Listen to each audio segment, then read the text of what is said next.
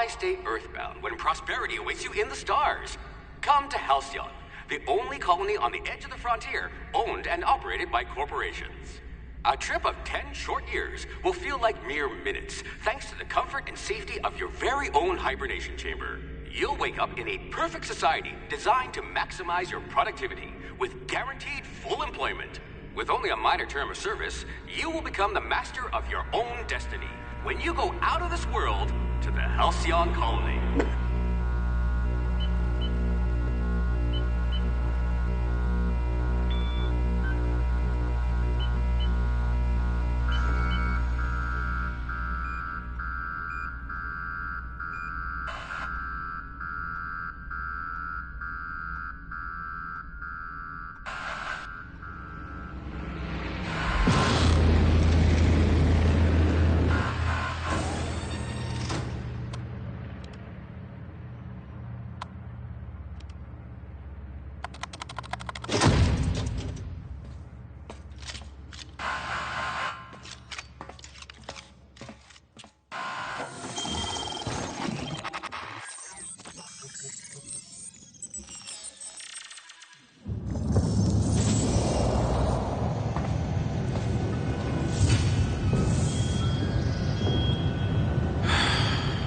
Hundreds of thousands of colonists left adrift out here forever, just to keep from damaging the port's bottom line.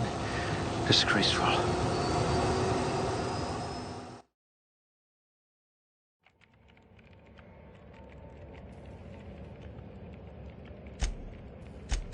This one could twist a marauder's head off. At least you don't have rickets, yet.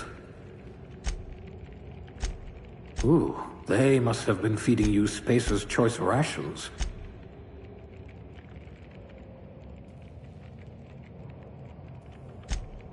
Let's just hope you're handy with a gun.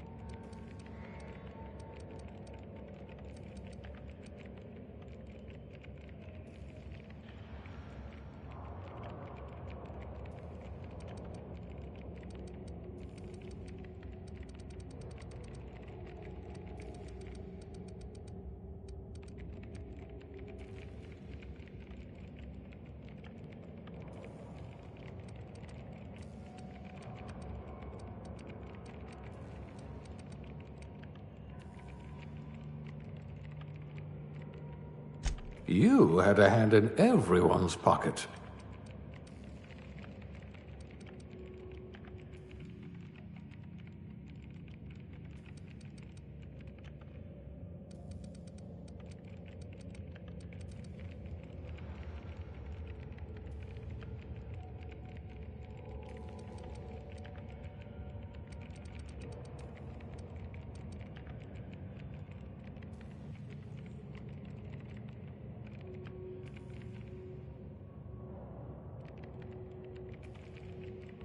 Someone with a talent for exploiting insecurities.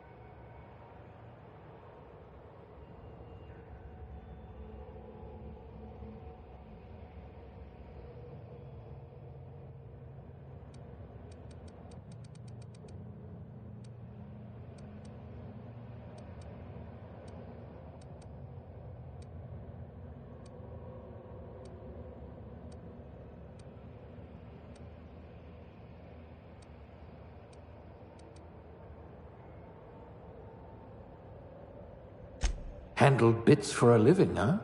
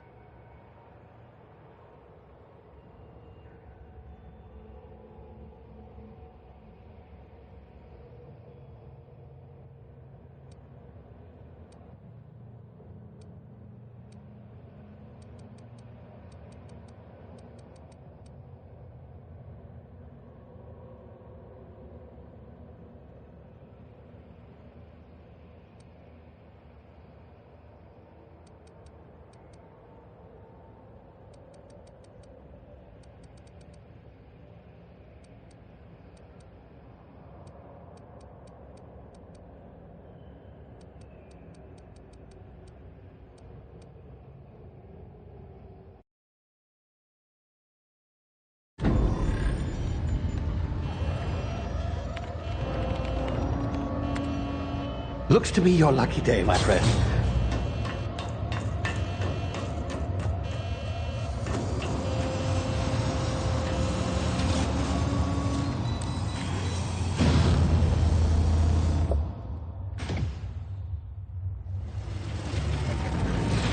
Please power down your engines and prepare to be... Not likely, bootlickers. Initiate skip jump.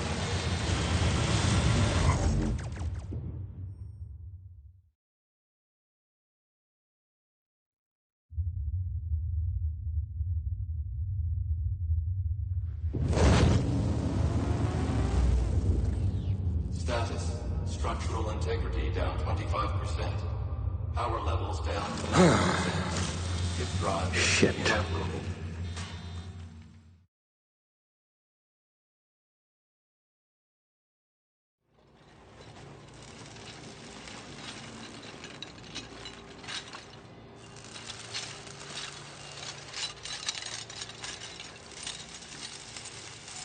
Ah, there you are. Wondering what's going on, eh?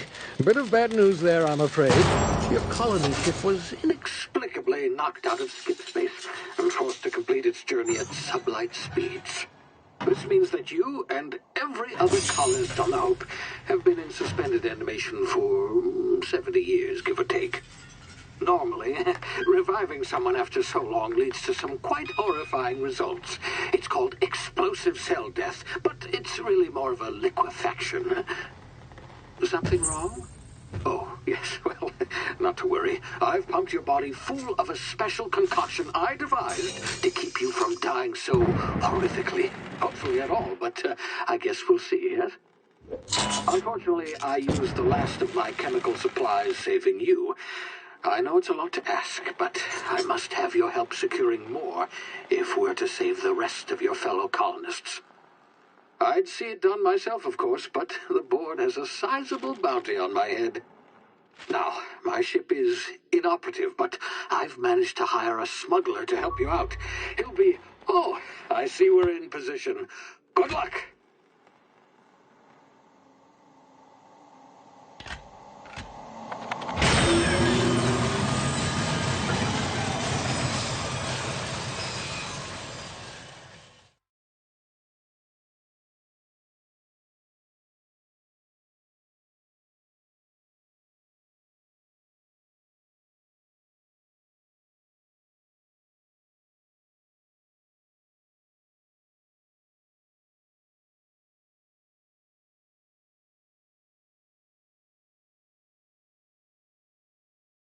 Can you hear me? Is this thing working? Ah, there you are. Now, where were we? Oh, yes, the smuggler. His name is Hawthorne, and he should be waiting for you at the landing site. He's to be your chauffeur, so to speak. Not to worry. I'm told he's a specialist. Dashing gunslinger, one-of-a-kind ship, that sort of thing. You'll like him, I'm sure. I've also outfitted you with a simple wireless monitor, so I can track your progress. I'll check in with you as soon as you land. Good luck. All the colonists are counting on you.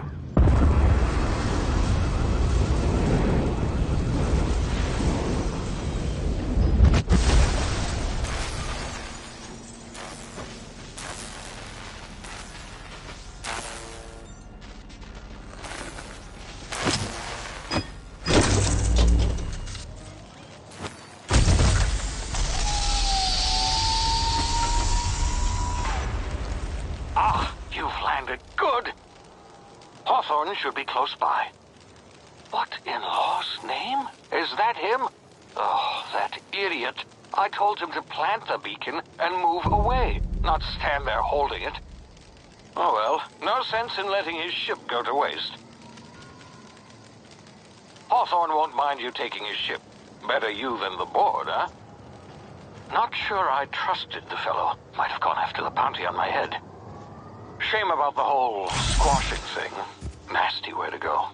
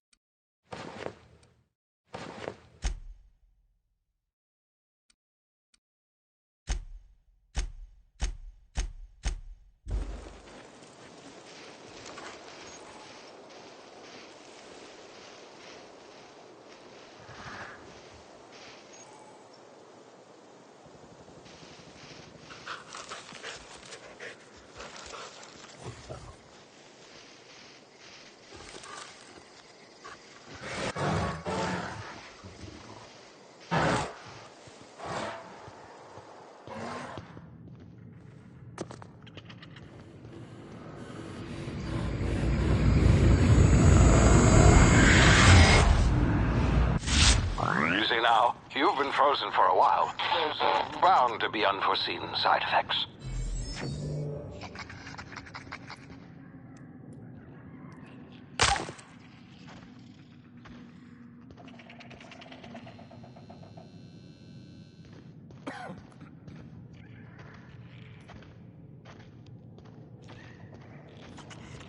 Hey, you, come here.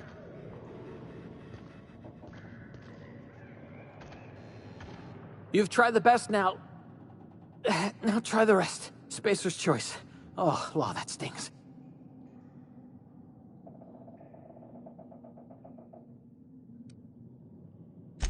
We were out on patrol. I saw a marauder camp up in the hills. Thought I could take him. Then my gun misfired. Right through my side. I mean, what are the odds of that, right? Just barely scraped by with my life. Crawled in here and blocked off the exit with those canisters.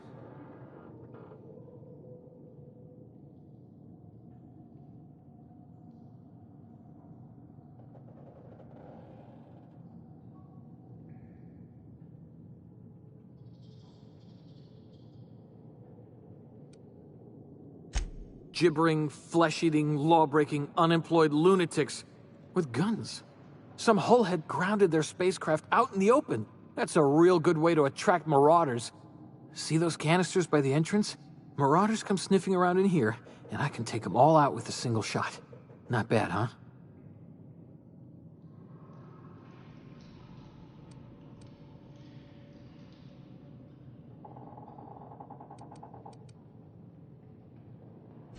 Yeah, you sound a lot like my lieutenant. Here, hope this gun serves you better than it did me. All Spacer's Choice weapons are now 30% less likely to malfunction. You've tried the best, now try the rest. Spacer's Choice. Yes, nailed it that time. You hit your head or something? You're in Emerald Vale. We're a Spacer's Choice community. Edgewater's a little ways down. Prettiest place in the Vale. Be sure to stop by a provisioner's for a can of our famous salt tuna.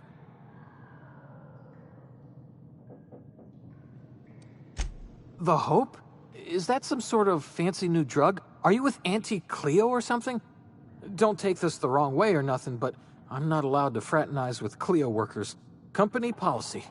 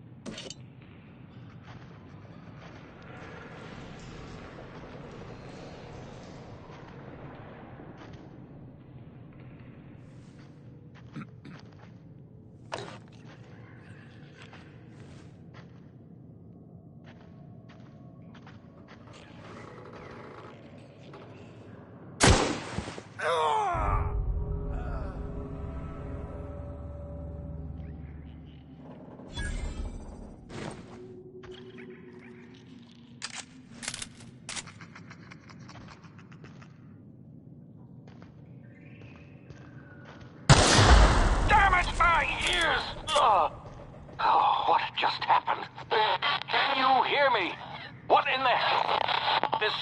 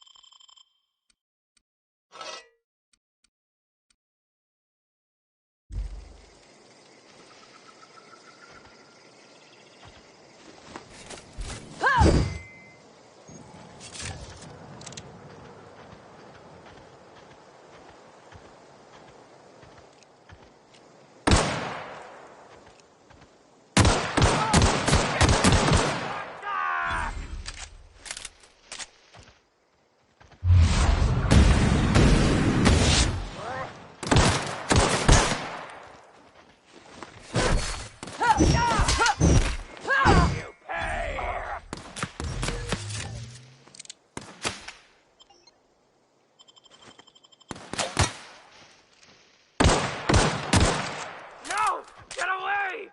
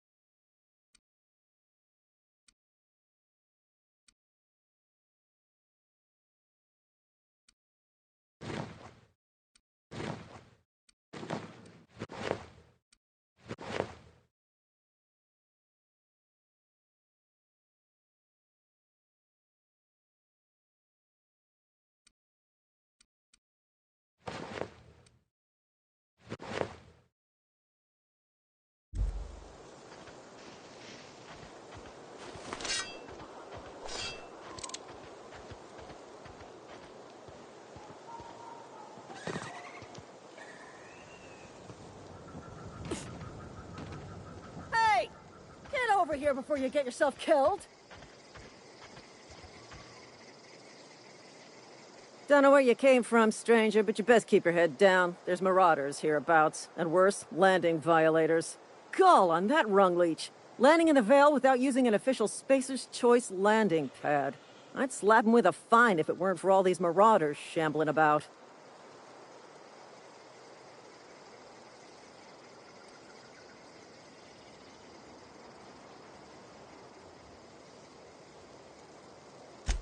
Really? How is he?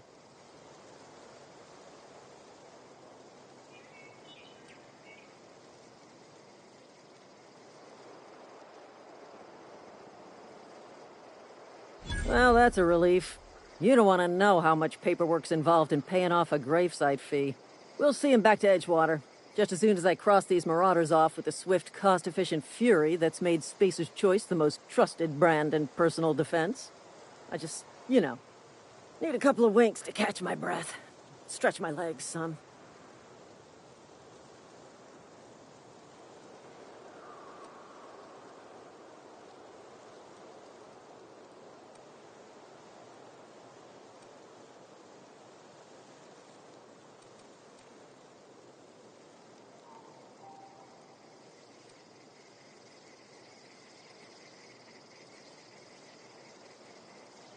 You think?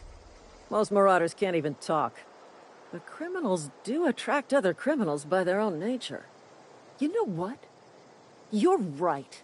It's time we cross those marauders off, find whoever owns that ship, and file a full report. Then it's gonna be fucking laminated.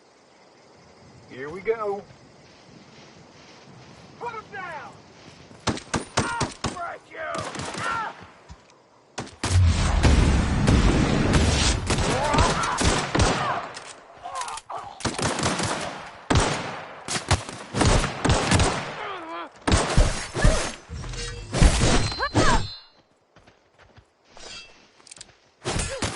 One I down! just earned a fine bonus.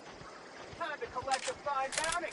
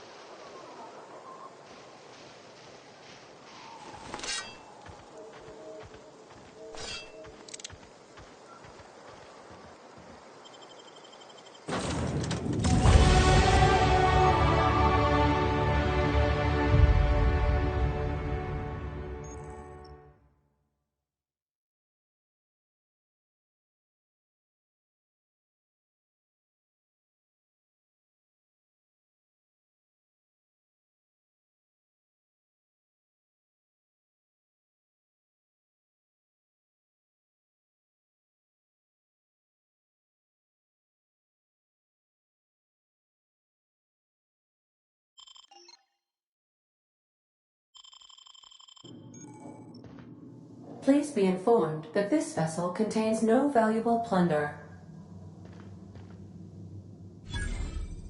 Marauder, please be informed that ignoring me is dangerous for your health.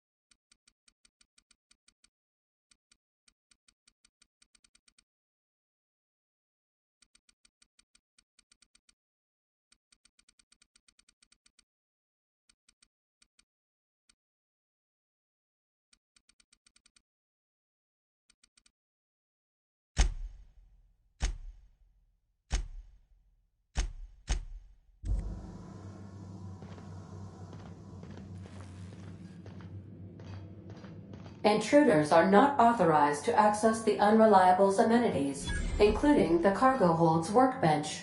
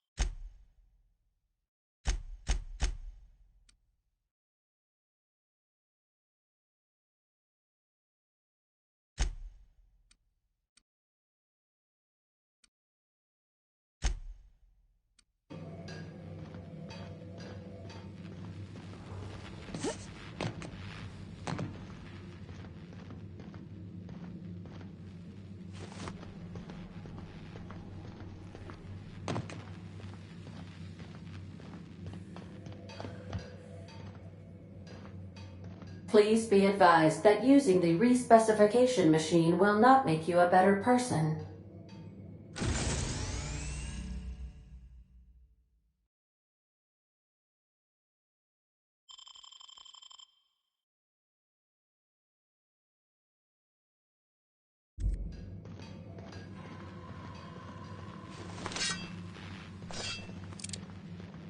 Marauder, please be informed that the engine room contains nothing of value.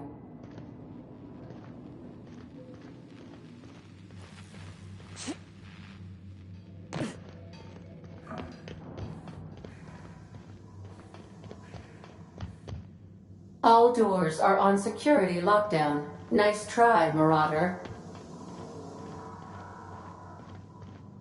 Marauder, please be informed the ship has no crew for you to murder.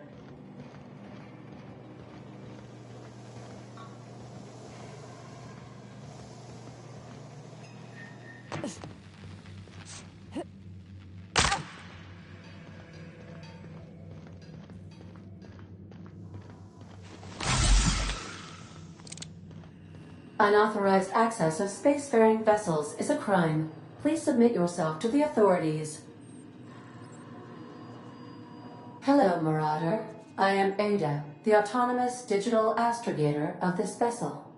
Please be informed that I am authorized to use violent retribution against unwanted solicitors. Please return any misappropriated equipment and exit this vessel in an orderly fashion. Failure to do so will result in your immediate destruction.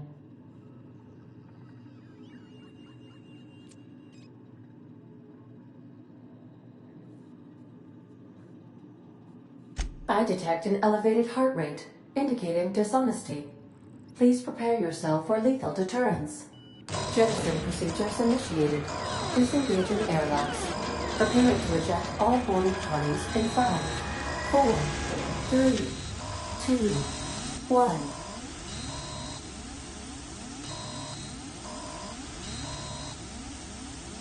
You are still here. My deception protocols have failed. I have been programmed to express disappointment. This vessel is the registered property of Captain Alex Hawthorne. I am incapable of accepting orders from anyone other than Captain Alex Hawthorne.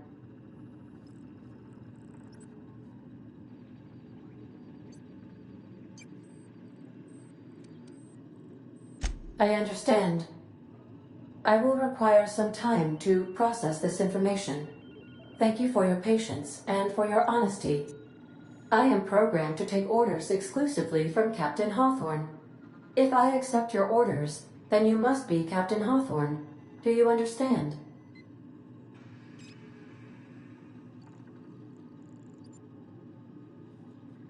Well done, Captain Hawthorne.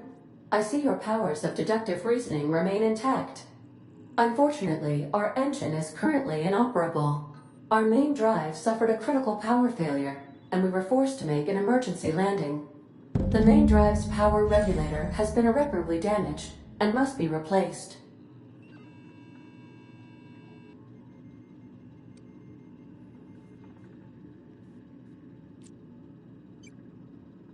Astutely observed.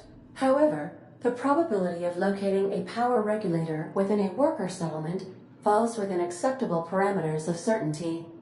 High-capacity power regulators are sometimes employed in the electrical networks of worker settlements. I have taken the liberty of printing you a new Captain's Identity cartridge. Please try not to lose it this time. This cartridge identifies you, Alex Hawthorne, as the registered proprietor and captain of the Unreliable. Do you understand?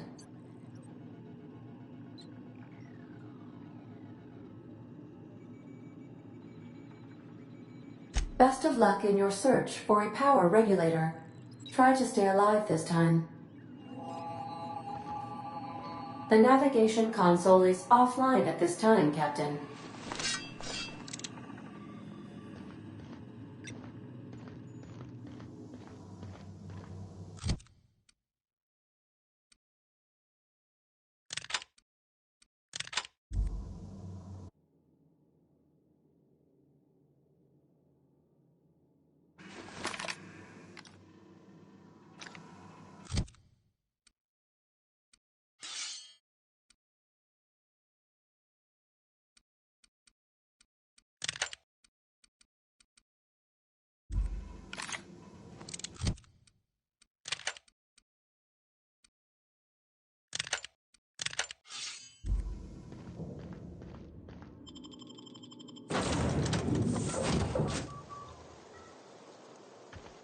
Say, this wouldn't happen to be your ship, would it?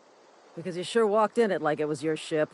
And if this ship is yours, well, ma'am, you owe Spacer's Choice a hefty fine. Afraid we gotta dock your pay.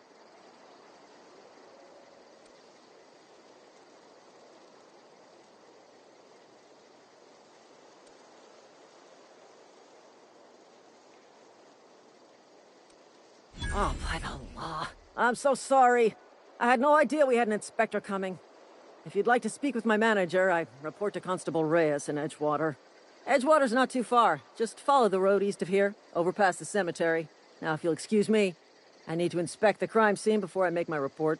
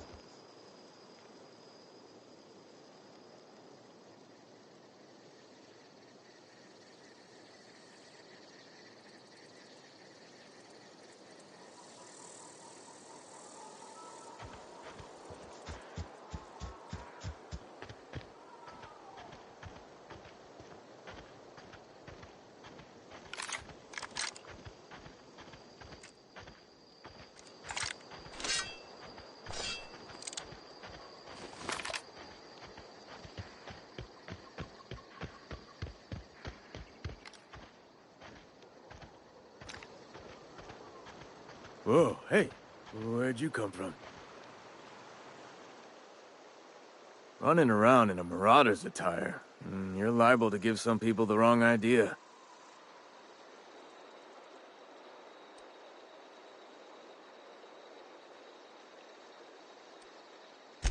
It's in poor taste. Dressing up like a marauder's disrespectful to all the workers that got eaten by him. Ain't safe out here. You'd best head into town. Avail yourself of Edgewater's high walls. And low prices. Pleased to make your acquaintanceship. I'd shake your hand, but I've been hauling corpses. You don't want none of that on you. Name's Silas. Junior in humor for the town of Edgewater. We're all part of the Spacer's Choice family.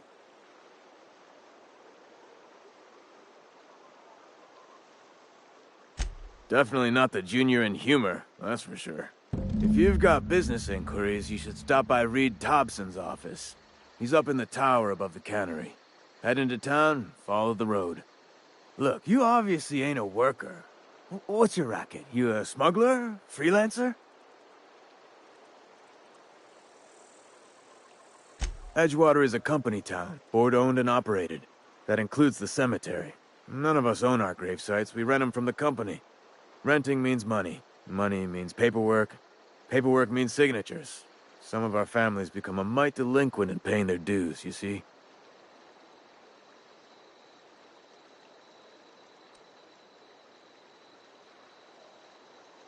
Company policy. If it was up to me, I'd put the whole town 10 feet under, free of charge.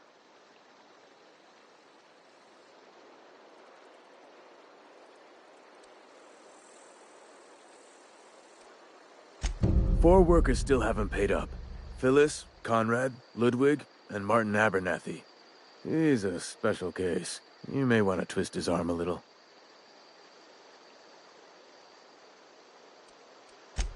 He just is. Look, I don't want to get into it. Just make sure he pays up. Conrad's got a barbershop in town. Phyllis works at the cannery most hours. Abernathy... I ain't seen him in a few days. His domicile is near the cannery. You'll find him in town. All except Ludwig, that is. He's over by the landing pad. Yeah?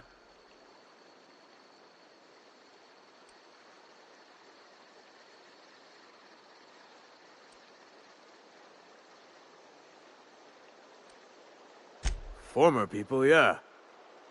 Marauder's been raiding my graves, you see. Hence the armed guards.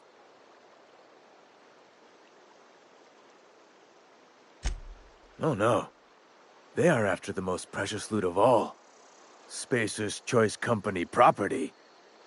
If those marauders swipe any more bodies out of my cemetery, company's gonna duck my pay.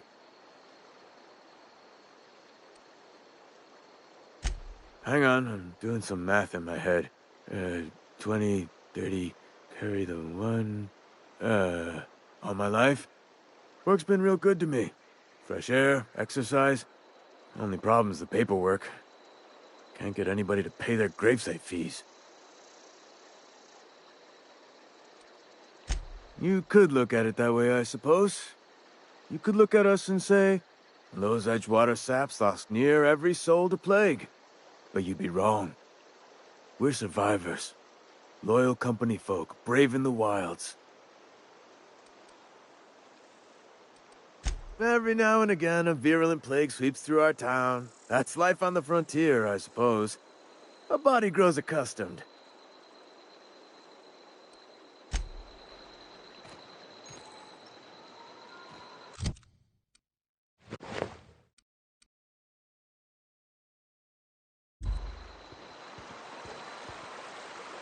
I could really go for some salt tuna. Huh? What? I wasn't dozing off.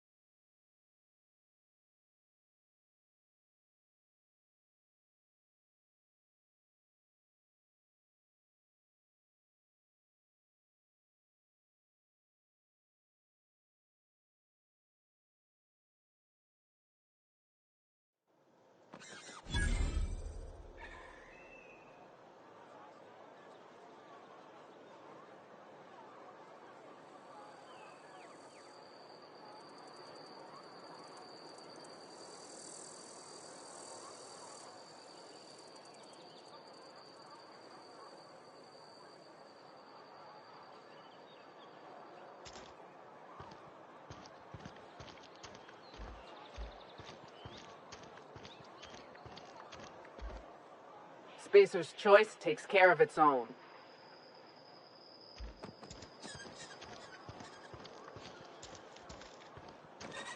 Had your rations yet? Yep. 2 whole cans of salt tuna.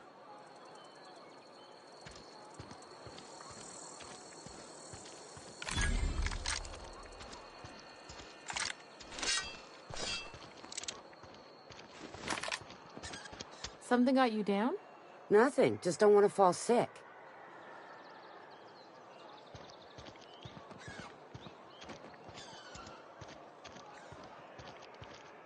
I'm sorry. I'll just be a minute. You had a minute. Next one comes out of your pay.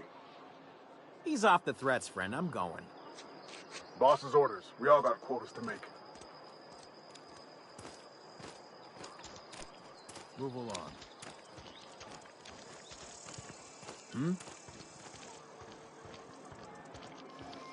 You some sort of freelancer?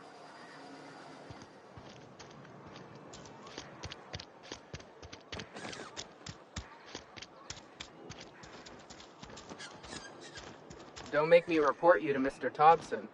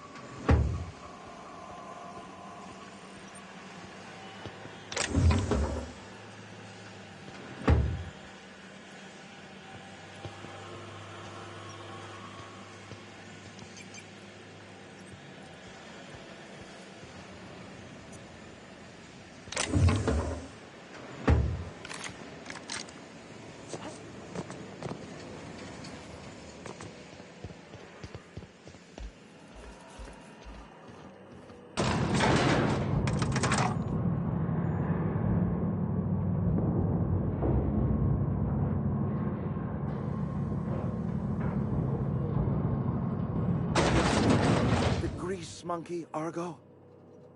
I'm sorry, Mr. Thompson, sir. You asked why it's taking so long to fix. The answer's technical. Don't apologize. Just try using small words for me. The cans bust open in the oven because she's set to cook saltuna, which isn't what we've got. Mr. Thompson? I think there's someone here to see you. Focus, Miss Holcomb. You and I are still talking. Let's start over. Walk me through the process. Show me where it's going awry. Well, sure. It's, mostly on account of what we're feeding into the mechanism. It puts food in cans. We have food, we have cans. Why won't it work like we need? She's expecting saltuna of a certain size. We're filling the cans with... well, not fish.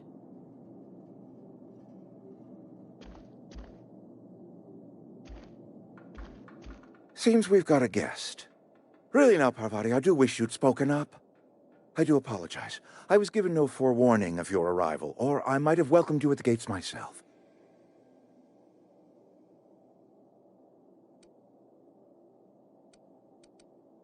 You were saying, Miss Holcomb. It's just, what Bess needs is a proper refurbish. I can bandage her up and what all, but she's just old. Sorry, I'm sorry. I'll do better. And I do wish you'd stop referring to our cannery as Bess. Personification of company property is strictly contrary to the Spacer's Choice Code of Conduct. My apologies. I am not in the habit of allowing my guests to witness such a row. Now, what can I do for you?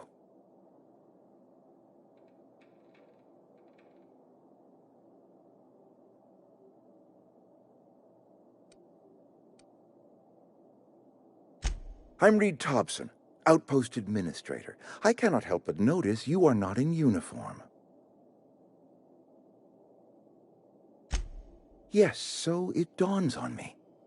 Seems I allowed my excitement to run away with my wits.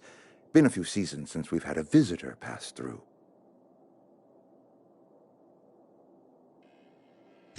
Only regulator we got is hooked up to the town transformer. Mr. Thompson ain't liable to be keen on dismantling it. I beg your pardon. I am most emphatically not keen on any such thing. I can't let you have our power regulator. But I happen to know of another one, and I happen to know exactly how you may retrieve it without frying yourself in the process.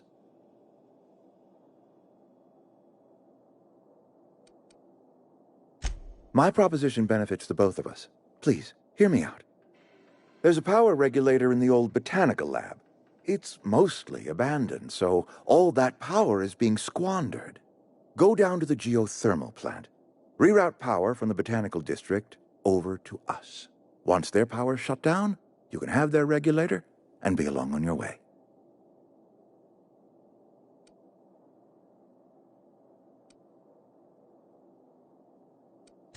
You're the first stranger to wander into town in an age.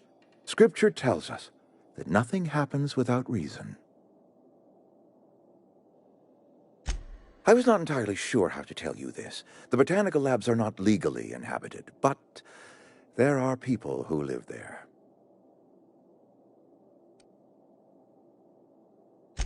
I am not trying to pull one over on you, friend. You were bound to run into them sooner or later.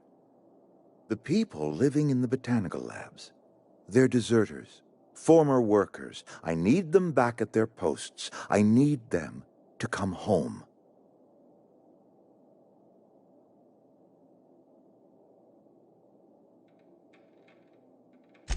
My hope is that by cutting off their power, you will convince those deserters to come back to town.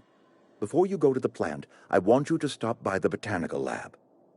Speak to their leader, Adelaide. Tell her the power's about to go, and that it's time her band of deserters came back to town.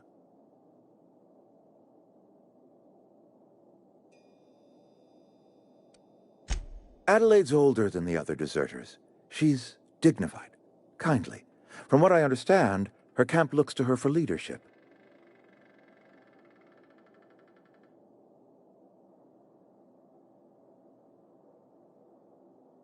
That reason was me. I asked too much and pushed too hard. But I am ready to make amends if they are willing to return to the fold. We belong to one community, the Spacer's Choice family. If we dissolve into factions, then we will all perish separately. Adelaide will understand that. My dad told me all about the plant. Taught me all he knew. I could come in useful. I mean, if that's all right with you, Mr. Thompson. Sir. I hesitate to part ways with Miss Holcomb, but I cannot deny that she is talented, and may prove useful to you. You will need an administrative passcode in order to enter the plant. I am trusting you with mine, and trusting Miss Holcomb to guide you if you'd like. Great! I got my wrenches and diagnosticators and hairpins and engine tape, so I'm all set. Well, I am glad to hear that. Best of luck to you, and thank you again for your help. It is a lot to ask of a stranger, I know.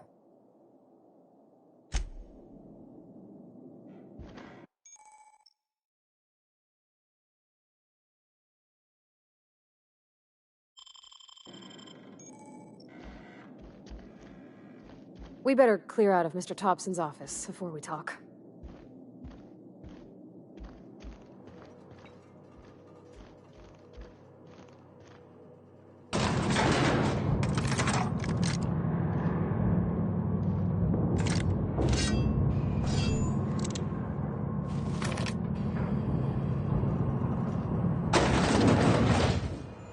Hey, ma'am, can we talk?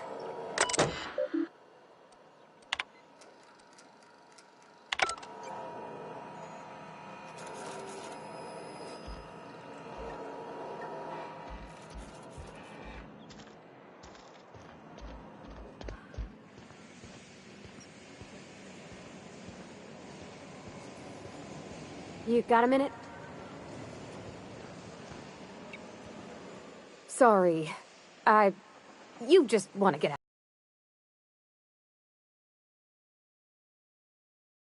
Mr. Thompson has his own view on matters, on account of it's his job and what all, but that's not the only side of the tale.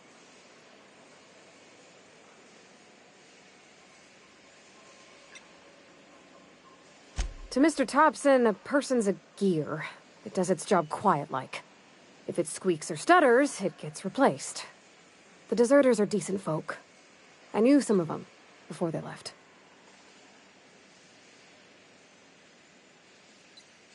Life's hard here, especially for them that don't fit in so well. We're one big Spacer's Choice family, but every family's got the one the rest whisper about. Mr. Thompson's aiming to take away their power. They'll have no lights to see, nor heat to cook. They'll be at the mercy of marauders, or worse. I think you should talk to the town's vicar about it. Max, his name is.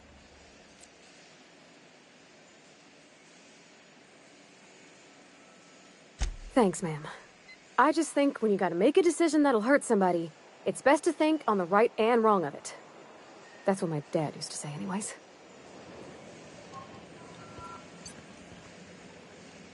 On my way.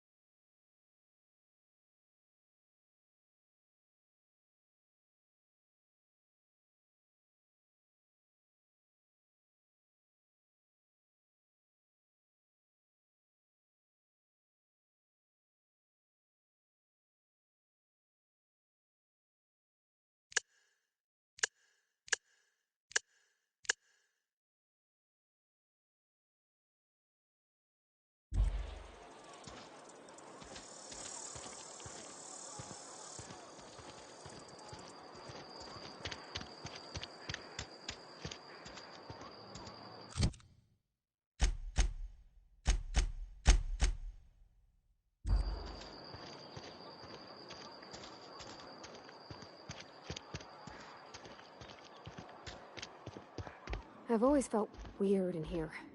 It's too clean.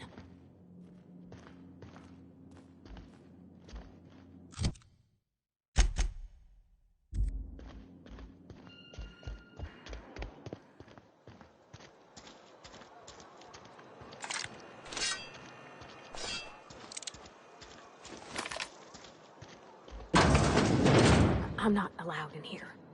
Not since the vending machine incident.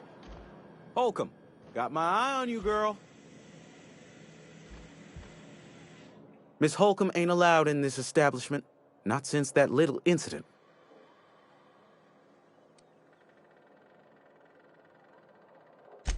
Absolutely. I'll keep my hands in my pockets. I won't touch anything while we're in here, Mr. Moreau. I promise. Music to my ears.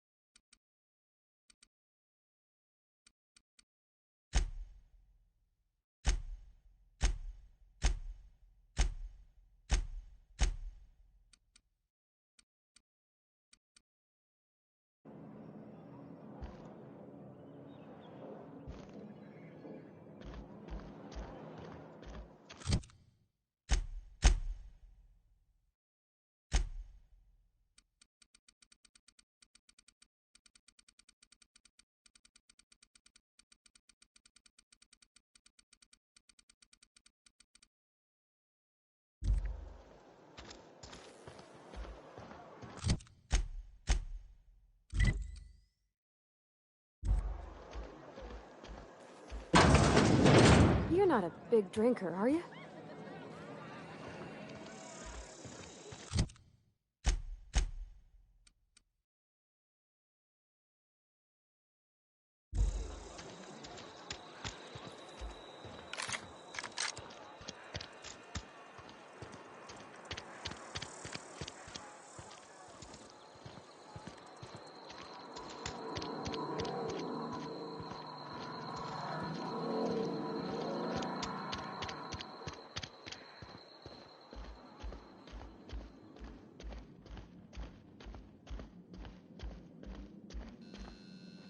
Yes, what is it?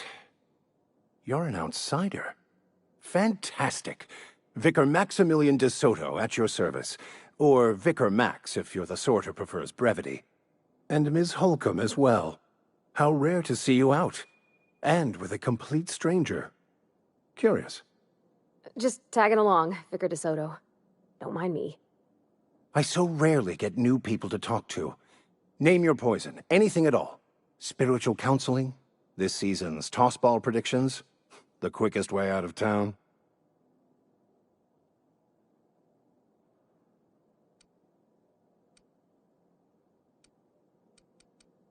But what? I thought you would talk to him. You wanted to speak to me, Ms. Holcomb? Every time I've tried to engage you in conversation, you look at the floor, answer in single words, and slink away. I can't imagine what would be so grave as to drive her to my mission. What has Mr. Thompson asked you to do?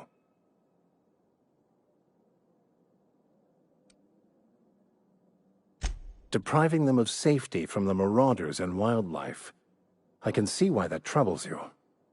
Miss Holcomb has a soft heart. Always has, if you believe the talk.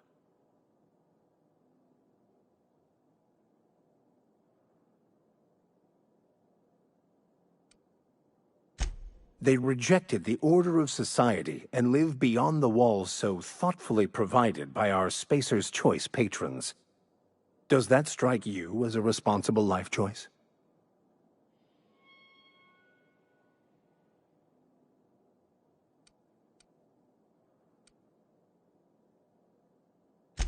Assuming your goal is to save as many as possible, then you should bring everyone together. Send the power to Edgewater and convince the deserters to return to the fold.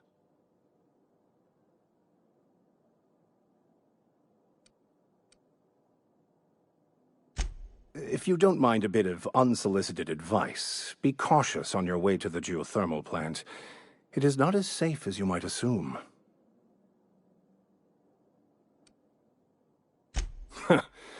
The marauders I met when I ventured outside the walls might agree with you.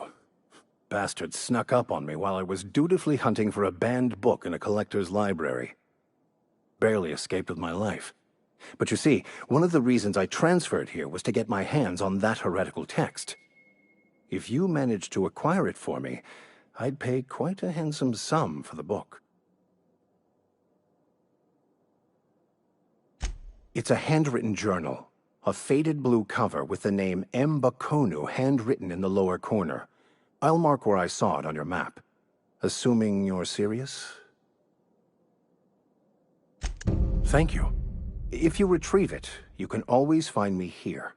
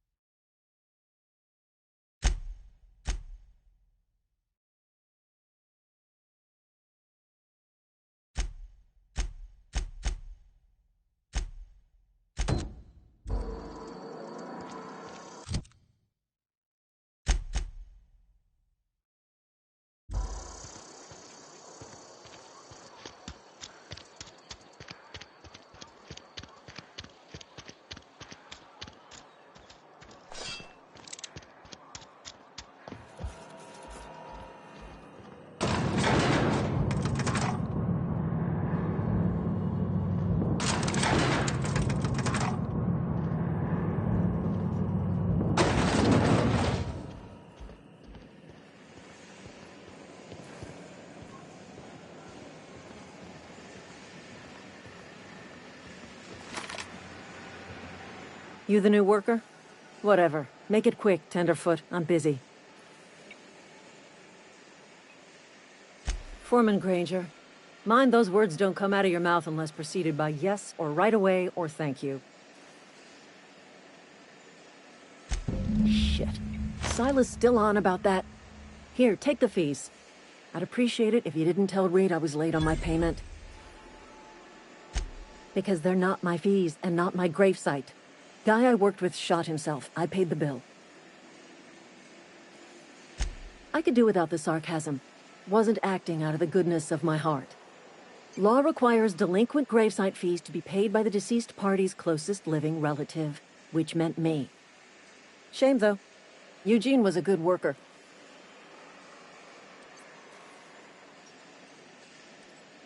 Woke up one morning and put a round through his upper story. Can't imagine why. The kid was doing all right at his desk. We all thought he was an upstanding receptionist. Just between the two of us, I'm pretty shocked his weapon didn't misfire. Spacer's Choice handguns aren't the most reliable.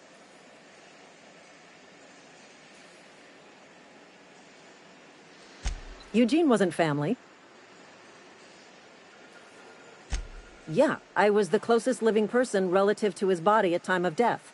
I'm the one who found him, you see, so I pay the fines. Suicide's a crime. The legal term is irreparable damage to company property. What Eugene did to himself was vandalism.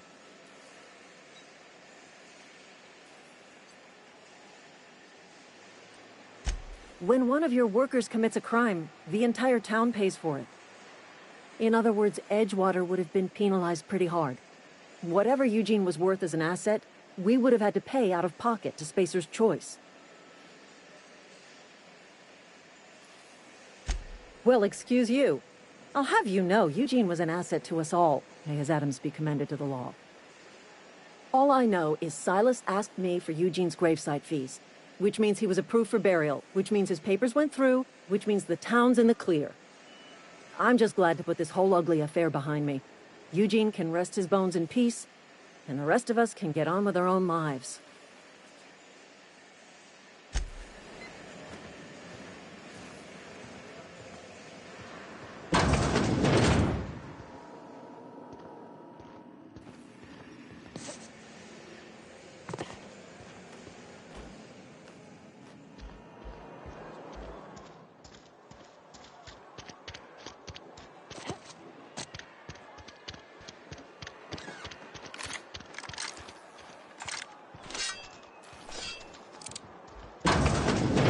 Yes, Mr. Thompson. I'm fine, Mr. Thompson. Never been healthier. Whoa, did Mr. Thompson send you? Well, you tell Mr. Thompson I'll be right at my post. Tomorrow. Bright and early tomorrow. Because I'm definitely not plagued. As spry as a spring chicken. That's old Abernathy.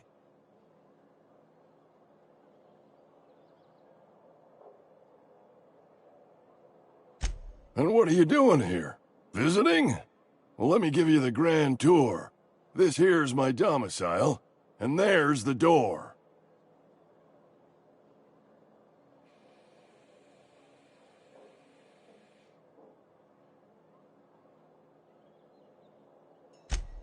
What? No. I mean, I might be. That depends on who's asking.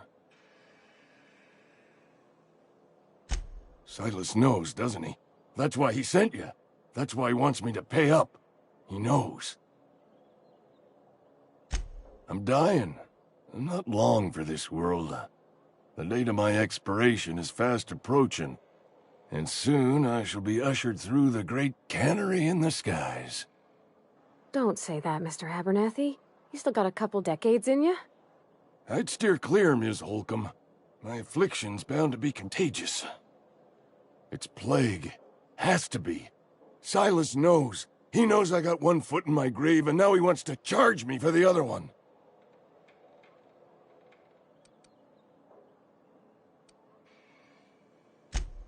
I am? Law, help me. Paranoia is one of the plague's known symptoms. I'll pay your fees. I don't want any trouble from Silas.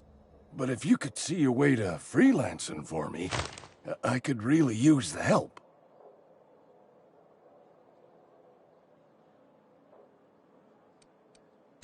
Couple hours out of your day and some light second story work, that's all. There's a cache of anthracillin tucked away in the old community center. Powerful stuff. Stronger than what we got, anyway. I need you to break in, nab that medicine, and bring it back to me.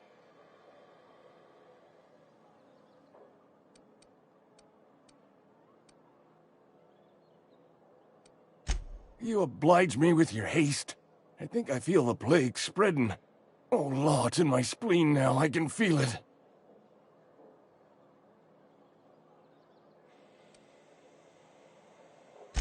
I know that, but I got nobody else to turn to. Reed would have wrote me up. Constable would have locked me up and wrote me up. Could have gone to see the good vicar, but I never did find my courage. You're making a mistake working for Abernathy. Excuse me. I'm Esther Blaine, Spacer's Choice Actuary. I overheard your talk with Abernathy. I hope you're not thinking about getting him that medicine. Abernathy is a well-known hypochondriac. Anthracillin is wasted on him. You're better off selling it to me instead. I probably shouldn't tell you. Don't want you implicated for what I'm trying to do. Alright, here's a summary. A lot of sick people in this town, and we don't have the medicine to treat them all. Can't reach out to corporate without crossing a river of red tape, so I'm reaching out to you.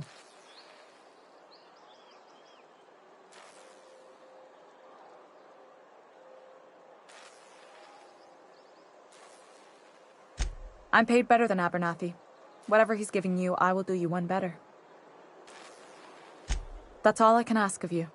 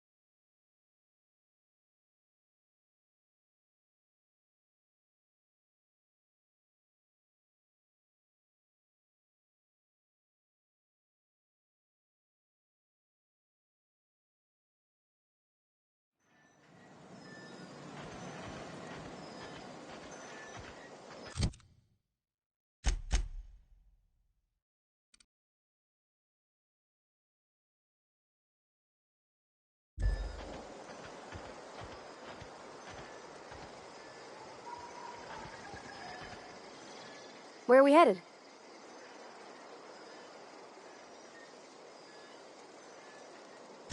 That's on account of how I never met her. I don't rightly know. She was in another division of the Spacer's Choice family. She worked in the Vale a few months, sorting the cannery computers. Her contract said any kids she had, expected or not, belonged to her office from the time of conception. So when I was born, I got sent here.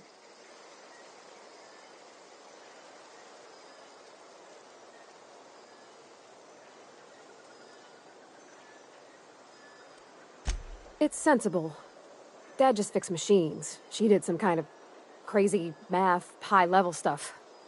Better to raise me on his time than hers.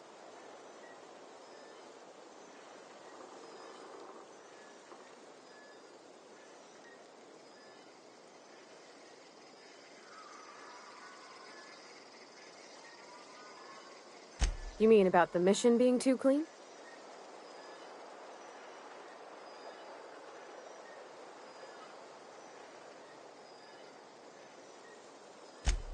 I know, but Vickers says the universe is a machine, that it runs by law.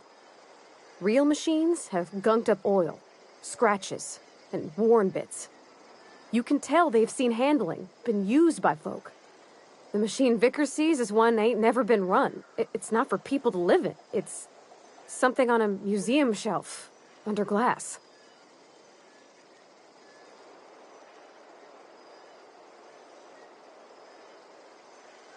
Fixing the universe is a job for somebody way better than the likes of me.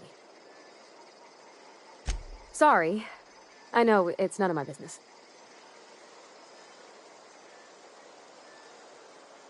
It's not like I think it a failing, mind. It's just I live right across the road. Most nights I watch folks out my window. When they come in here, they might be happy or sad. Mostly they're tired. When they leave, they're mad at themselves. Or they stumble into the alley and I listen to their hearts breaking.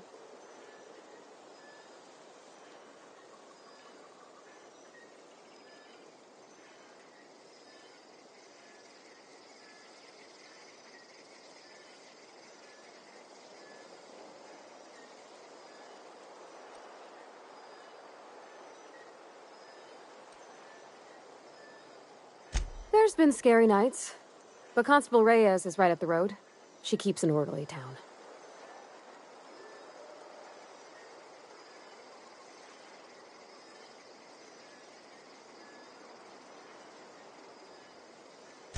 There was a kind of a thing with a vending machine when I was 12.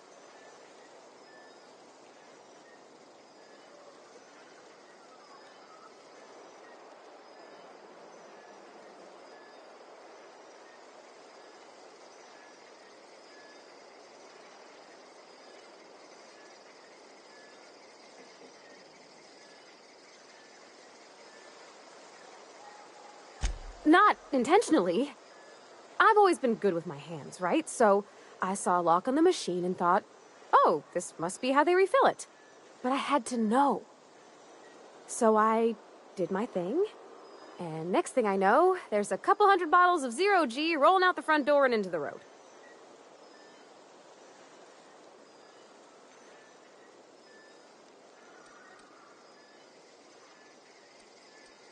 Well, sure.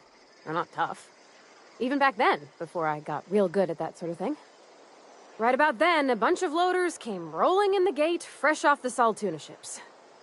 And Mr. Thompson was up on the porch, making a speech about how everyone would have to volunteer a third shift to get it all canned. Anyhow, you ever seen an auto loader run over a bottle of Zero G?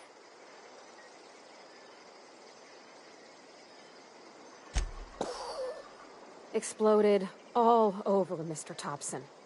One bottle after another as the loaders went by. I was just shy of working age, so Dad had to pay all the damages. Moreau's still angry at me. I can laugh about it now, but I just about puked up my guts in terror in the moment. That's the one time I ever made Mr. Thompson look a fool.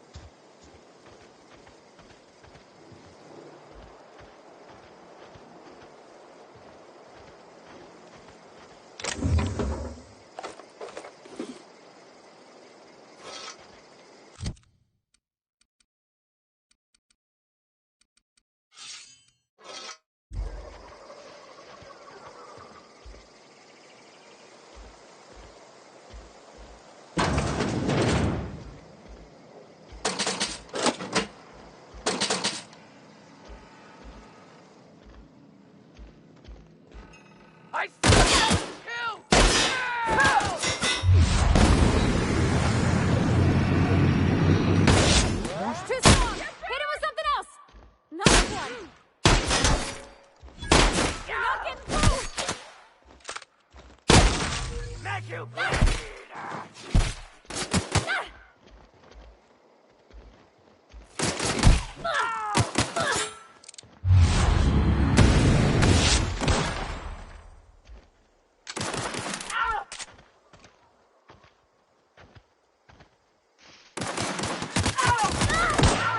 Nice hit! Ah!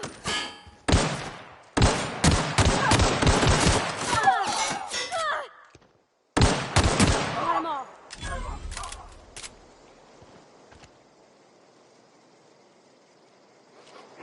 Smell something? Here we go!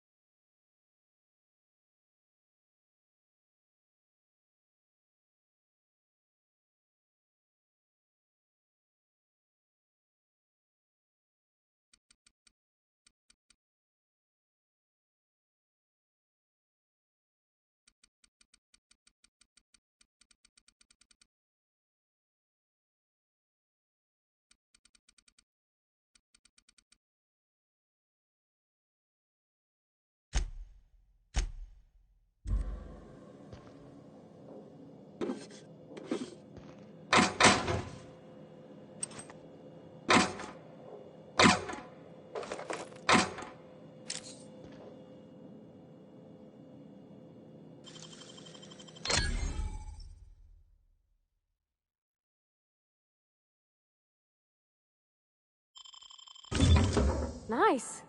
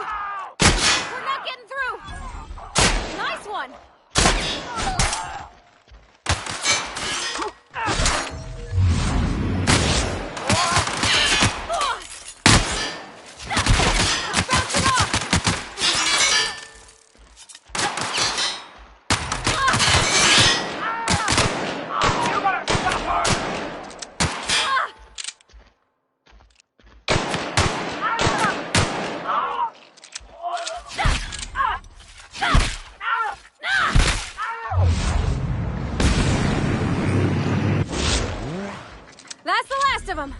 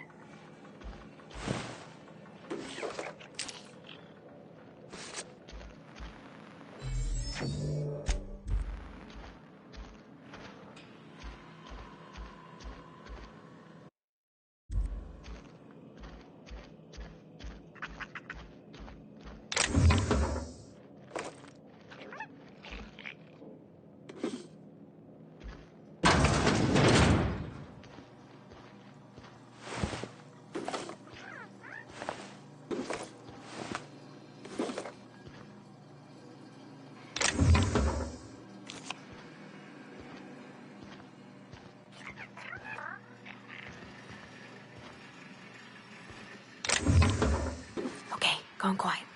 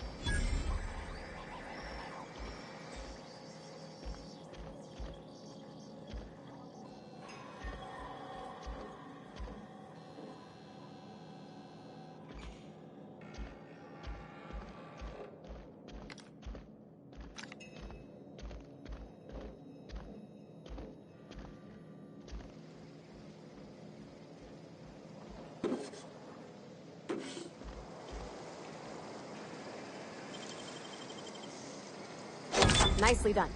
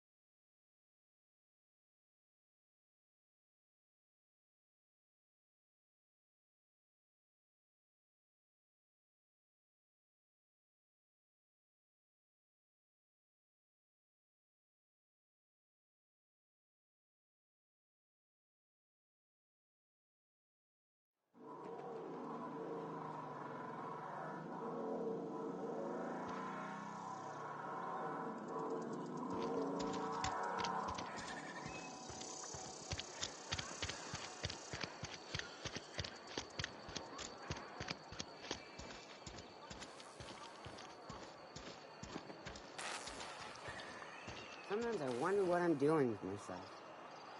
Just the way it goes, I suppose.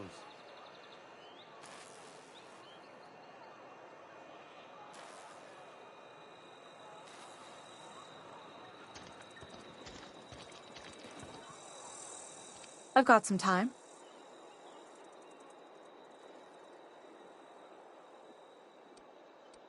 Thanks. I'll see to it that this medicine gets to the people who need it. Here, something for your trouble. Nothing personal, but I hope we never do business together again. Don't want to make a habit of consorting with smuggler types.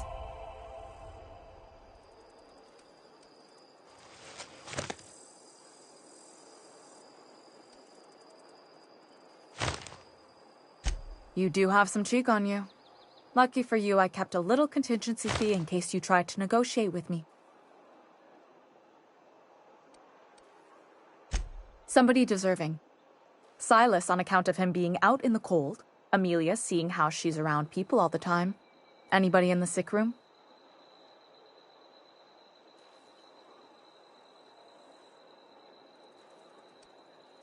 Oh, I'm an actuary. That means I keep tabs on a worker's living expenses.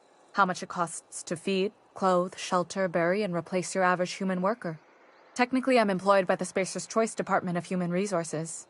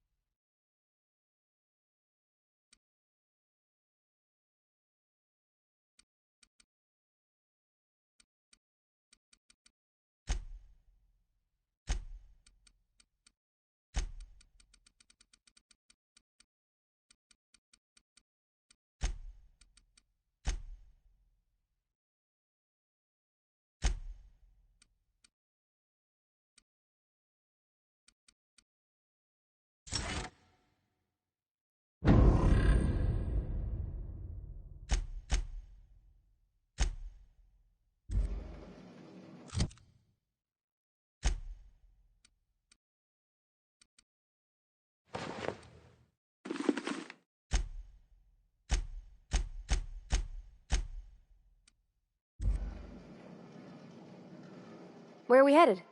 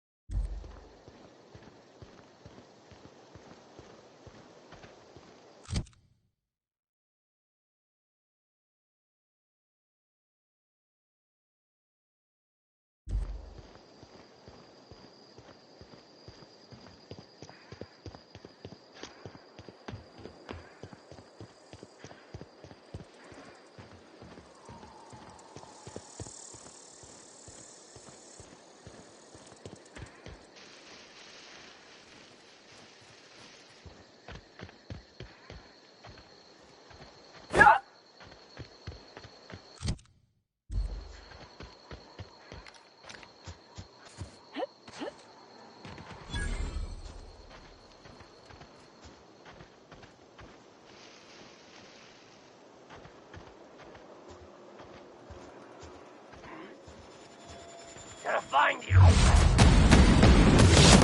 Come! Down they go!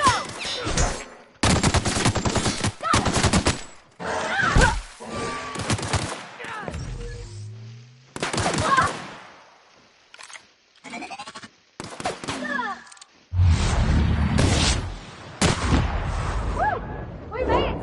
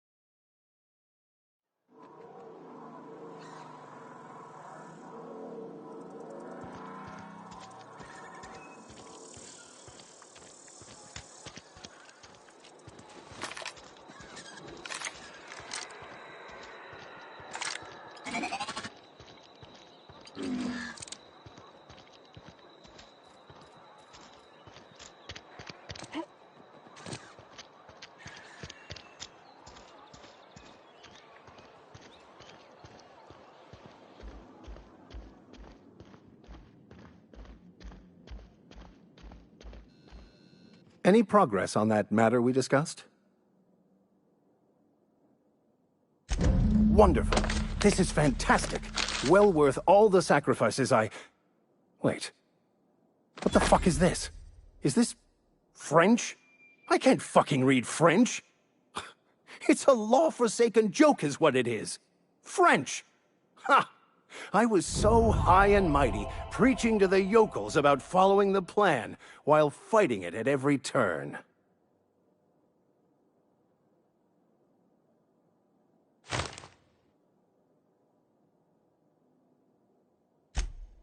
Well, yes. But I assure you, it was not for personal gain, only for the greater good. I've spent my life searching for the keys to unlocking the secrets of the universal equation that underlies the plan. I had hoped this book held some of those answers. I became so desperate, I even got myself assigned to this plague-ridden backwater to find the damn thing. All the time and suffering I've spent.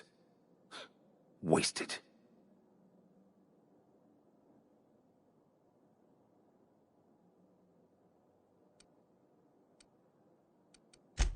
Please. As if my life should have no greater meaning than proselytizing to a bunch of feeble-minded wretches. Nothing could be more excruciating than discussing the true nature of reality with people who have no interest beyond their next Aetherwave program. But that's neither here nor there. What I need to do now is to find a translator, obviously. But to do that, I'll first need to secure transport. You have a ship. Perhaps I could make myself of use to your crew.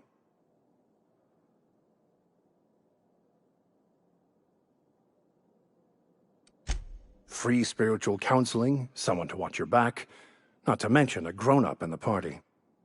I'm 28. Exactly. I'm pretty handy with a tossball stick, or any blunt instrument, really. I'm also a passable gun hand, if it comes to that. I can usually talk my way out of conflict, though. Oh, I'm fairly competent at hacking computers as well.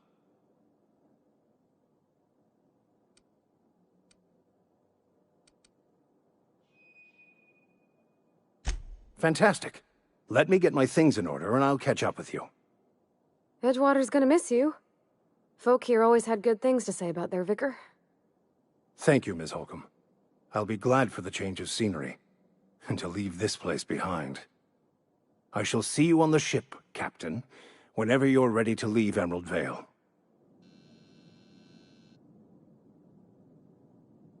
Where are we headed?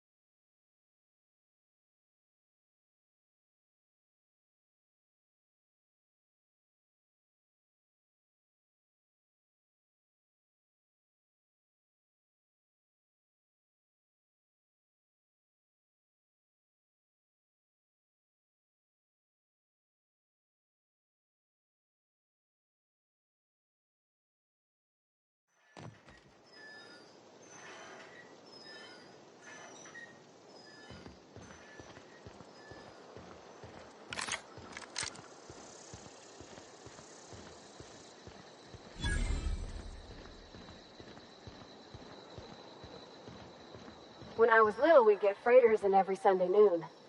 Now they only come but once a month. I love the wind here.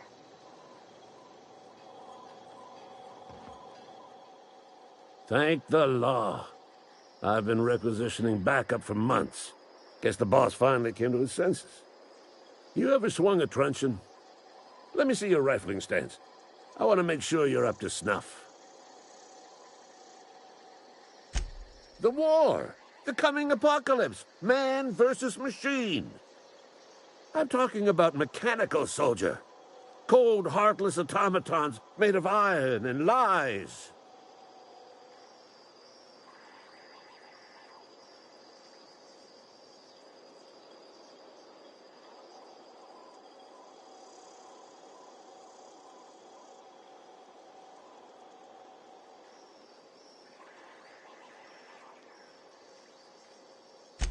Just my luck.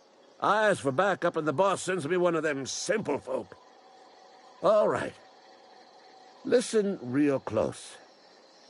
Auto-mechanicals. Creatures forged in the fires of malevolence. I seen them over by the old power plant. Clattering about.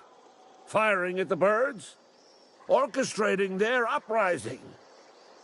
When the swarms of mechanicals come clanging on over that hill, where will you be? Cowering beneath your cot?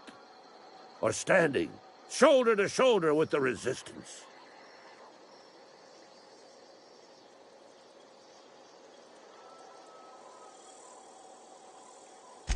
I told Silas I'd pay my dues if he agreed to join the resistance.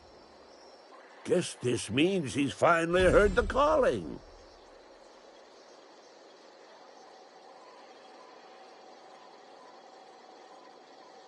Mechanical repellent! A stroke of inspiration from the law itself. Here, I've been saving up a couple bits for just such a project.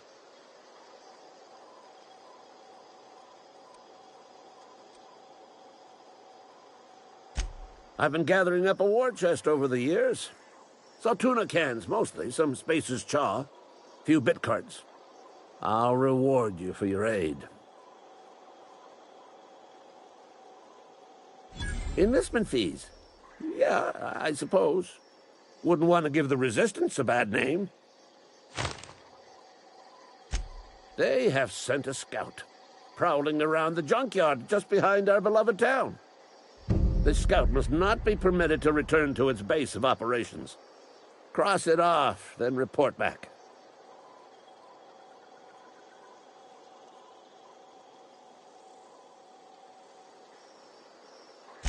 Mechanicals got a weak spot in their midsections. I think the technical term is, the blue glowy square thing. Go on.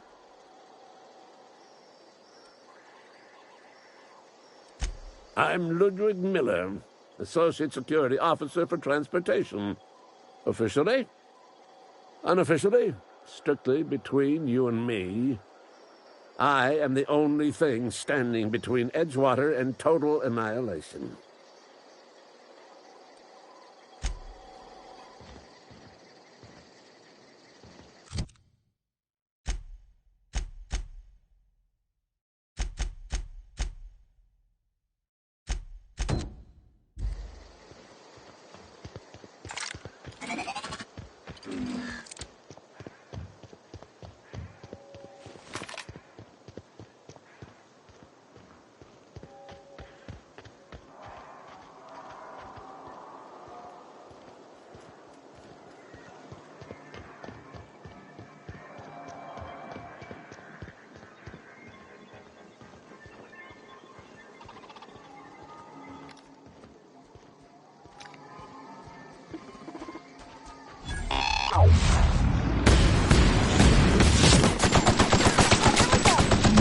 Everyone all right? He took one down!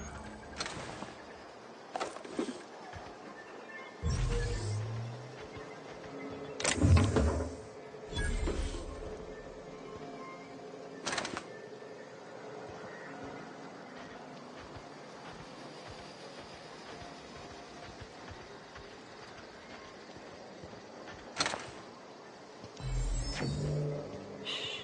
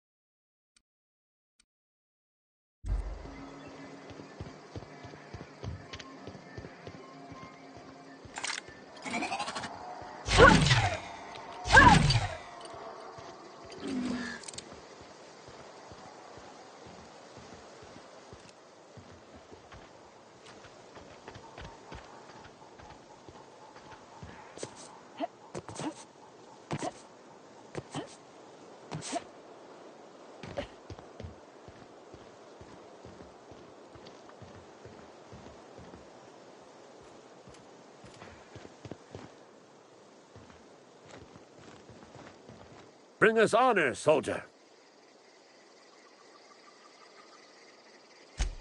You beat that scout to scrap with its own legs?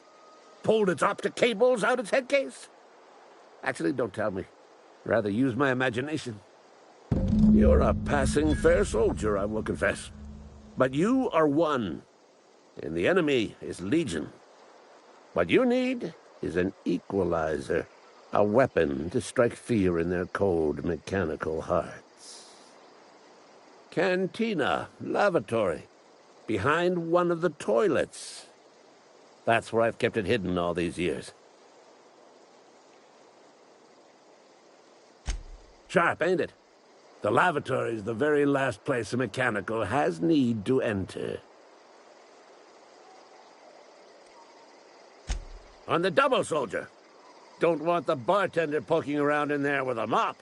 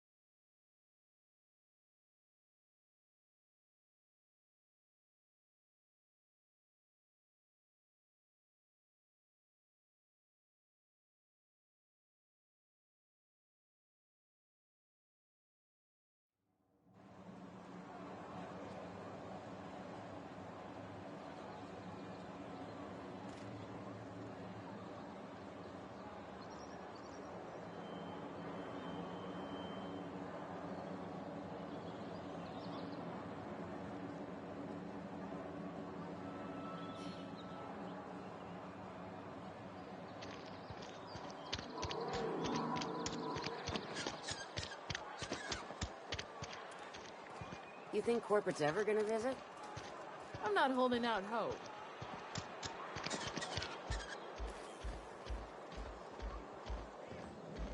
You read the latest report? Report that said we ain't making our quotas. About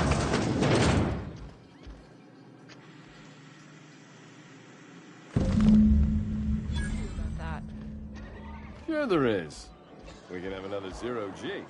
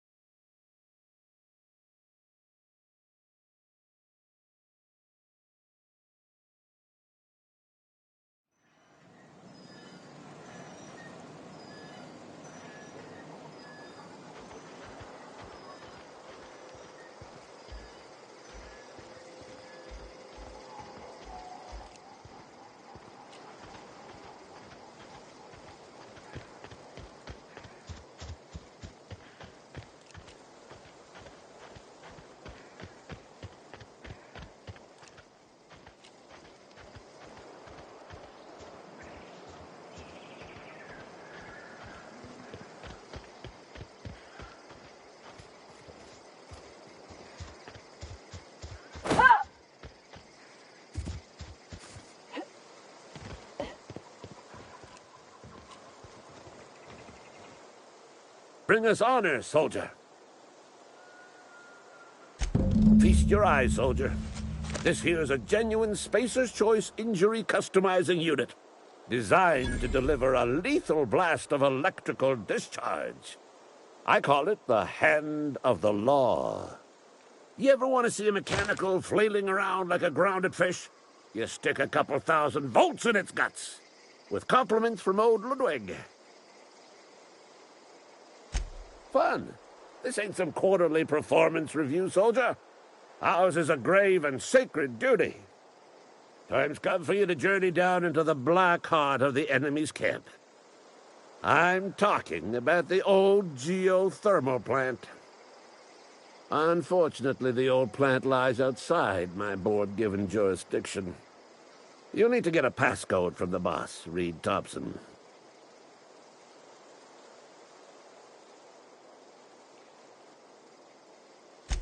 I've been after a passcode for years.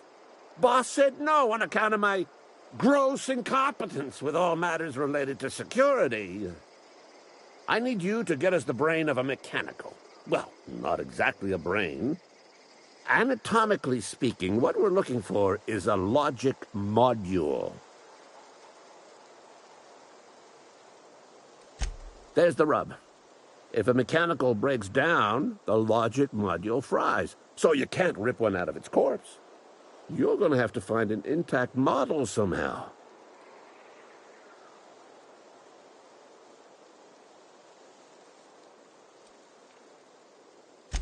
I don't reckon so. I work with gears and pistons and such. Stuff you can put hands to. Computers and mechanical brains are outside my ken. You know, she names the mechanicals she fixes. Calls them Bess and Clancy and so on. You keep a careful eye on her. Could be a sympathizer. If you die horribly, I will pour out a can of Zero-G to your memory.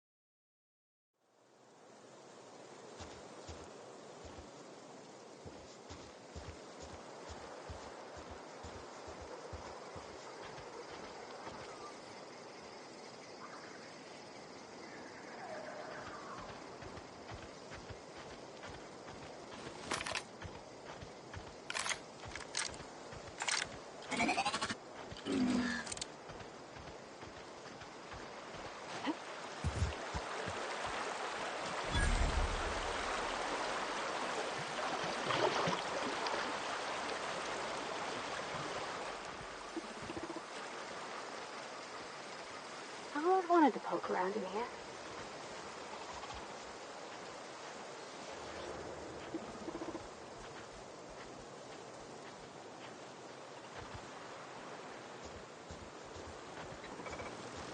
Processing data. Investigate.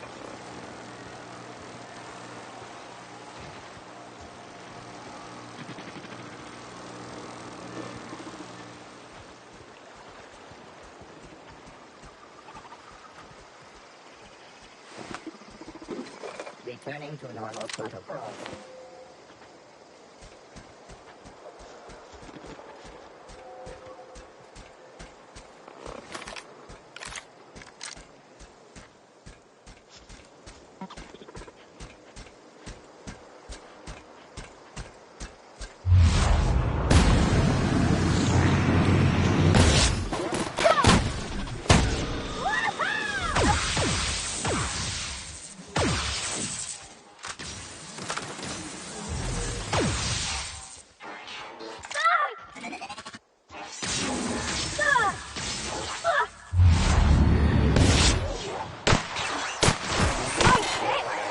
Jason, you...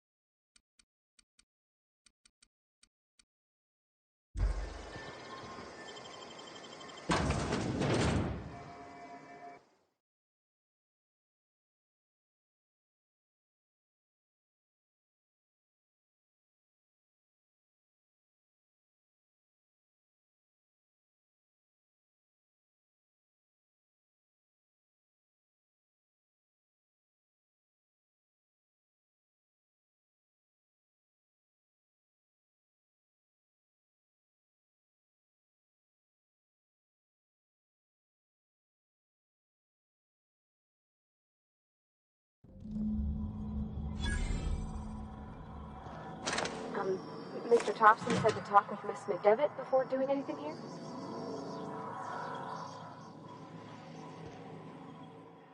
Yeah, huh?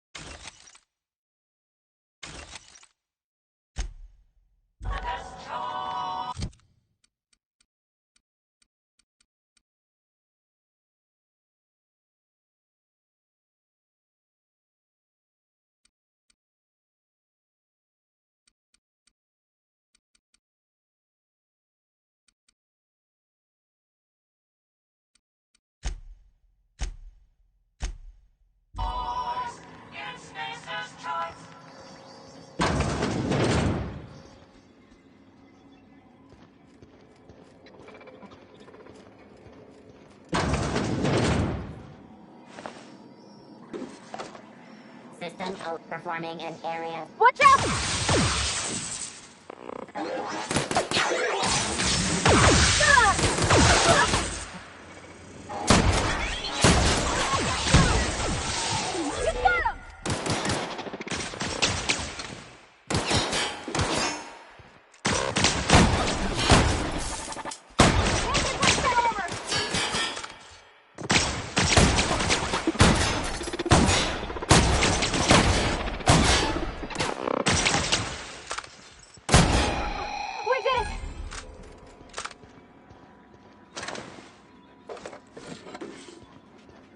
Where are we headed?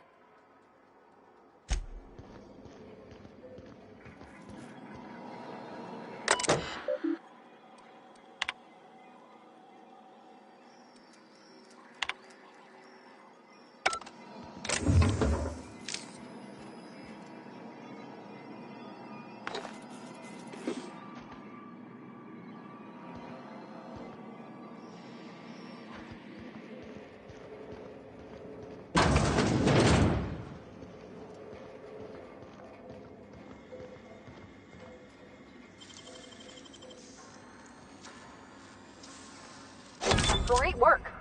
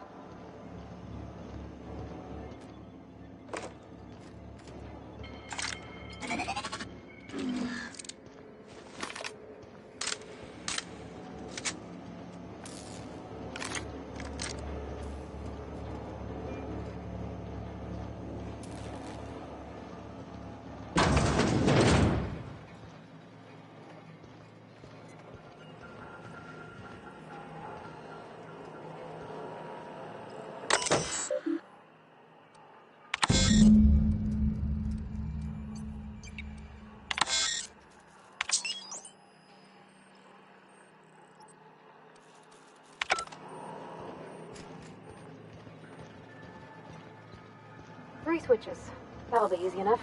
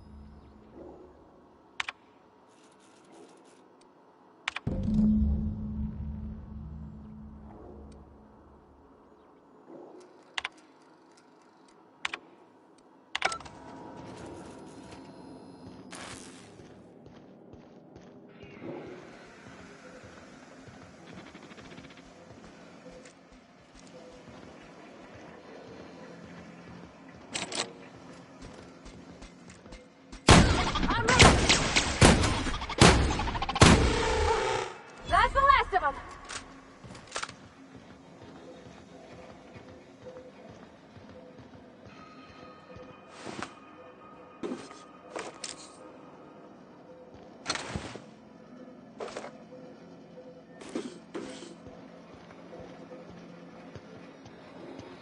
Not a peep from me.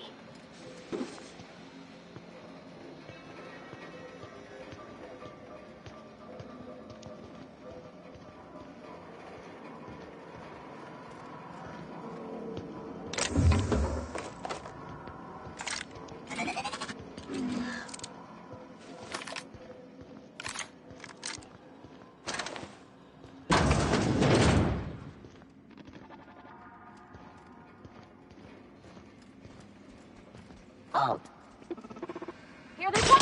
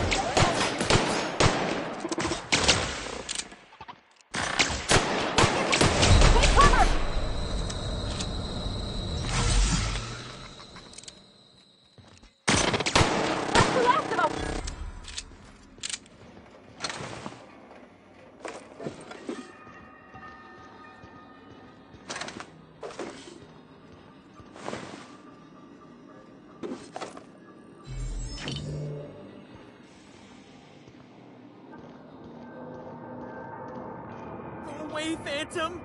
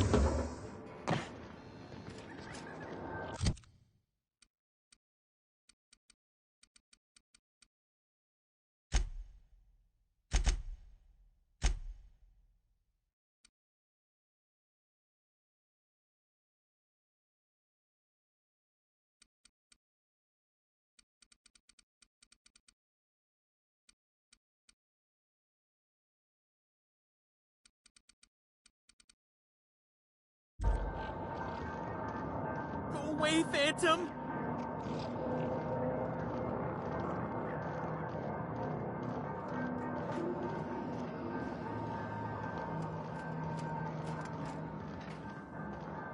Go away, Phantom!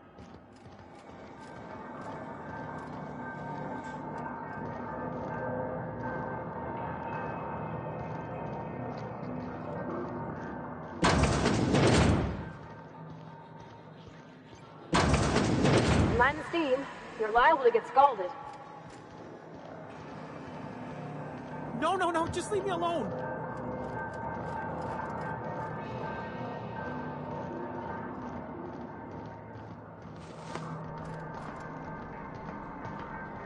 You're not real. You're not real.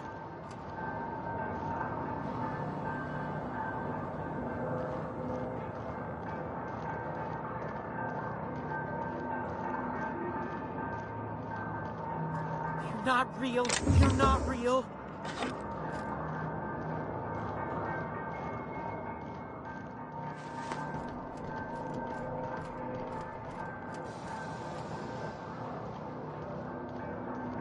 Go away, Phantom!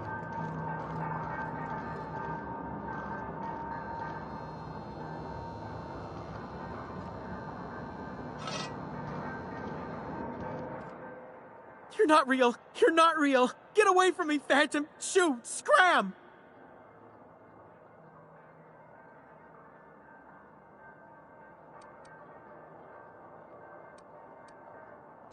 You can talk? The Phantom's never talked before. I knew I shouldn't have eaten that sprat raw. See, Higgins? This is why you must always boil your sprats before ingesting.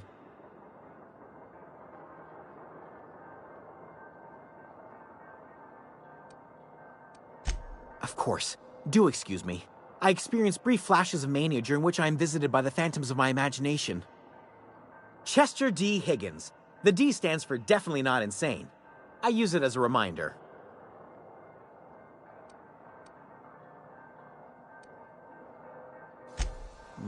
Hard to say.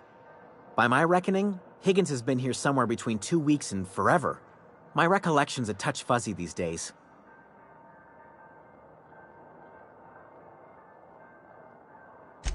Oh, Higgins has been many things over the years. Sprat Wrangler, Saltuna critic, Aetherwave personality, chairman of the board, galactic defender, Sisty Pig tycoon. I've come a long way for someone who started off as a simple engineer right here in this plant.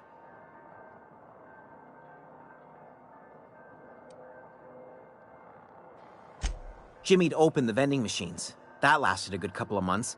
Eventually, I had to resort to more unconventional means of filling my insides.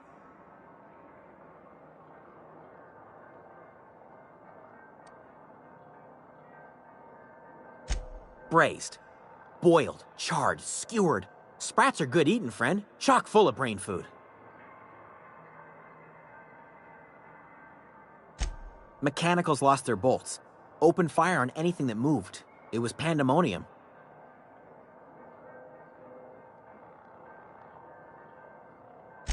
I was on cleaning duty at the time. My old boss had me scrubbing pipes when the killing started.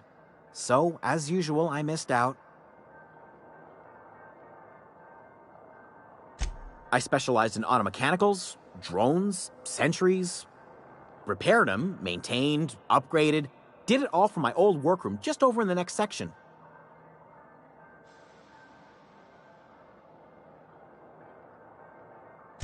Look, I don't want to fall into any trouble with the mechanicals. If they wise up to our plans, they will come for us. With prodding irons.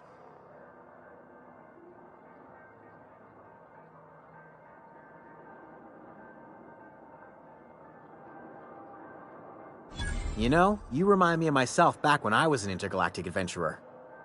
I discovered a flaw. Their hostility levels were hardwired to maximum. There's no changing that, but you could rewrite their targeting protocol so they attack each other instead.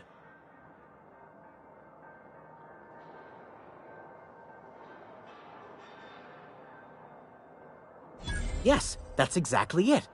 I see you're also versed in the noble art of mechanical engineering. There's a behavior control terminal in the other room. It should have options to change how the mechanicals act, including whom they shoot at. Oh, that reminds me. You'll need my passcode to access the behavior control terminal. Here, let me just write it down for you.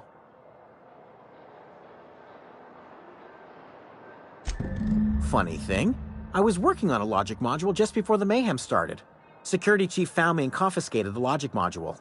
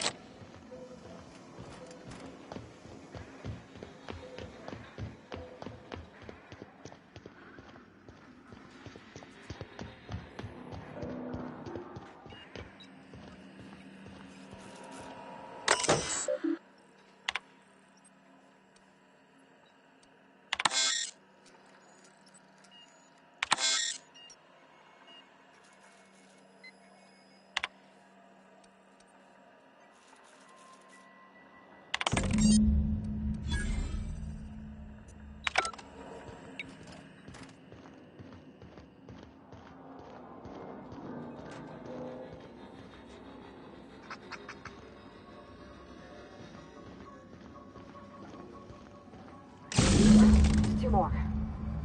What'll happen to Miss McDevitt's folk if we send power to the Vale?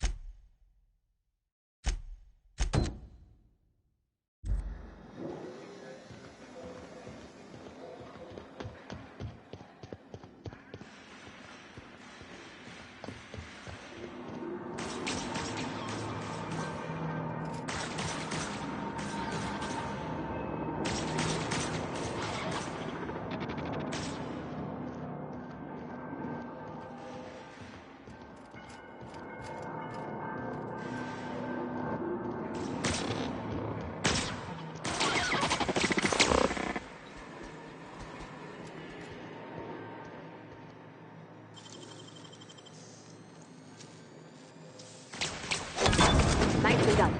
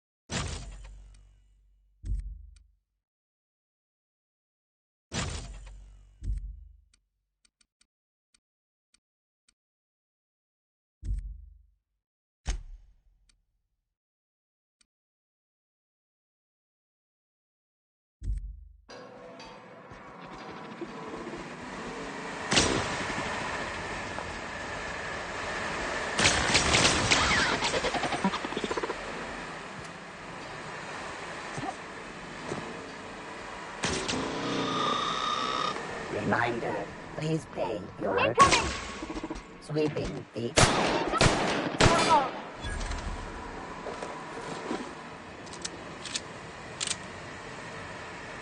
Where'd you go?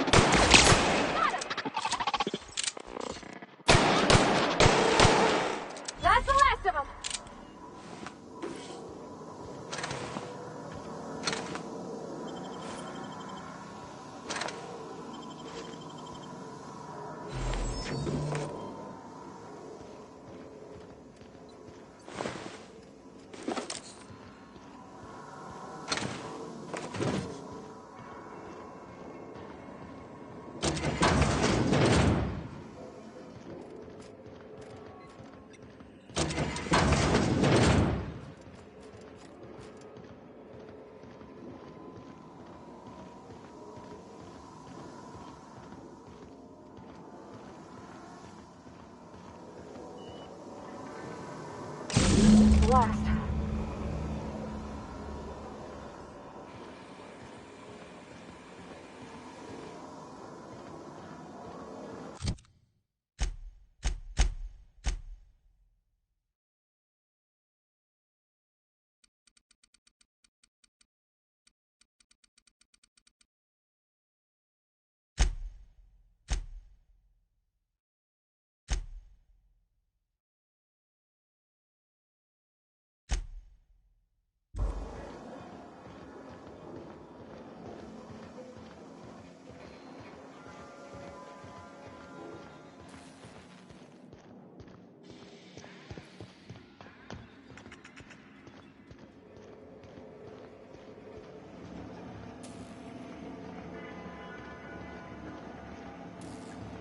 Once we do this, there's no going back.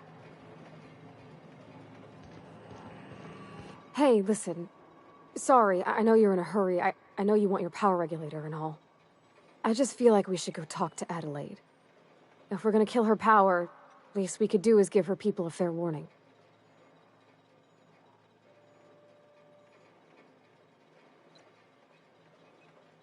Oh, well, thanks. I mean, you're welcome. But, I mean, I appreciate you hearing me out.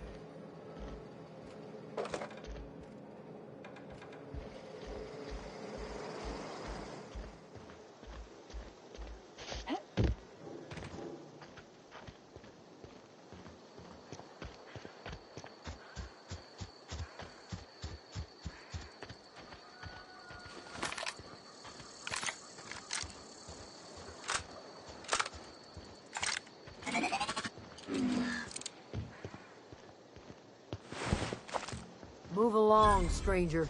We don't want any trouble. I don't know you. Whatever you're looking for, it ain't here. Move along.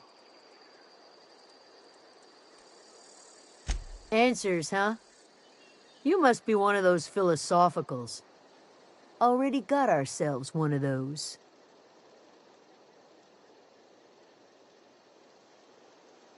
Yeah, that's us.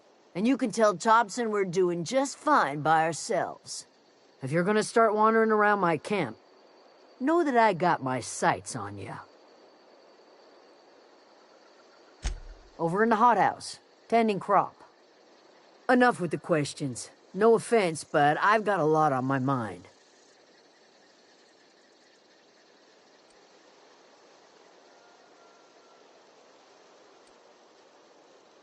You don't know what enough with the questions means? No, I'm sorry. That was unworthy of me. Lady named Zoe went missing some nights ago. Just up and vanished without a trace.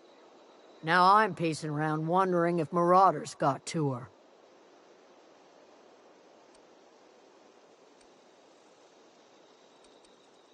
It's not like Zoe to go wandering. Figured she might be out scavenging, but that ain't exactly her talent. Can't imagine where she's gone. Vale's a wide place. She could be anywhere.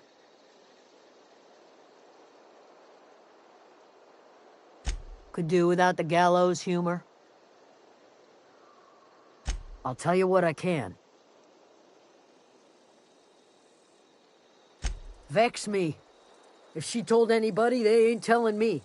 I'd check her room, but I got yelled at for snooping once already. Could be. Dangers aplenty out there. No telling why marauders would steal somebody like Zoe. Got no useful skill as far as I could tell.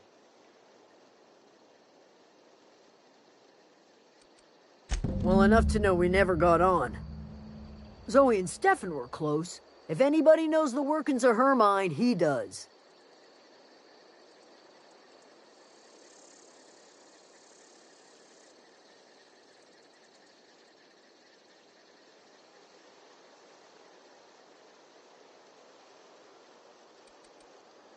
What is it?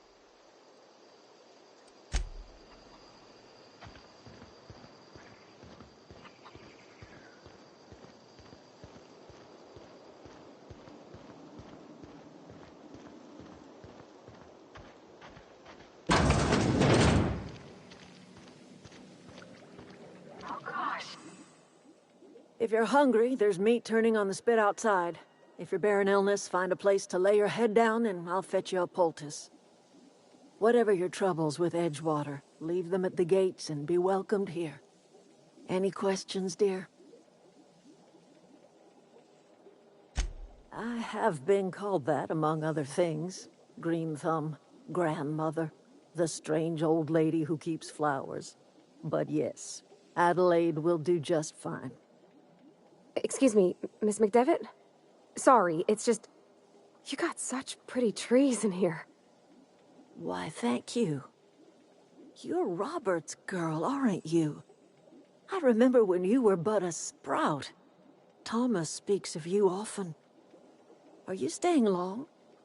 You should try some of my tobaccorn tea. I brew it in an old spittoon, but it's been cleaned.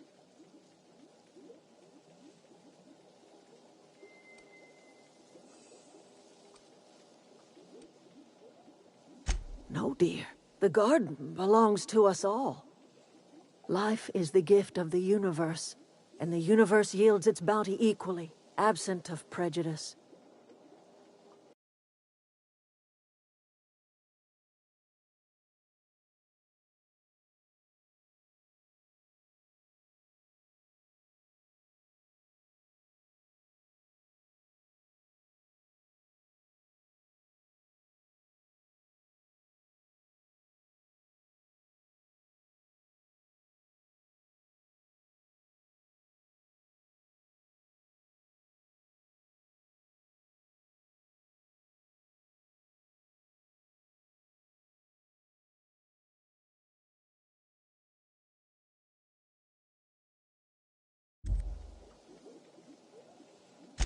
The soil around the Vale went sour years ago, but I found a way to sweeten it back up. The secret recipe is a little bit of elbow grease, a dash of love, and a heaping pile of special fertilizer.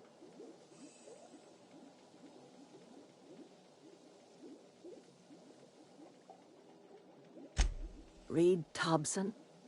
You here on behalf of that cold-eyed reptile? Let's hear it. What's Reed's idea of peace, then?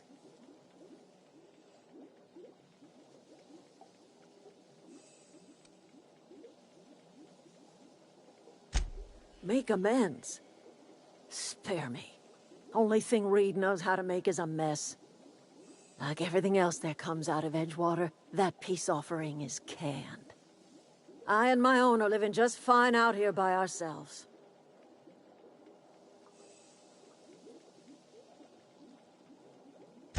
He would do such a thing. The question is, why would you agree to his plans? Cannery's got a regulator. You want ship parts, you ought to rip 'em out of the cannery's guts and leave us be.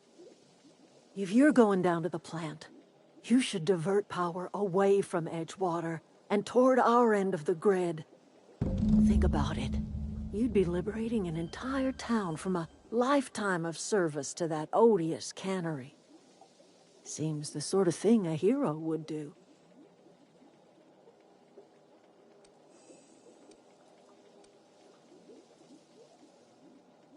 You've seen that miserable excuse for a town with your own lamps. Hollowed-out workers laboring their lives away at the cannery, living off whatever scrap Spacer's Choice throws them.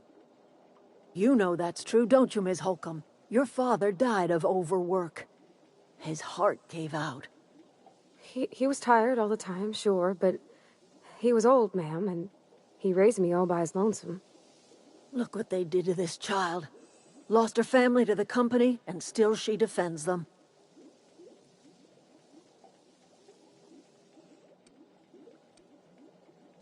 It's not much of a living. Every single person in that town has sold themselves to Spacer's Choice. The company owns them. Body, blood, and bones.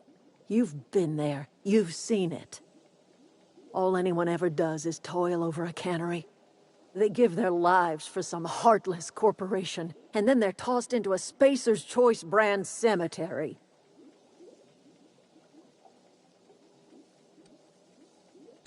Life in Edgewater grinds to a halt. The cannery shuts down, workers desert in droves, and our own little camp grows and thrives.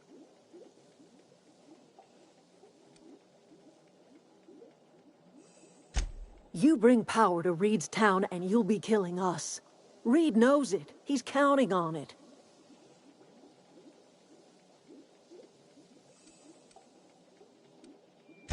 I trust you will listen to your conscience.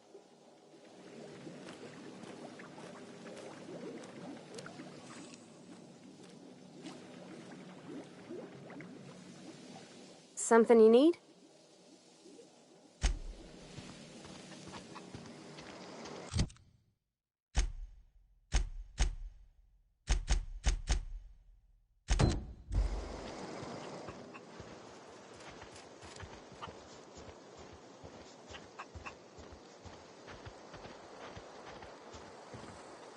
You hungry? We got canid ribs, canid flank, canid snout, too. Something I can help you with?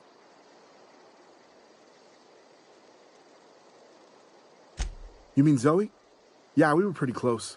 Not like her to go loping off.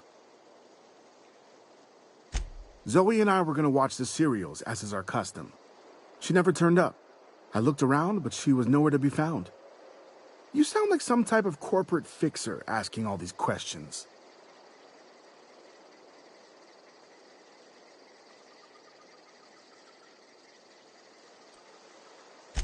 Zoe was always obsessed with this serial. Masked Marketeer. A scion of Byzantium turns to banditry and teaches his marauder companions the wisdom of free market economics. Shame she up and vanished when she did. I had a surprise lined up for her. Can't say I recall Zoe ever acting strange. Well, except for her habit of writing things down on scraps of paper. She called it journaling, but I think it's just plain odd. Hey, I got time.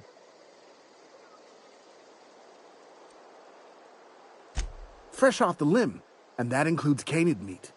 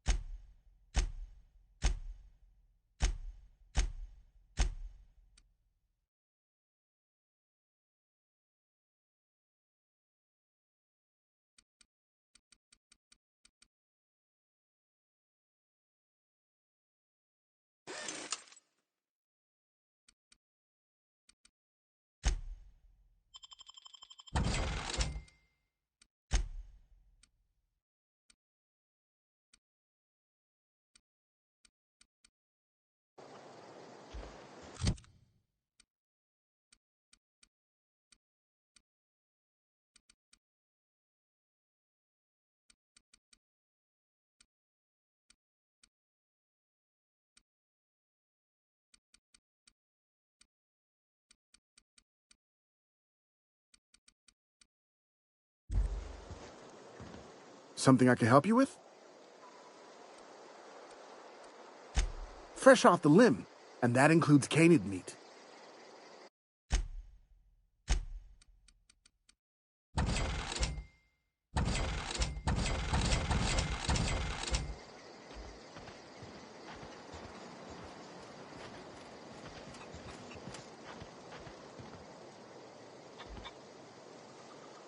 Something I can help you with? I'll help if I can.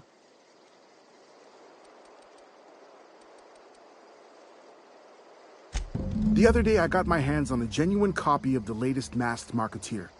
I was gonna surprise Zoe with it, but she was gone the next day.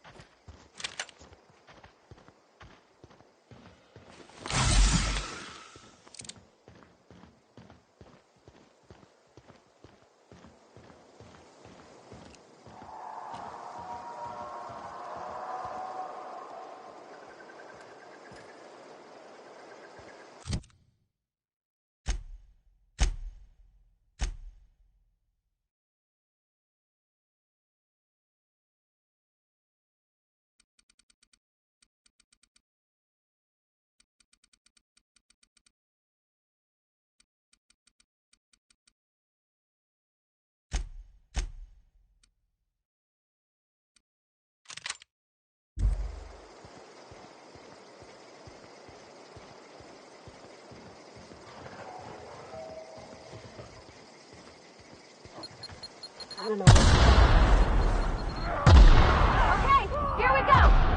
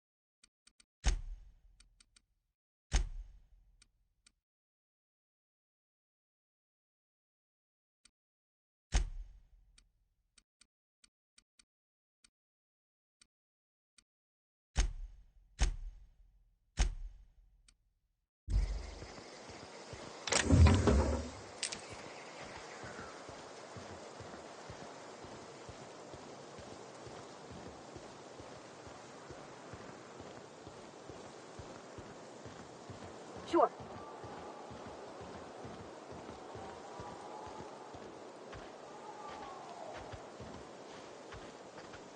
I'm on my way.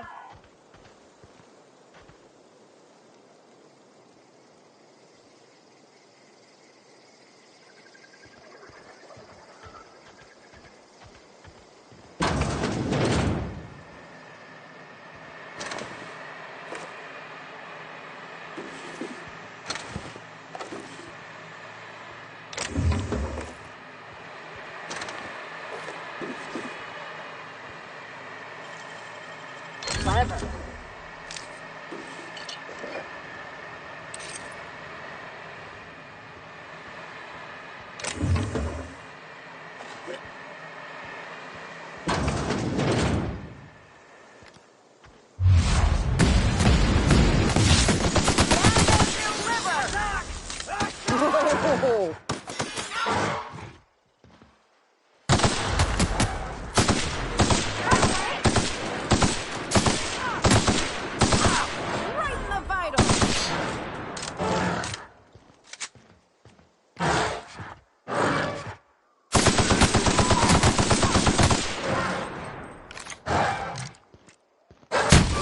had to hurt.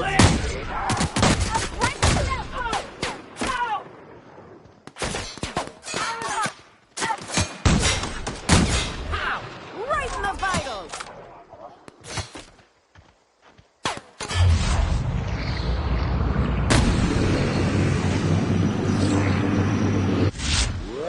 No encore?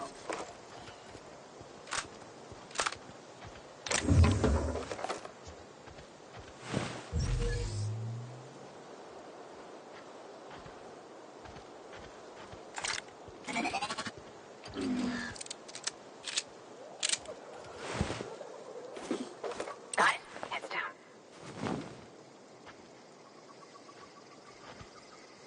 Wow, you crossed them all off, like some sort of heroic accountant running down a list. Teach me your ways.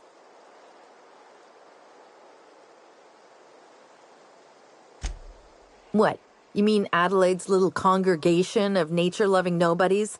I could not possibly be less interested in them. You, on the other hand, you were a sight to behold. If I had half your skills, I'd be the greatest outlaw the coast has ever seen. I'm great at clarifying. No. I insinuated myself into their company, see? And they didn't seem to mind one whit.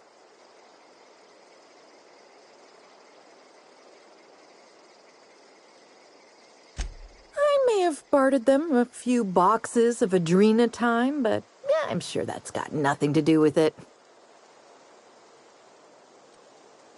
I got kicked out of Edgewater on account of falling sick with plague and stealing some medicine to treat myself.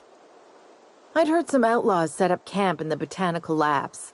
I decided to throw in with them, seeing as I always wanted to be an outlaw myself. Instead, what do I find but a bunch of former workers camped out around a greenhouse? I couldn't just go back to the cannery, so I was stuck with them. I've got all the time in Halcyon. Why? Adelaide wants me back on garden duty or something? Thanks, but I'm not going anywhere. This is where I belong.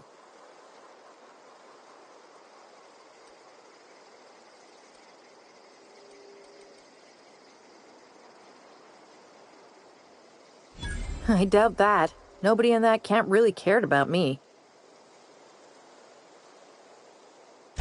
Yeah, I suppose you're right. Also, he could carry on a conversation, unlike these hooligans. I'll take my stuff and head on back, I suppose.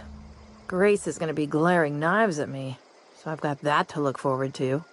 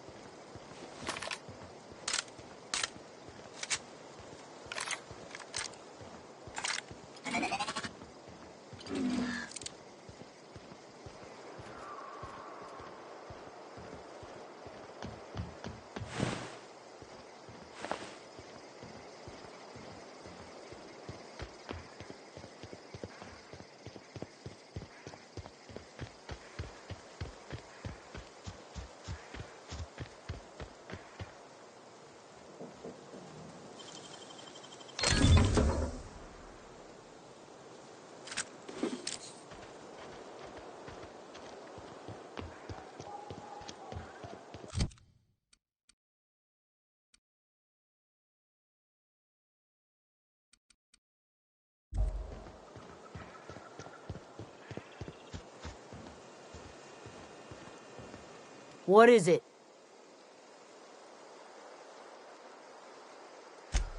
We didn't always get along, but I'm glad to know she's safe. What happened, anyway?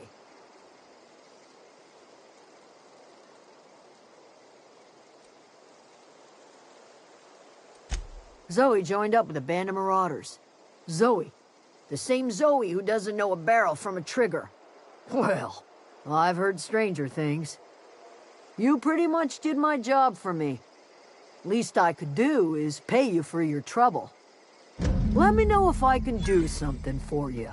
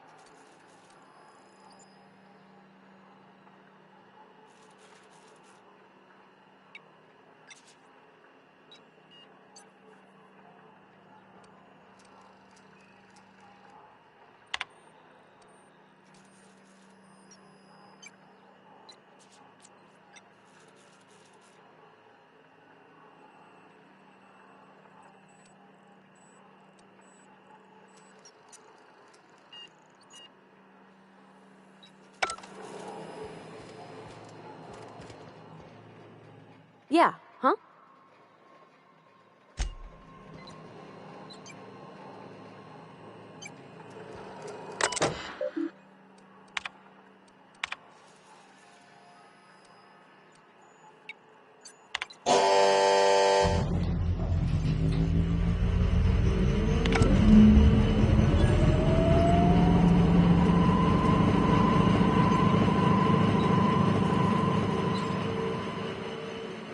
I think you did the rightest thing you could sending the power back to Edgewater.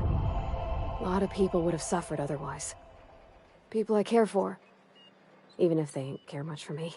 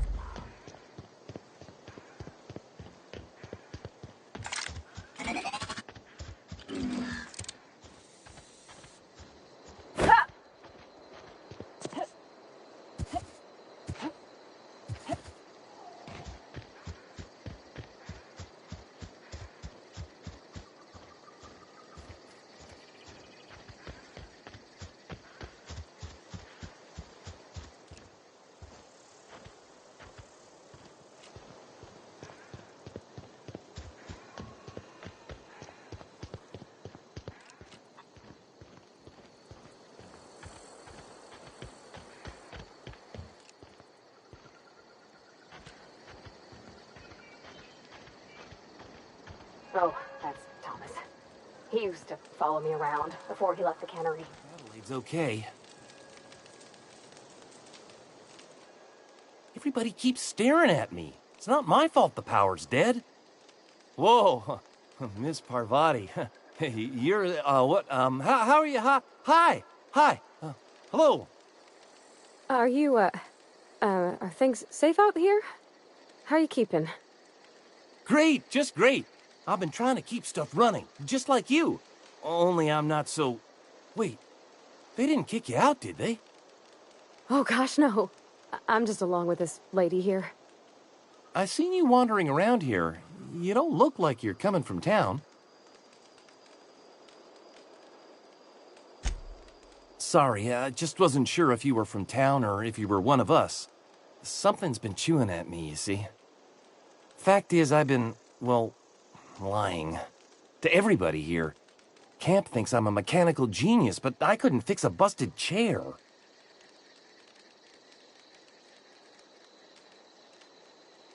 I'll take all the help I can get. I set my mind to learning the craft of the engineer, you see. I want to make something of myself. You ever heard of the Young Spacer's Guide to Mechanical Engineering? Comes in a set of 3. If I had my hands on one of those data pads, I could teach myself the ins and outs. Those are good. My dad kept a copy with him when he was working in the cannery. I know the old community center kept a copy. Should find another one back in town. If you could find me even one of those pads, I'd be greatly obliged.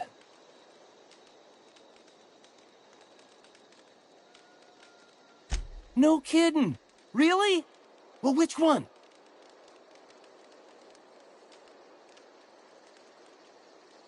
Look at that! Building a computing machine out of Spectrum potatoes, a primer. I'm just glad it survived all these years. I appreciate you going through all that trouble. In fact, I put aside something special, on the off chance that somebody'd search out those data pads for me. Sure, I'd be glad to take them off your hands.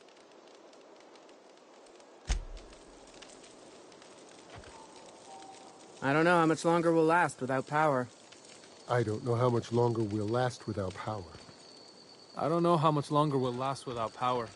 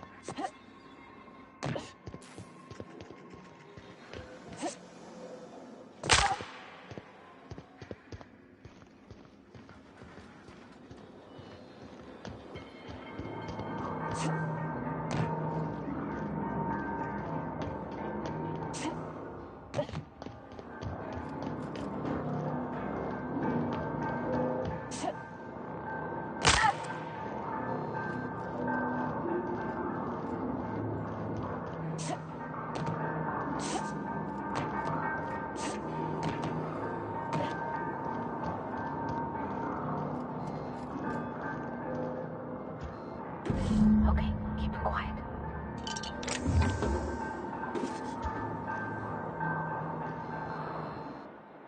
What's eating you?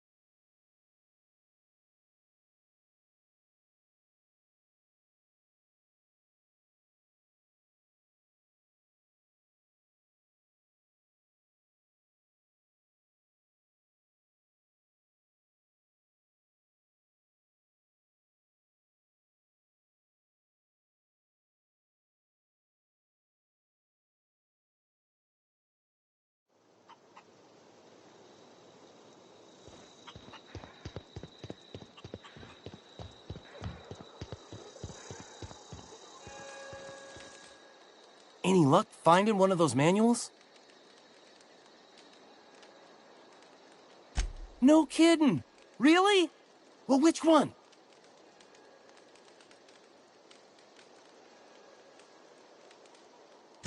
Ain't that just ironical? If I'd worked a little longer back at the cannery, I might have found this myself. 2 whole data pads? Be still my beating heart. Oh, almost forgot your payment. Well, don't keep me in suspense. The geothermal plant? Now that is just incredible! You really went exploring down there? Adelaide always told us it was swarming with hostile mechanicals. That's a complete set! All 3 parts! I'm gonna be the greatest engineer Halcyon's ever seen. Aside from you, Ms. Parvati, I swear, I'll do you proud. I'm glad we could help, Thomas. I've been saving something for you. Just a little contraption I found. Should fit right into your outfit.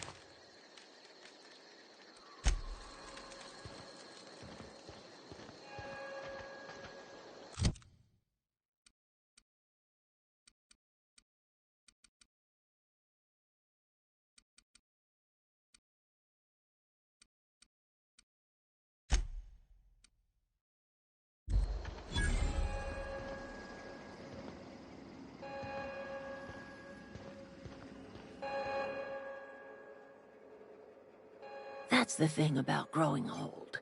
Your eyes start to fail. Elsewise, I would have seen you for the snake that you are, chopped you into pieces and roasted you on a spit. This is all you're doing. Cutting off my power, killing off my garden. Without refrigeration, my food will spoil, and my flock will starve. I want to ask you this in private, away from the eyes of my flock, so they do not see me lose my temper. Tell me, why did you do it?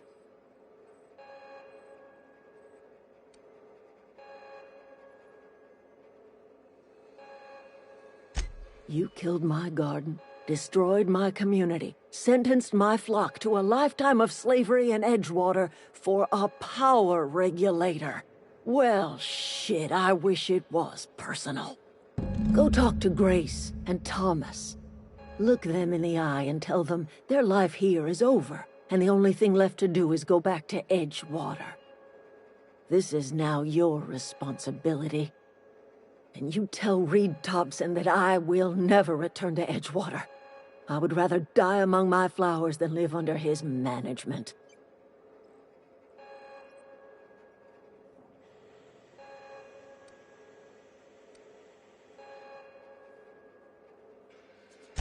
My son worked in that cannery. When the plague started coming, he was one of the first to fall sick. We had a store of medicine locked away, but Reed refused to treat him. Said my boy didn't deserve treatment. Said the medicine would have been wasted on him. So I buried my boy in the cemetery, gathered my belongings, and left. That's as much of the story as you need to hear. You offering to cross Reed off, huh? This some sort of twisted reparation for what you've done? Or you just looking for a chance to sow some chaos? Kill Reed if you must, or talk him into leaving if you can. He and I are not sharing the same 4 walls together. Tell Reed that I can make his people healthy again. I can end their plague. Start a new garden right in the cannery. 3 square meals for every man and woman in Edgewater. Tell him how I've made the Vale bloom again. The soil has whispered its secrets to me, and I alone know how to breathe life back into the earth. The secret is human corpses. I've been grinding them up in my fertilizer for years. Marauder, worker, don't matter much to me. The human body is rich with nutrients.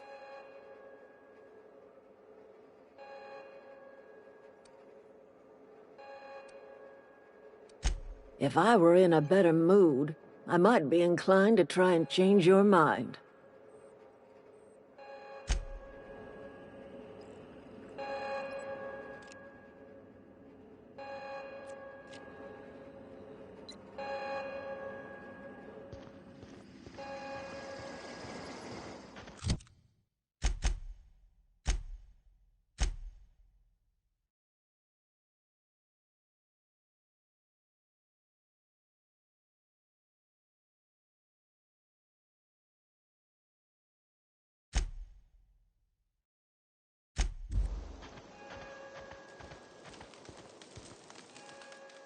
Sorry. I'm just trying to figure out what to do is all.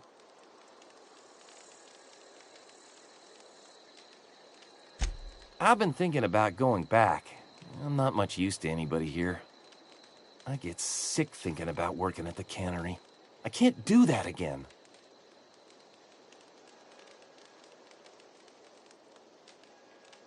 You know something? I think you're right.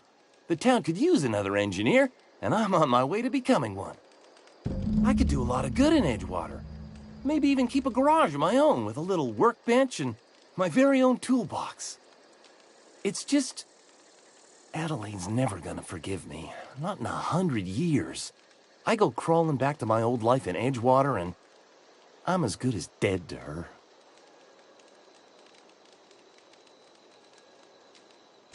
Are you sure about this? If we head back to Edgewater on our own, Adelaide won't come with us. She'll stay here and curse us till the end of her days. I expect we got no choice. Edgewater needs us back, and loath as I am to admit it, we need Edgewater. You okay with this, Grace? My affairs are all settled. Thanks for helping me with Zoe. Just give us some time to gather our personals and say our goodbyes. If you run into Reed, you tell him we're coming back, yeah?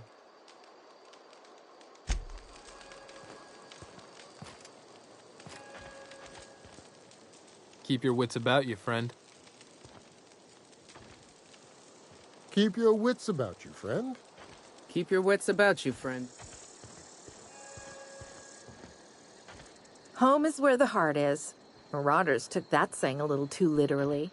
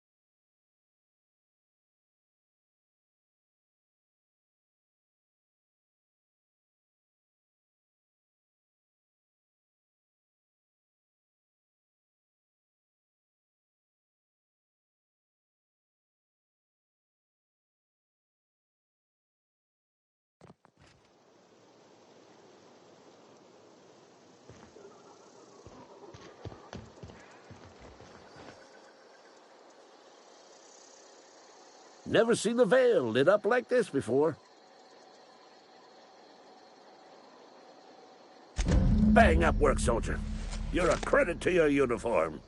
Oh, that reminds me. Gotta look into getting us a uniform. So this is it, then. The key to humanity's victory over the mechanical hordes.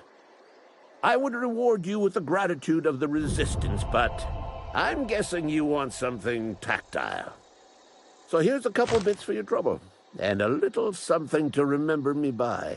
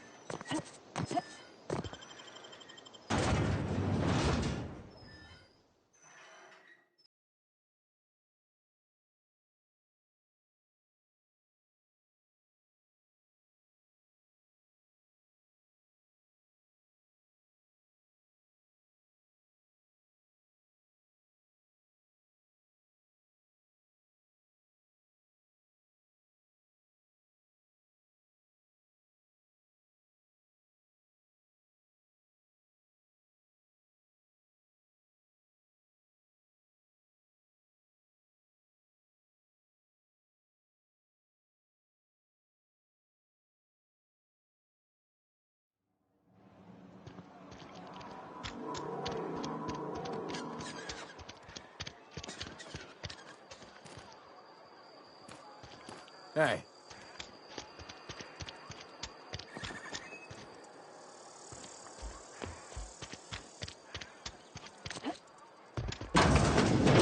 Oh, I cut my own hair. But Conrad sells real good disinfectant. Please don't touch anything. Your hands are probably crawling with germs. Physical hygiene recapitulates moral hygiene. Cleanliness is next to lawfulness.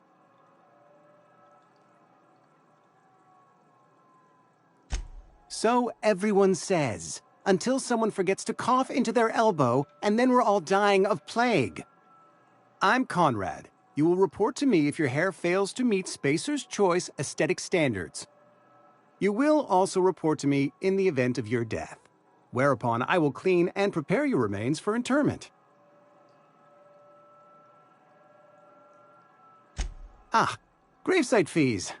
Silas and I had talked about this at length. I thought I'd made it clear my pecuniary situation precludes the necessary restitutions. As broke as pie crust, friend. Bidless, indigent, destitute. I simply cannot afford it.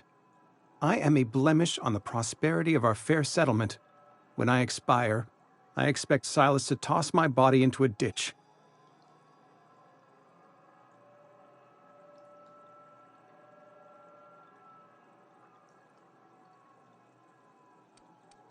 With what? My own blood? Tell Silas I can't afford to pay, and that I fully expect to have my medical rights revoked for this dereliction. With my apologies. Some time ago, I fell ill with the plague.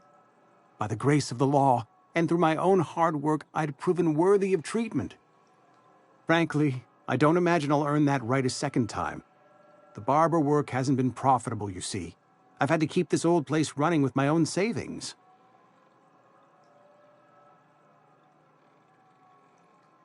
Not a bad idea. But I'd need some kind of collateral. My pair of lucky clippers! No, that won't do. Your idea intrigues me, but I'm afraid I don't have anything to give Silas. I'm open to suggestions.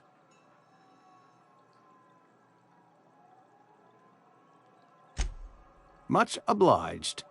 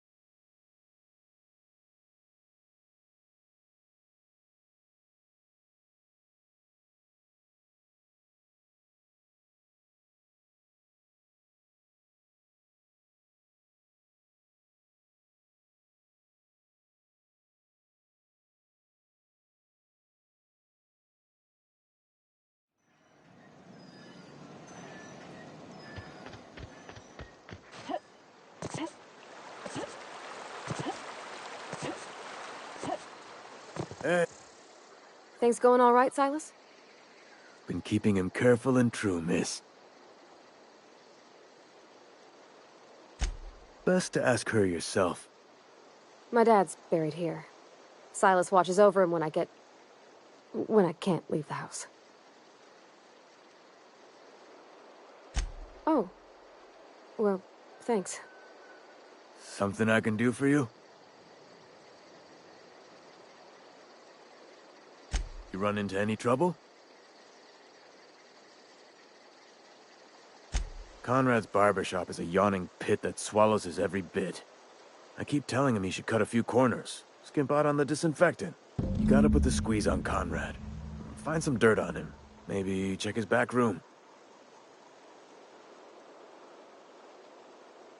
That's the word, extortion. Been on the tip of my tongue all day.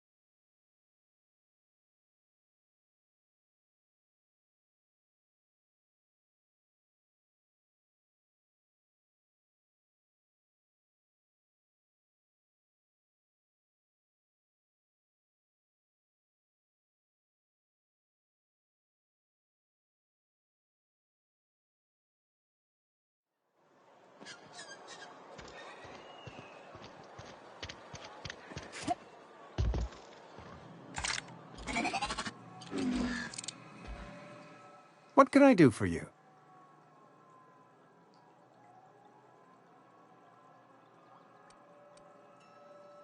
Oh? Am I in the company of a fellow doctor?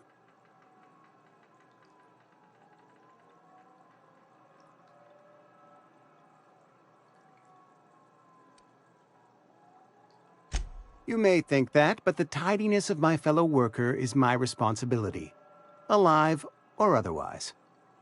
Whether you're showing up to work or going to that great cannery in the sky, it's my job to make you look like a million bits.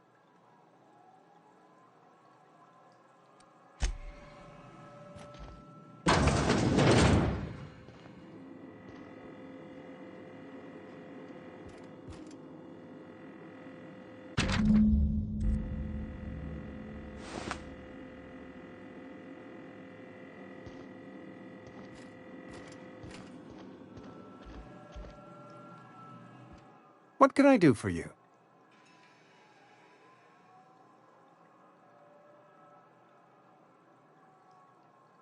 You know about Eugene? How?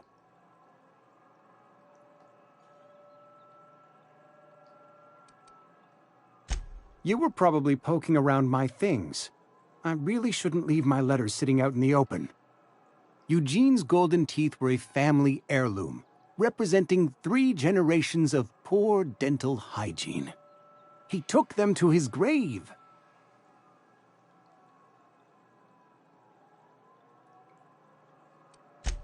More than a few. Those teeth were his personal savings. I can't ask Silas to dig up a man's body and pry a few teeth loose from his jaw just to pay my bills. Can I? Are you asking rhetorically? Because if you're being serious... Ugh, gross. Desperate measures, Miss Holcomb. Desperate measures. I'm going to have to ask Silas to dig up those teeth. It's the only way I'm paying my gravesite fees. Here you are. Gravesite papers affixed with my signature and an IOU. Eugene was not a suicide. He put a bullet in his brain, yes, but that's largely a technicality. I was the one who prepared Eugene's body for interment. I discovered symptoms of the plague on his corpse, and I discovered medicine in his pocket. Lots of medicine. Eugene overdosed on adrenatime, which is known to cause psychosis and paranoia as possible side effects. The paranoia drove him to take his own life. It's a miracle of bureaucracy. If Eugene's death were filed as a suicide, we'd all pay the price for his crime. We can all thank our lucky stars that young Eugene was hopped up on medication and suffered its predictable side effect. I included it all in my official report. I'd like to think I saved Edgewater a great deal of money. We never could have paid the fines associated with a suicide.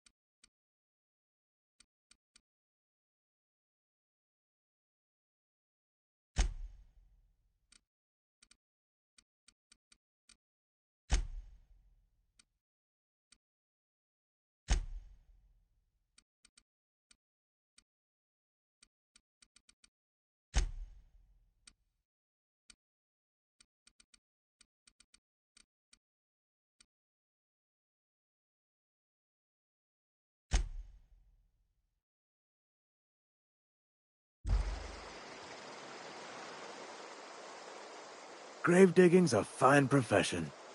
Always work to be had, and nary a word of complaint out of your clients.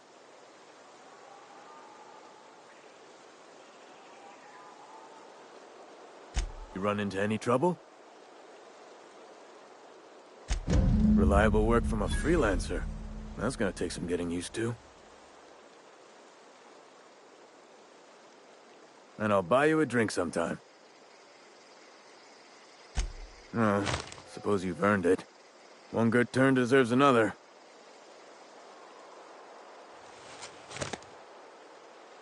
Abernathy was sick? With the plague? That's disgusting. I shook hands with the guy.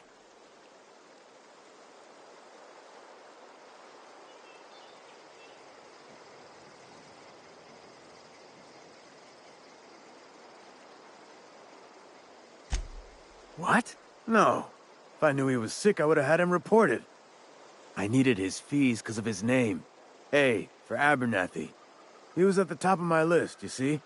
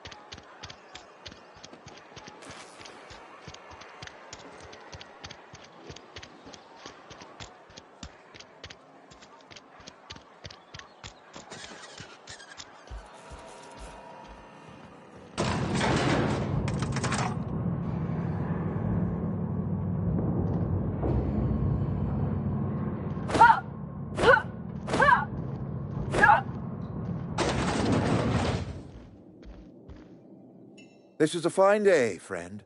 Power flows through our town like a cool stream of water. I trust Adelaide's people have seen their way to reason. So, when can I expect them back at their posts?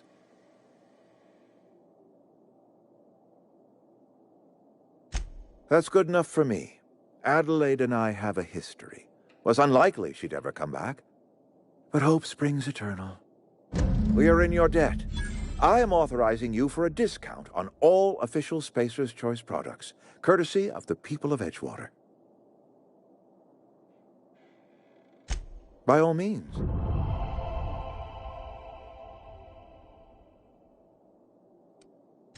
Thomas. Thomas Kemp? I remember him. Had to write him up for daydreaming a few too many times. He tries real hard, Mr. Thompson. This is something he wants to do. That'll make him twice as good. I will give him a chance to impress me. If he knows his way around a toolbox, I may have a place for him in the Holcomb workshop. This whole fiasco is not one I am keen on repeating. I was too hard on my own workers. I pushed them to their breaking point.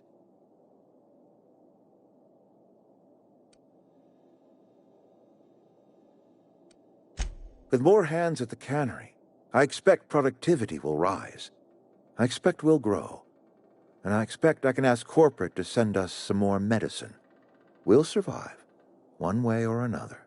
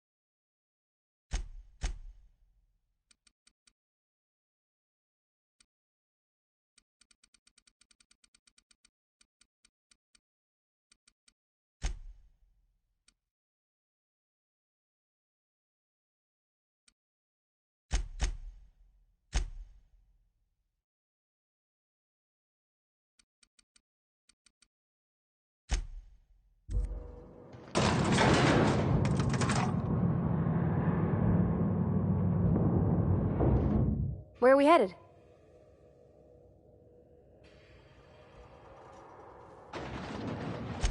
He's just interested in fixing stuff.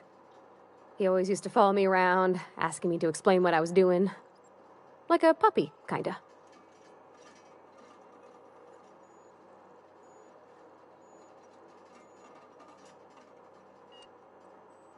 He never told me a word to that effect.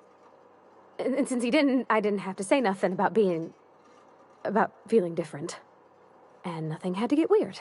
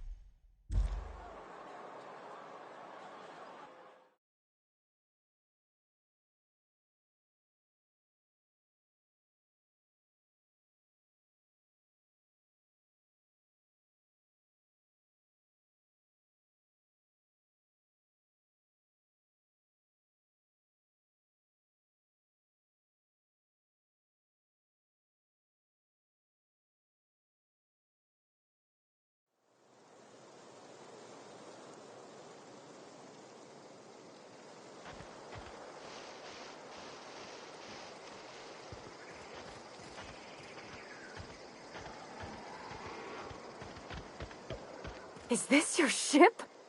Oh my stars, she is just so handsome. Does she have a name yet? What's her drive model? Oh, gosh. Listen to me babbling. When I was in Edgewater, I dreamed of flying on a real ship, working on a real engine, belonging to a proper crew. I'm the only decent mechanic Edgewater's got, but every time I think of going back, I get this sinking feeling.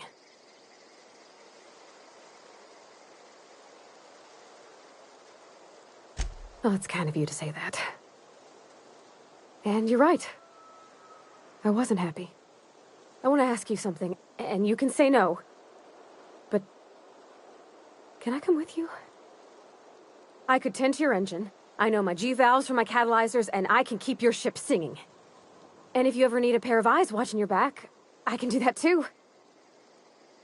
What do you think?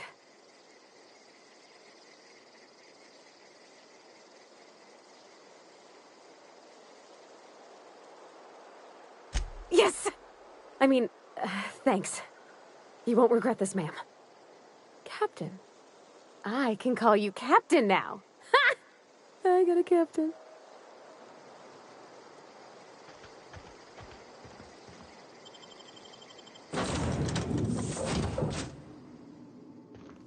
Well, I certainly am looking forward to flying on a ship named the Unreliable. I'll just head upstairs and claim a room. Yes, you caught me ruminating again. Guilty as charged. What's occupying your thoughts?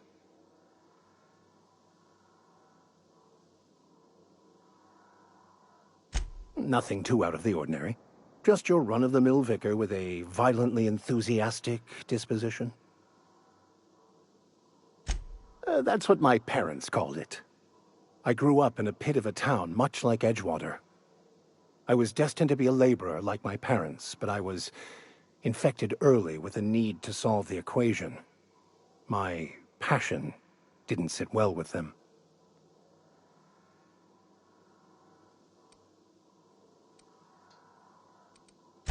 My parents, ironically. They internalized the precepts of scientism like no one I've ever known. They had a pure faith, a faith that brought joy to them regardless of the situation. I envied that. I wanted that peace. I thought if I became a vicar, I could find it. Or at the very least, find out why I lacked it.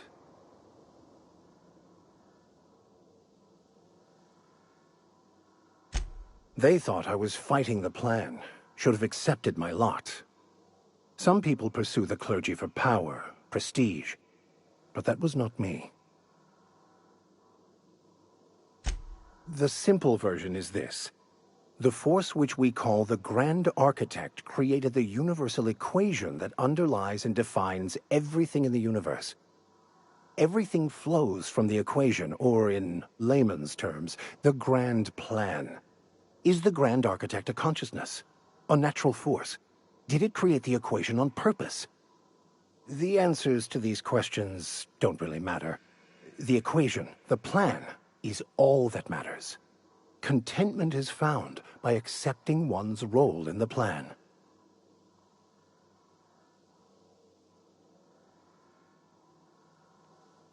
The plan is not one rigid path. There are a variety of multitudes contained within it. Our paths have variance, but we'll end up adhering to it, whether we like it or not. Some choices make the path smoother, some rougher. You can even go outside the lines, but the further outside you go, it's like an unbreakable elastic band. It will only stretch so far before it snaps back. The further it is stretched, the more violent the eventual correction.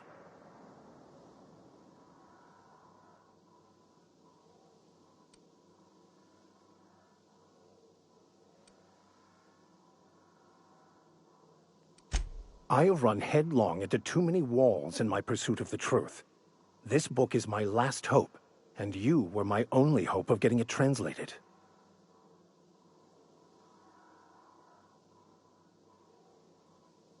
What about you? What's your story?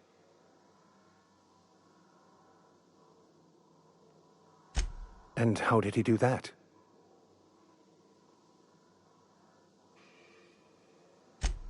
Well, you do seem different than every other colonist. Let's pretend for the moment I believe you. What are you going to do now?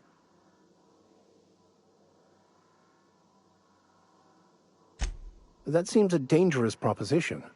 Why risk your life now that it's been returned to you?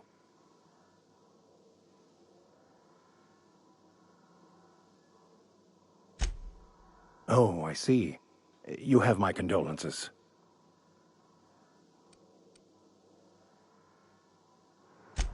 I've been thinking on that. There's a former infamous philosopher scholar who fled Terra 2 some years ago. He's an expert on Baconu. He's also who told me of the journal's presence in Emerald Vale. If anyone in this colony could translate that book, it would be him. That's a good question. We should start on the Groundbreaker.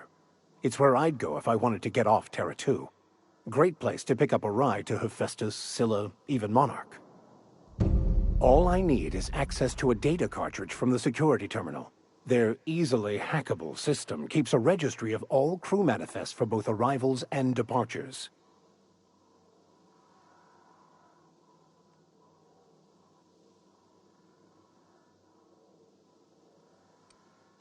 Before I transferred to Edgewater, I had a wealth of time to develop certain, secular skills during my years serving a particular penitentiary flock. I meditated, led sermons, provided guidance to the inmates as needed, of course. I also played prison yard tossball and taught myself a bit about computronic security systems.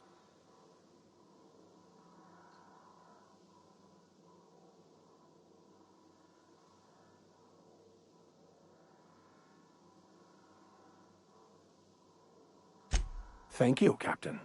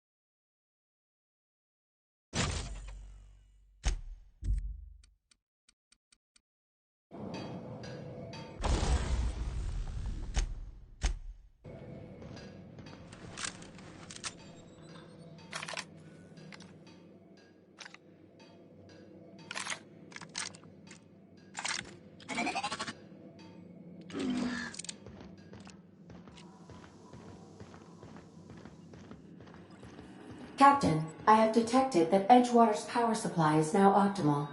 I applaud your willingness to invest your time in the local community. What can I do for you, Captain? Do you know how to install a power regulator? Outstanding, Captain. Your aptitude for engineering will prove invaluable in the event of another catastrophic engine failure. Our engine room is located behind you. Across the cargo bay, up the ladders.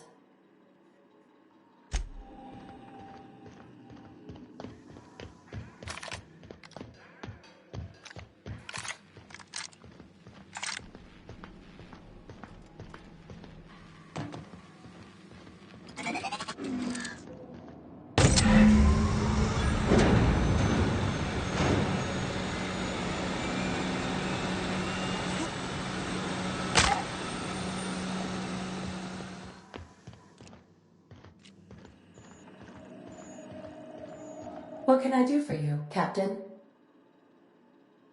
All systems are operating within acceptable parameters. I am prepared to bring the unreliable into low-altitude orbit. This should prove an adequate test of our flight capabilities.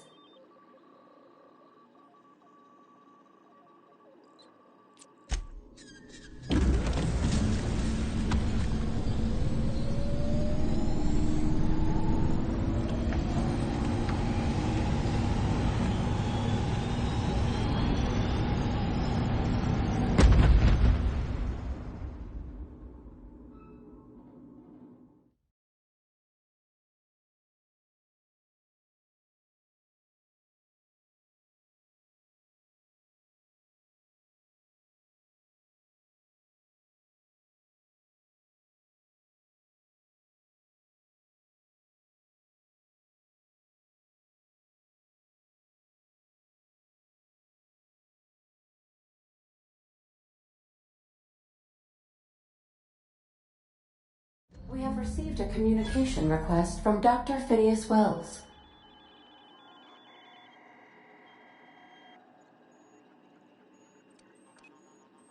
Aha, there you are. Hale and hearty, and captain of your own ship. I see you're putting the unreliable to good use. Shame about her former captain. Horrible way to die. How are you feeling, by the way? I lost track of you in that cave back there. Experiencing any, unnatural drippage? Perfectly normal side effect of thawing, I assure you.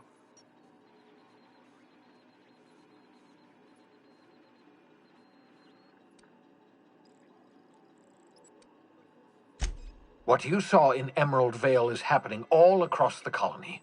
Food shortages, lack of supplies, and basic necessities. We're dying. The chairman, the minister, and all their lackeys on the board are to blame. The Hope has some of the brightest minds Earth ever sent us. If we can revive the Hope's colonists, they can help us undo the board's mistakes. They can help us set things right. You need to get to Stellar Bay on Monarch. I have contacts there. They'll help me, help us, find the chemicals to revive your fellow colonists. Gladys Culkelly, lovely woman, runs a cozy little black marketing outfit on the Groundbreaker. She can get you a nav key to land on Stellar Bay.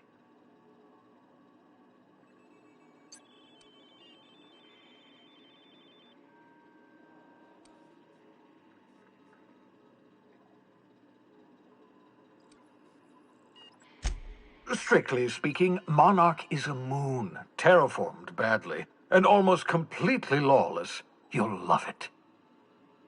Captains don't fly their own ships, you see. Your navigation terminal handles the, navigation. Think of a nav key as a set of flight instructions. The board's been confiscating nav keys for Stellar Bay, so we must rely on unconventional means of acquisition. Hence, Miss Gladys Culkelly.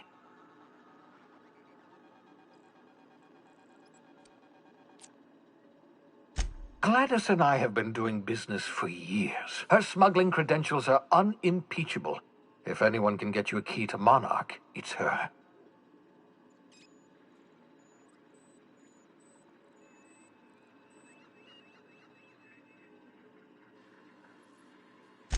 Excellent. I'll send her a wireless. Let her know you're coming. By the way, I gave Captain Hawthorne a disguise apparatus of my own design, cutting-edge technology, years ahead of its time.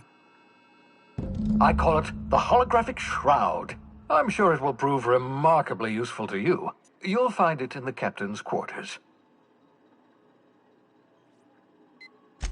Excellent. I'll contact you once you've found a way to get to Stellar Bay. If you have any questions, come see me in my lab. And remember, don't trust the board. They'll try to win you over with promises of wealth and power, but it's a lie. The board's only interested in filling their own pockets. If we don't put a stop to them, they're going to run this colony to the ground. Transmission ended. If you are ready to depart, please select a destination on your navigation terminal.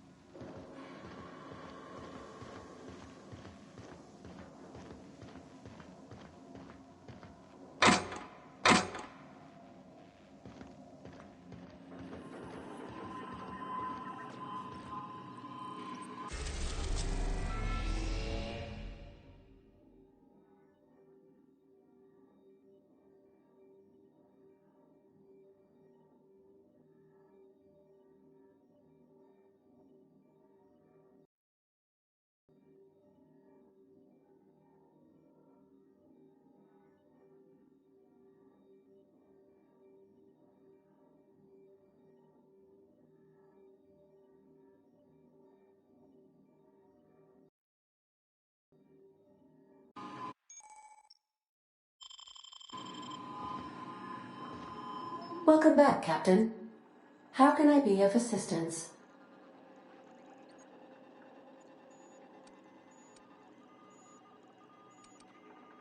Certainly, Captain. What would you like to hear?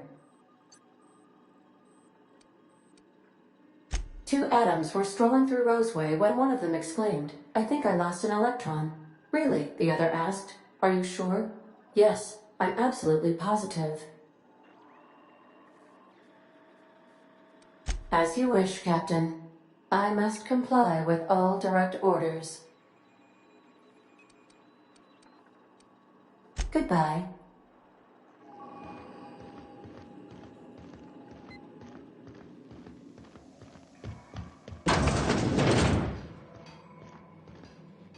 Yeah, so this is my hidey spot now.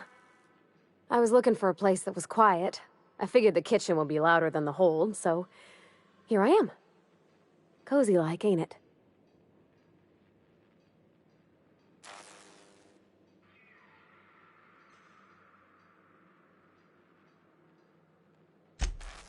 Mostly, yeah. I lived in the maintenance office near all my life. Mr. Thompson never let me forget how funny that was.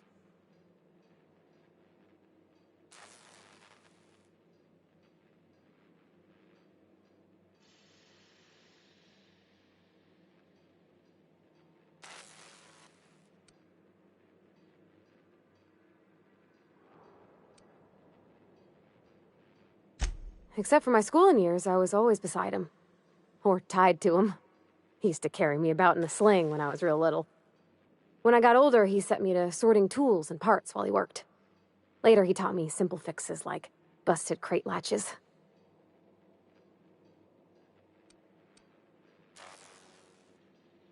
Not on the regular. Once in a great long while, a Saltuna boat would break down on the pad. He'd always bring me along for those. Mostly, he did the same as me. Kept Bess, the cannery, running. Turned loaders, plumbing and electricity, some plastering. I never got the hang of that.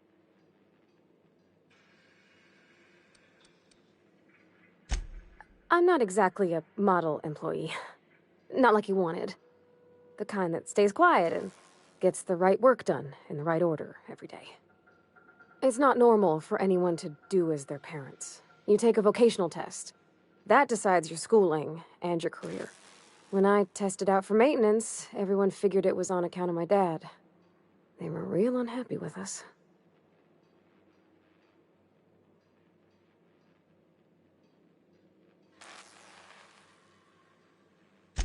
Well, I'm good at making things work the way they ought. Not so much at doing such to somebody else's schedule. There's times I'm working deep in the guts of a loader, getting it all running perfect. Then I look up to see it's tomorrow, and I've blown another deadline. Anyhow, I was happy to get back home. I didn't care much for schooling. Yep, nothing much had changed. Everything was a little grayer, a little dirtier.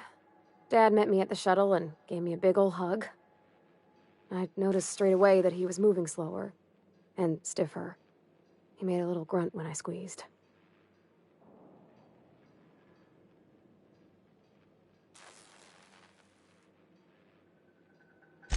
About a year. I tried to do more of the work so he could rest. His heart gave him pains. Dad never said that he loved me, you know? I knew on account of him showing it. How he'd stay up late to help with my projects or listen to my fretting. Oh gosh, look at the time. Sorry to bend your ears so long. And I got so much to do before this ship's in decent shape. That's in pretty good shape considering how hard Mr. Hawthorne ran it. It's a Yakita LHA 120, A2 model, I'm pretty sure. The Block 2 design scooshed in extra cargo space but didn't change the stock engines. Probably a touch underpowered, huh? Accurate in all particulars. I conclude you are Edgewater's board-certified mechanic.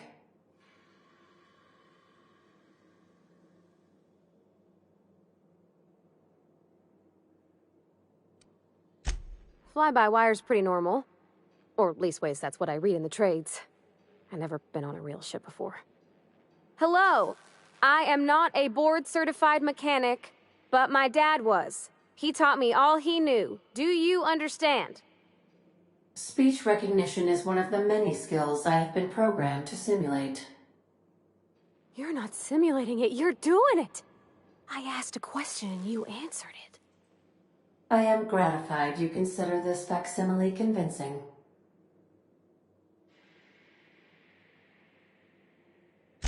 I don't see any holes in the hull. I'll take a good squint at her, make sure everything's tip-top. But I think we're cooking with plasma torches. You can do that, you know. My dad taught me how to make grilled cheese sandwiches with a plasma torch.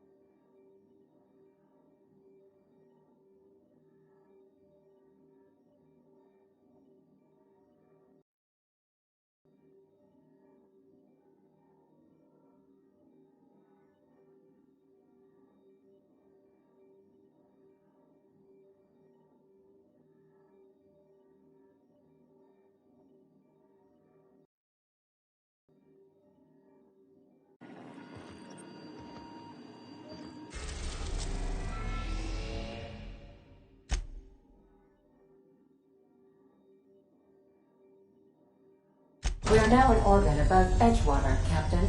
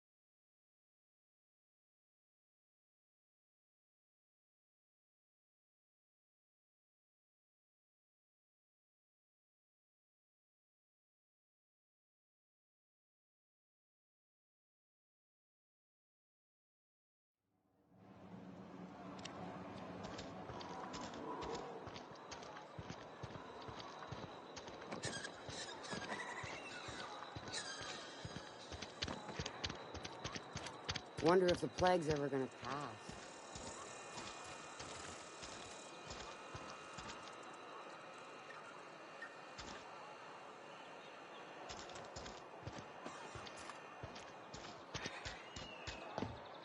Heard some.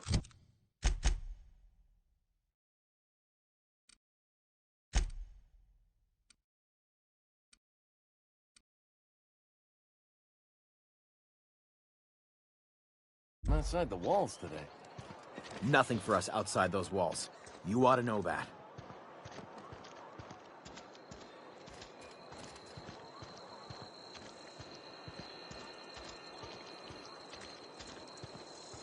Been eating nothing but salt tuna. I've never actually been in here. Seemed scary from the outside. Catch you saying that. If it ain't the Starship Inspector, here's hoping Edgewater's up to your standards.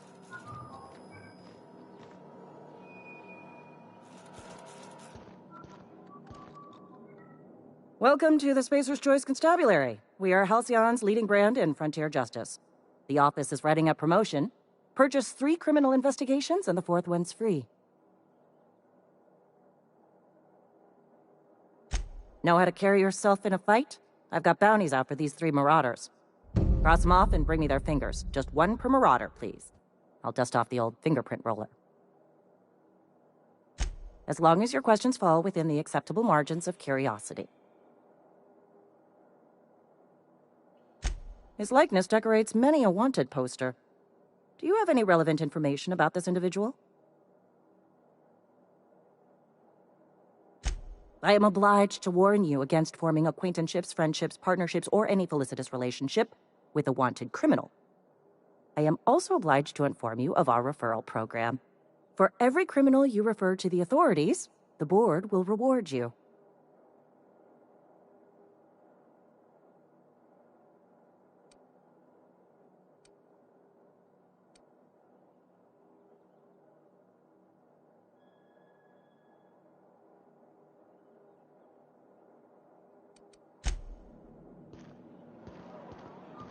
Been eating nothing but salt tuna. For a year.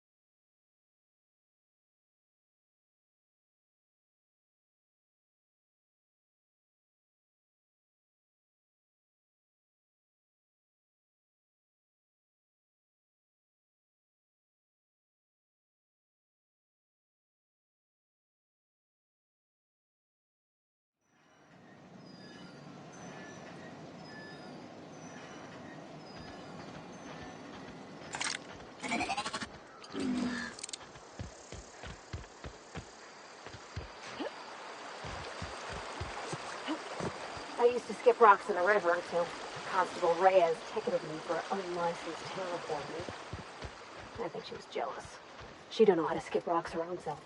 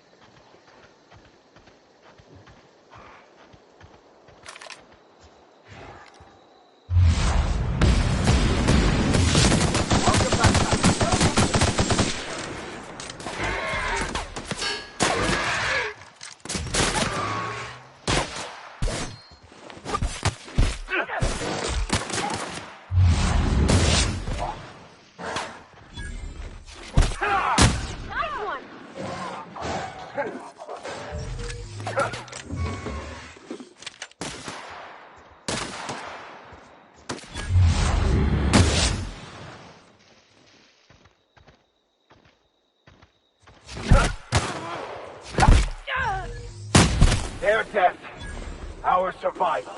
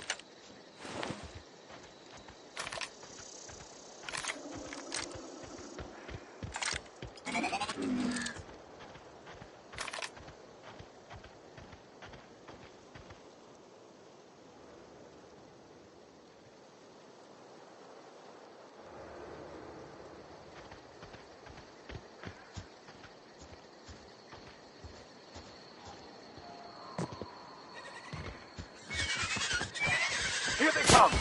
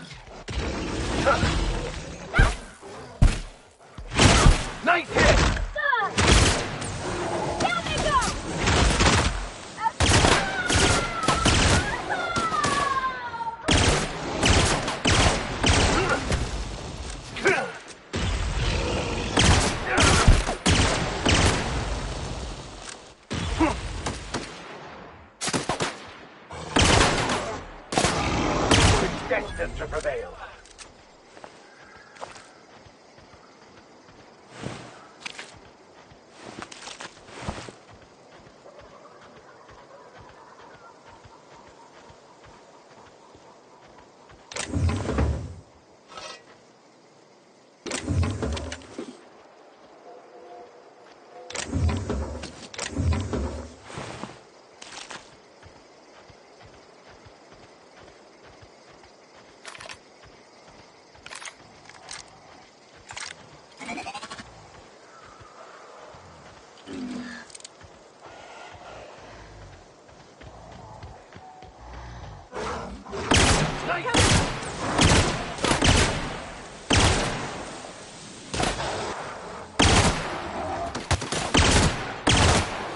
Don't mess with us.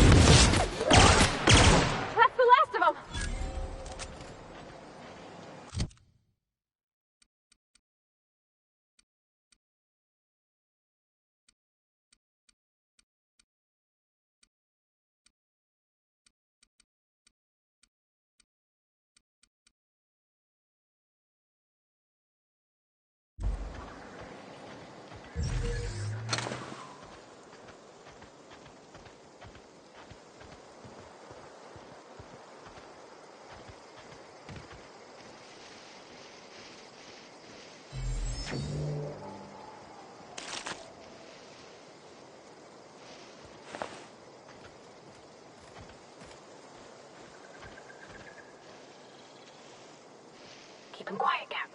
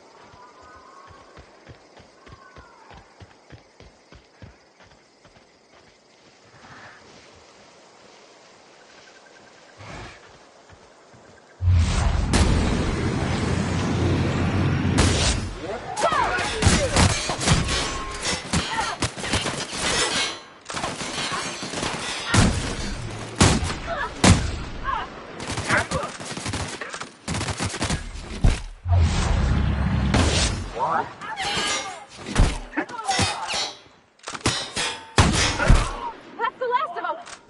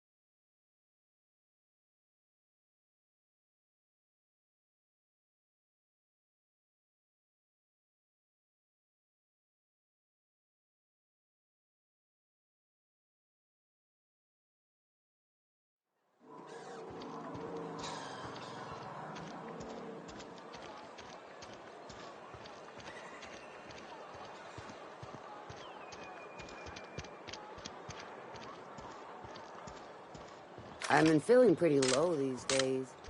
Nothing I can do about that. I don't know what you did to talk some sense into Zoe, but I appreciate it. I work in the constable's office now. I'm not allowed to look pleased. Beats working at the cannery.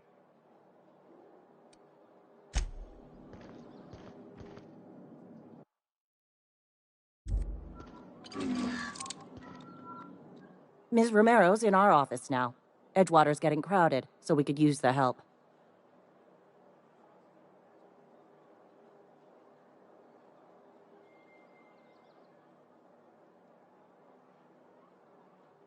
We pay by the finger. What do you have for me?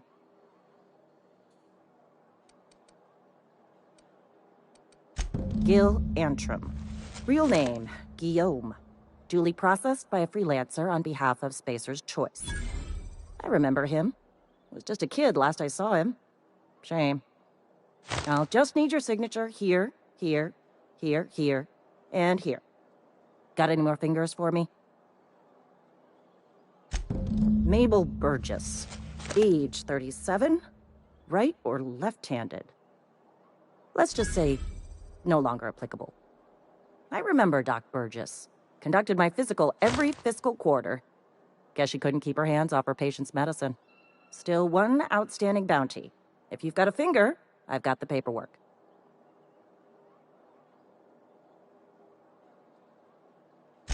Here we are. Bertie Cotton. Cause of death. Let's just say overwhelming physical trauma. Bert was the local preacher before Max took over. Always was quick to remind us that we all get what we deserve in the end. Well, that's all three. I must remember to requisition some more fingerprint to ink. Here's all the compensation you've earned, plus a bonus.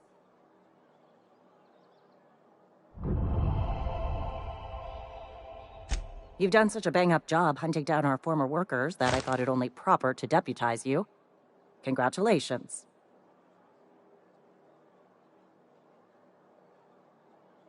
Let me stop you there.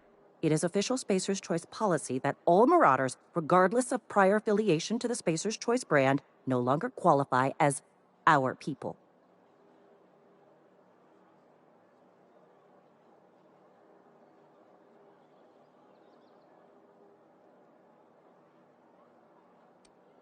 Ever since the company first settled the Vale. Life's good out here, but it ain't easy. Some folk can't keep pace with the demands of frontier life. Not everyone's cut out to work in Edgewater. Some turn deserter, some turn marauder. None of them get my sympathy.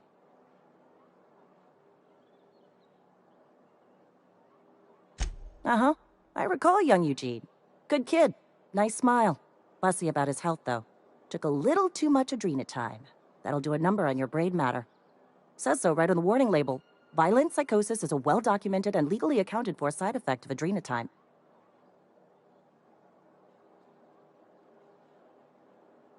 What's on your mind?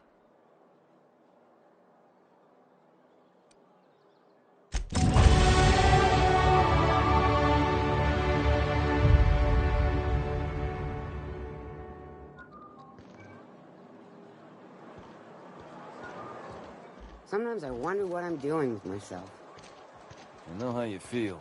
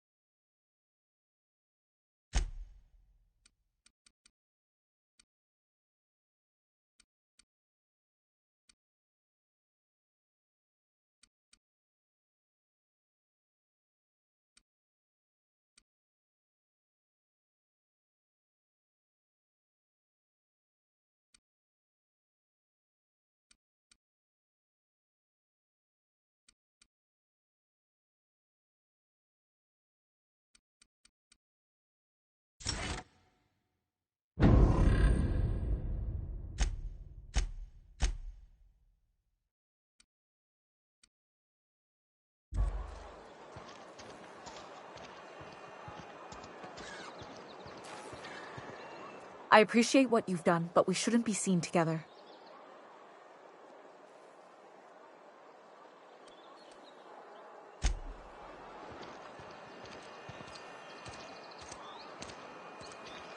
Got my sights on you.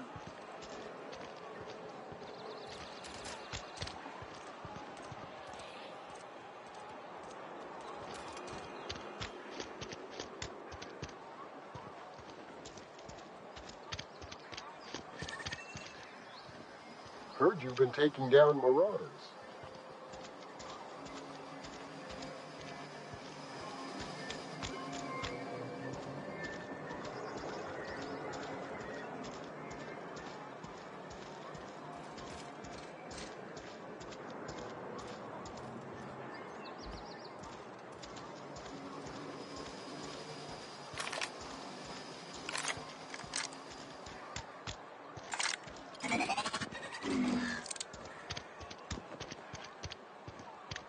You think corporate's ever gonna visit?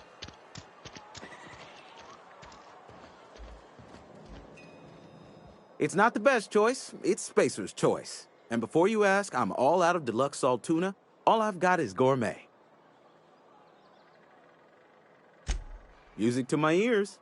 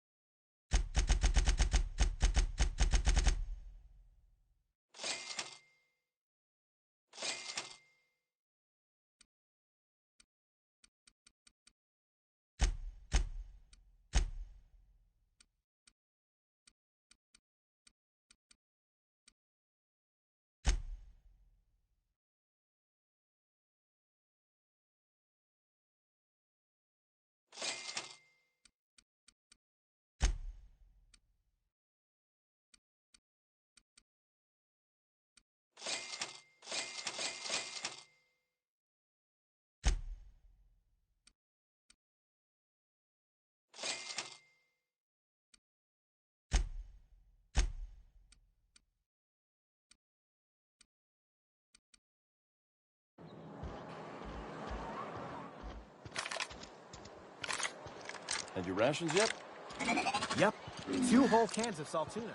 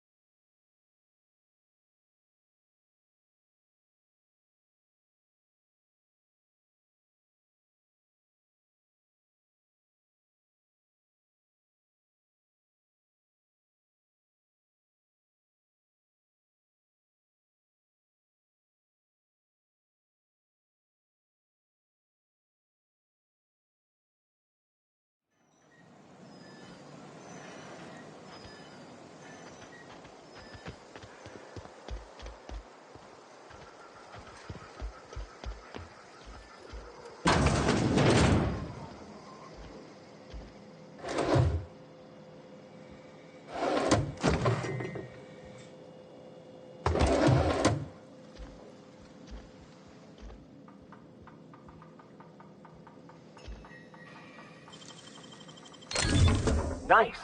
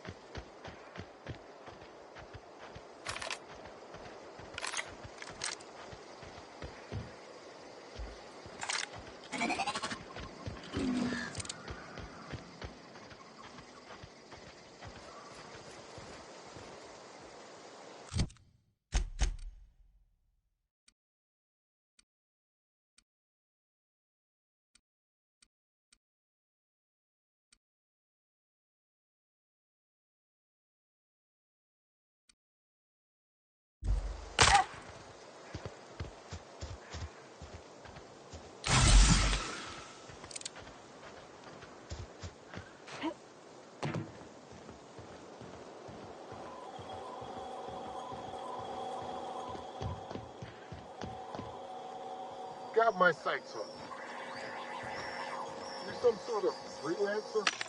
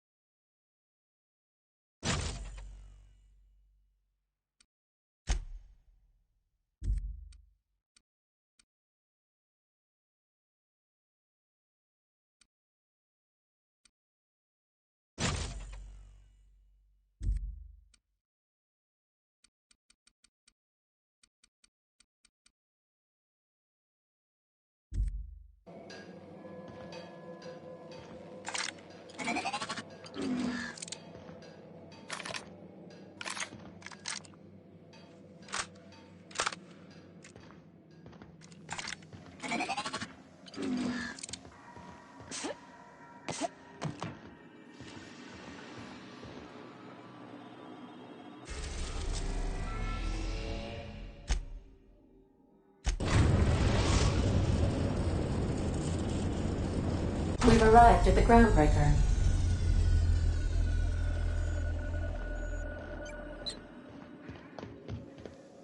Can we talk? Hey, Captain. I heard that Groundbreaker's got a real good engineer. A lady named Junlei Tennyson. I was thinking that maybe I ought to meet her. If you got time to swing us by, I mean. I don't got much experience fixing actual spaceships. I bet you a can of Borston beans she could teach me all manner of stuff.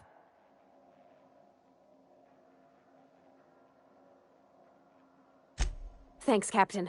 I'll be sure to make it worth your time. Did you want to talk about something else?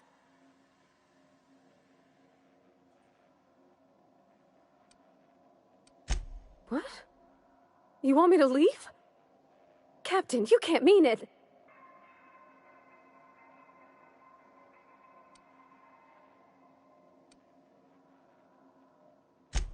Oh, that's a relief. Thanks, Captain, for letting me stick around. I mean... Sometimes I can hear Vickers saying prayers to himself. Sometimes I hear him cussing about tossball scores.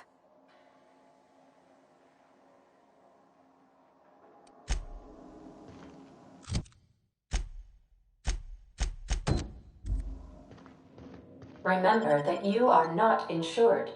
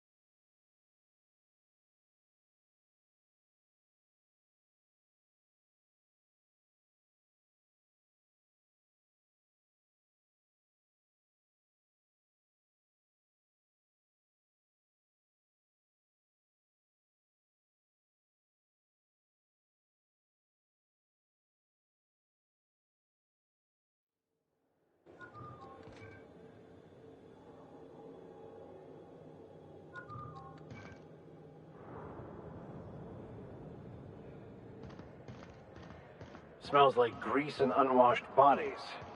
Just as I remembered. That's not the point. This halfwit just knocked out one of my workers. Yeah, with a tossball stick. I heard you the first time. There weren't any witnesses. No witnesses? He's not even denying it. Jackass had it coming. Shut it, Felix. You're not making this any better. You get cute with me again, you little Back Bay brat, I will toss you out an airlock. This is the Groundbreaker, not Byzantium. You ain't the law here. I am. Now move along. I don't have time for this. I need a drink. Do you mind? I'm trying to file a report. Just arrived? Head over to Customs. Wheeler needs to process you. Hmm?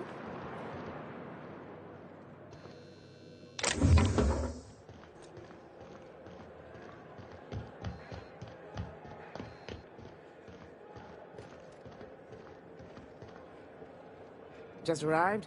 Head over to Customs. Wheeler needs to process you. That's quite the impressive list of infractions. I wonder what that fella did. Customs and inspection, right this way!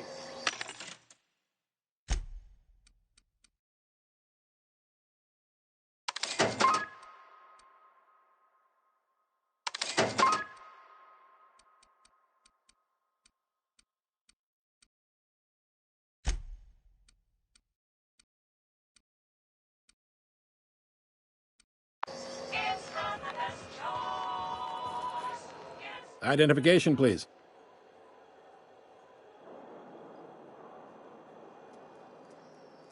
Captain Hawthorne, you said.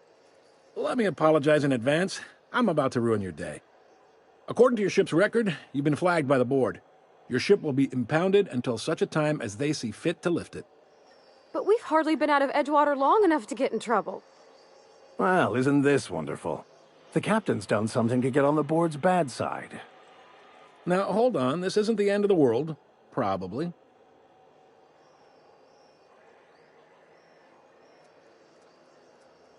You'll want to take it up with Udom Bedford, our board representative here on Groundbreaker. His office is located along the starboard wall of the promenade. Shines like a Byzantium commode. You can't miss it. Access to that information is above my pay grade, and I've turned down 3 promotions, so it stays that way. I shouldn't be mentioning it, but what the hell? This here, impounding your ship, it doesn't happen much. The board knows we don't take kindly to their interfering in our operations. If I had to take a guess as to why, you must have riled up someone important.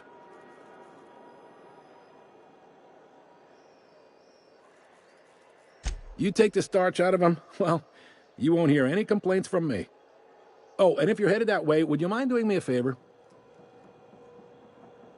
Wanda Dorset over in sickbay, tell her the shipment's not in yet. It's not coming in anytime soon, and if she'd be so obliged to get off my ass about it. Much appreciated. Is there anything else I can help you with? The fence. You'll find her in the rest and go, on your left when you enter the promenade. Make sure you bring an empty belly.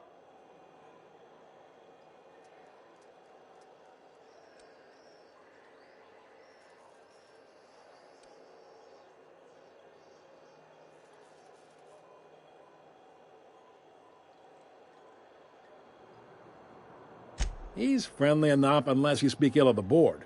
Get the sense he doesn't care for Groundbreaker much. Not that he would, being a board man and all. He's our liaison.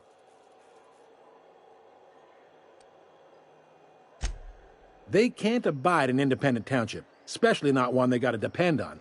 We're the first and last stop out of this colony. All their interstellar freighters come through us, and we skim a few bits off the top in manifest processing fees with every one.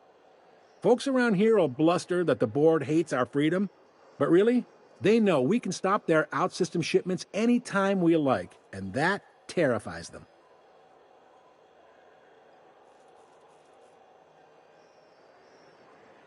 You sure you didn't just step off one of the interstellar freighters? There's no working with the board. They don't share, not bits, people, or resources. You work for them, or you don't work at all. Groundbreaker cooperating now would be tantamount to joining their ranks, and we sure as shit ain't about to do that. It's a delicate balance, right? We could cancel their freighters' docking privileges in retaliation, but where'd that lead us? They got assault cruisers, gunships, and a handful of mining operations at their fingertips. We push them too hard, maybe they decide we'd be better in 10 trillion little pieces. Or they cobble together a new Groundbreaker and put us out of business. The board wouldn't do that. Would they? The board is necessary to provide order to the colony. They believe it's their prerogative to overrun you. But whether you allow that is up to you. It's a tough line to walk, no doubt about that. But we may do all right. So far, anyway. Yep. Groundbreaker's the only real independent port. Aside from us, there's just tramp freighters and wildcat miners. Seems like every year the board's offices get bigger and their ships take up more of the landing bays. Haven't seen nearly as many tramp crews this year.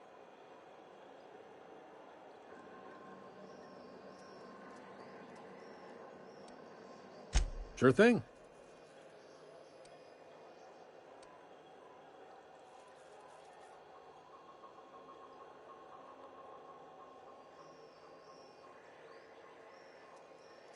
Most places are on the promenade deck. Big door yonder, straight through security. There's a bar on the starboard side. I got a preference for the Lost Hope myself. Talk to Vera. She'll set you right. You need anything else? You let me know. Don't want anyone saying Groundbreaker's not the most hospitable port in the colony. Be seeing you. Hey there. Maybe. Most of the shipping traffic in the system passes through Groundbreaker. Every couple of months, we even get a big interstellar freighter. 2 biggest operations are the board. That is, Halcyon Holdings and Sublight Salvage. But there are independent operators around the promenade deck. Most of those jobs are going to take you off station, though.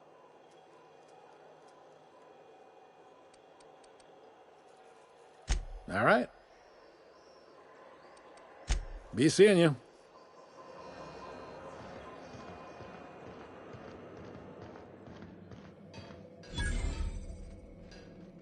Move along.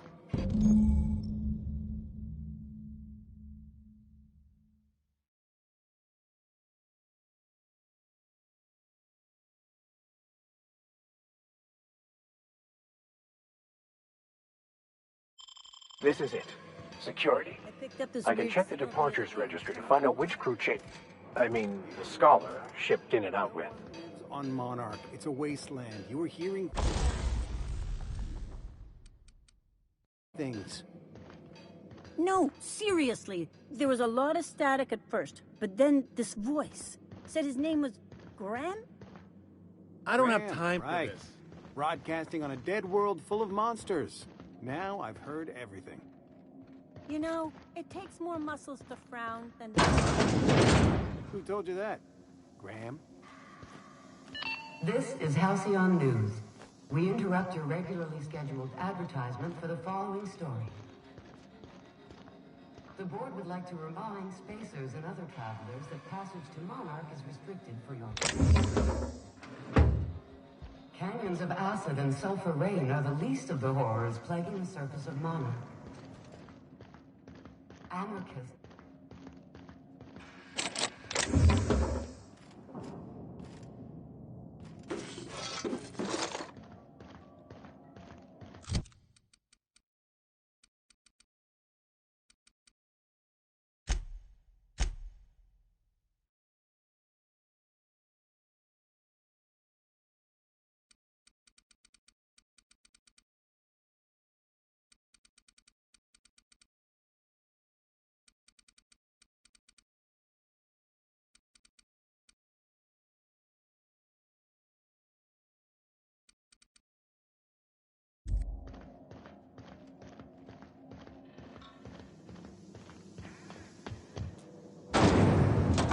Try not to be distracted by the glare of the adverts. Lots of unsavory types about.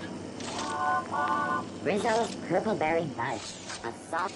So far as you know, I'm not drinking on duty. Huh? Rizzo's Lemon Slap. Slap your whole family tonight. Mechanicals all over, but they still got us.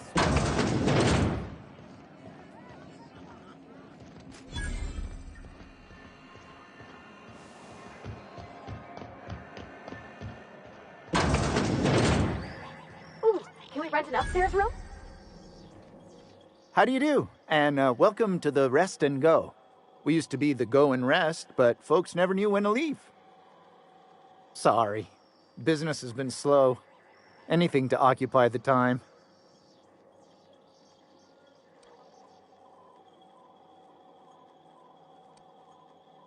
Of course.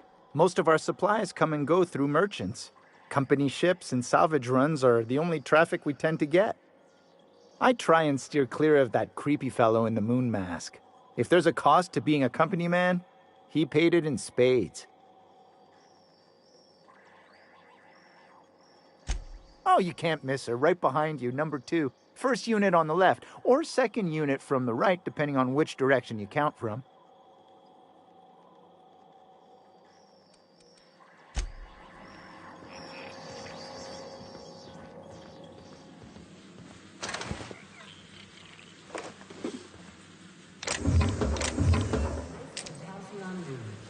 We interrupt your regularly scheduled advertisement for the following story.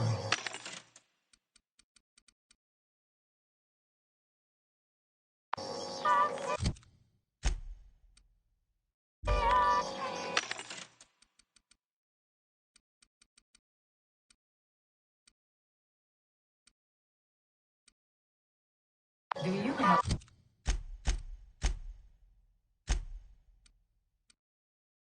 what it takes to defend...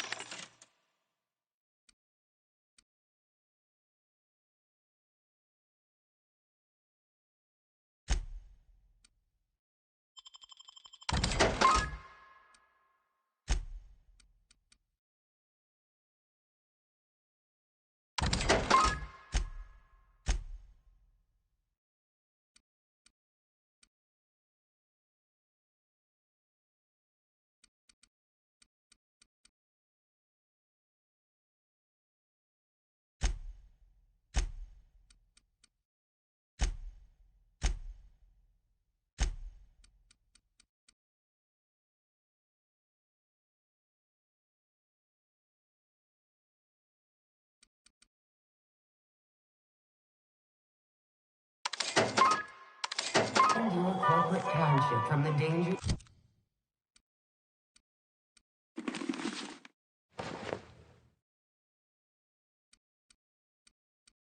of alien wildlife and alien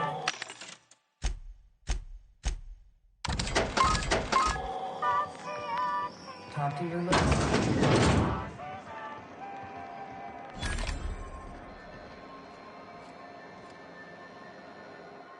Sorry about the heat.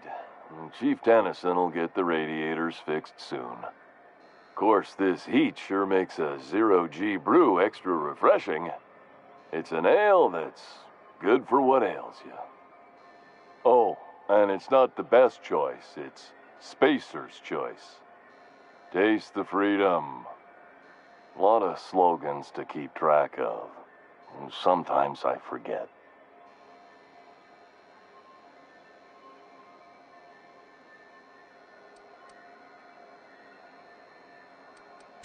Heard of it? My orientation Aetherwave showed that famous Saltuna cannery, which I'm sure smells as good as it looks.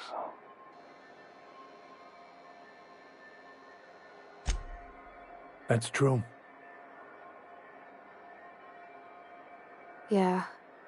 I hope they're gonna be okay. That's a Spacer's Choice beer. Take what you have, polish it up, and make the best of it. So, what can I get you? Some soap? Everyone loves soap. Everyone will love you for using it, too. I'm bound to satisfy headgear-related inquiries. Please send any complaints to our Consumer Care Headwear Division.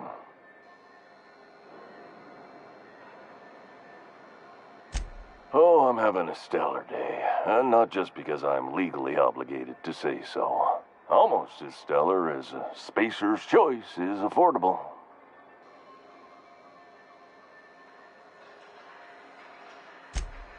I can see all of the top quality merchandise in the Spacer's Choice catalog, which is available here at a reasonable price.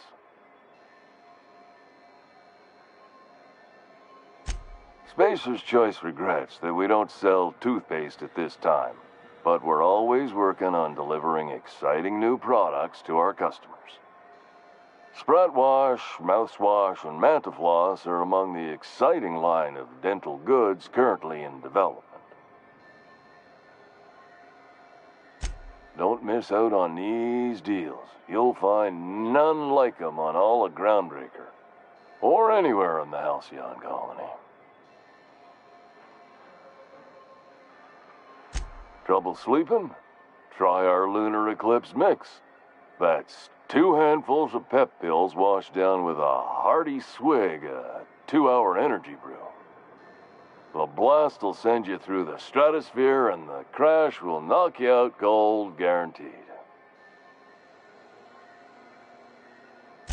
Add an additional 10% to your purchase today, and the proceeds will be donated to Spacer Cares, our premier corporate welfare program. At Spacer's Choice, we care about your health and emotional well-being. That's why we put Martin through 6 years of vendor school, only to make him wear this hat.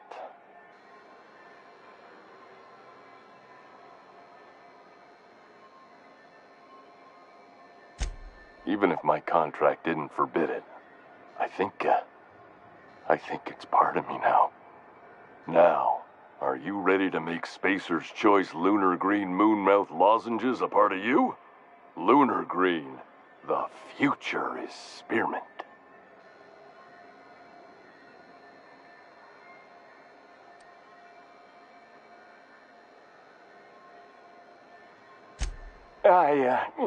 Damn it. No slogan for that one. Look, this hat, my job. It may not seem like much to a brave space captain, but they're all that I have. If there are self-made purgatories, then we all have to live in them. Mine can be no worse than someone else's. Now, if we're done with the chit-chat, I hope you don't mind if I make the most of this short life and try to be the best moon person I can be.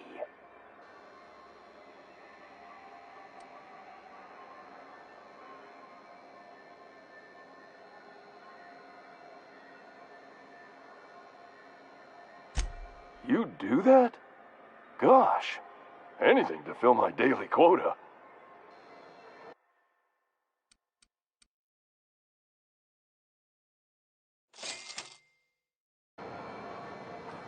Looking for some Spacer's Chaw? It's recommended by 11 out of 10 Spacer's Choice medical professionals. Don't take my word for it. See for yourself. Make a choice.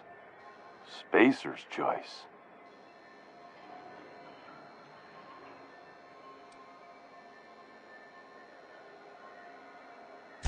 Anything and everything. Whatever you want, we got it. And when you need a replacement, we got that too.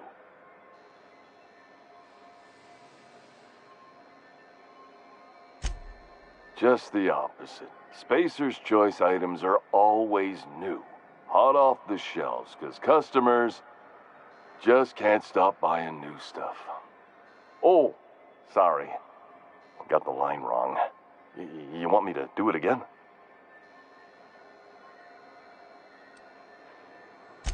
It's a script. If I don't follow it to a T, I might lose my job.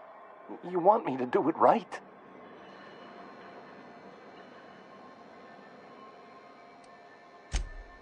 Okay, customer's always right.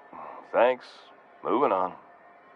You could go broke buying overpriced Aramid gear, or you could buy from us at a much more reasonable rate.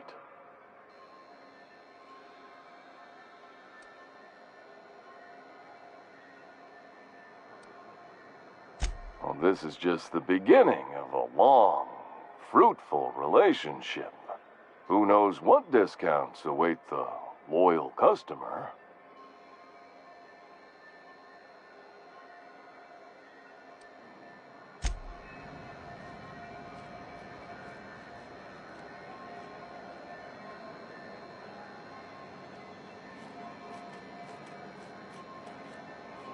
What can I do for you? Need some Adreno? It's good for you. Spacer's promise. Don't take my word for it. See for yourself. Make a choice. Spacer's Choice.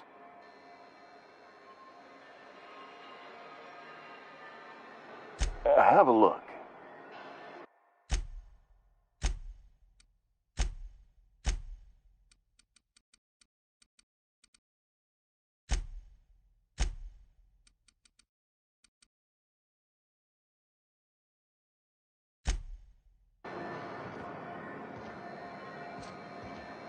Have you tried our dehydrated water tablets? Just add air. Don't take my word for it. See for yourself. Make a choice. Spacer's Choice.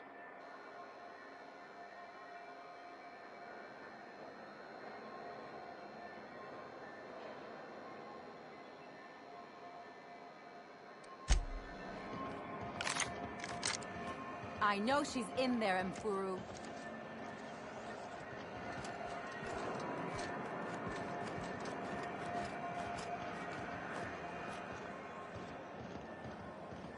Hey.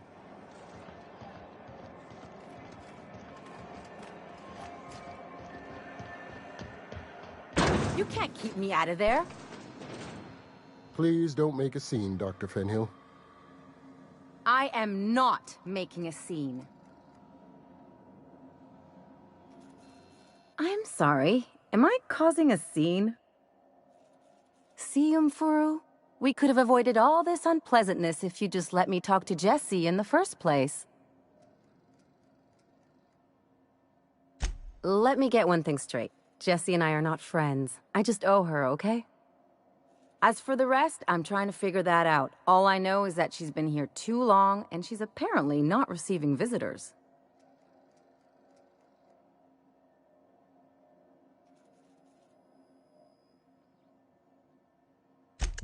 Be my guest. If you know something I don't about dealing with hospital bureaucracy, I'll be impressed.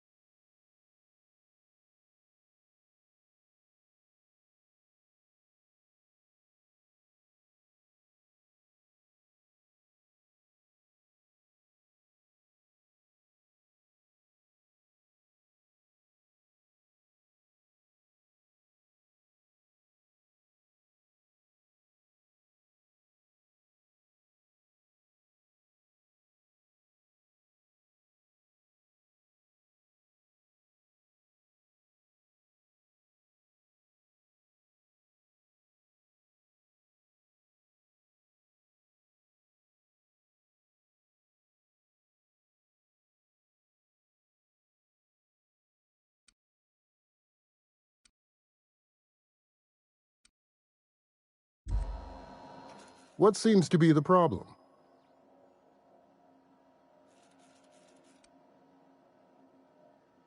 Not without dispensation from Chief Junlei, I fear. Supplies are hard to come by out here. If only my other patients had so many inquiring after them. I'll tell you what I've told the others. The records say Miss Doyle checked herself in and requested I admit no visitors. The requests of our patients are paramount, so no, you may not see her.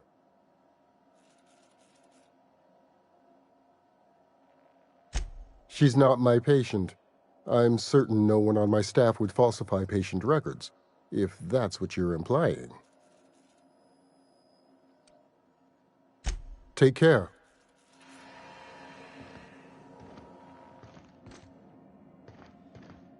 Good luck getting to Jessie, and better luck if you do. She's a real piece of work.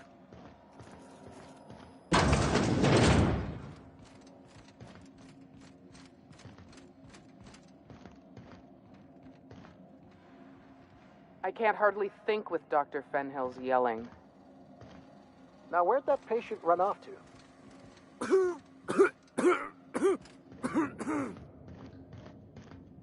Can't say I've seen you before.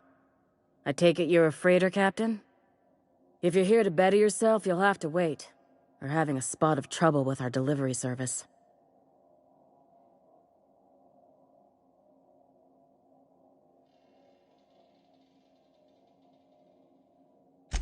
Did he now? The mouth on that man. I swear his late mother'd be ashamed. He must be referring to Irion. I'm sure the fool's gotten himself into another scrape. I'm beginning to wonder if I'm ever gonna get my service mechanicals at this rate. I'd be grateful if you'd spare the time. We need his delivery soon as yesterday. Last he told me, he was taking a shortcut by Scylla, an asteroid in the Charybdis cluster.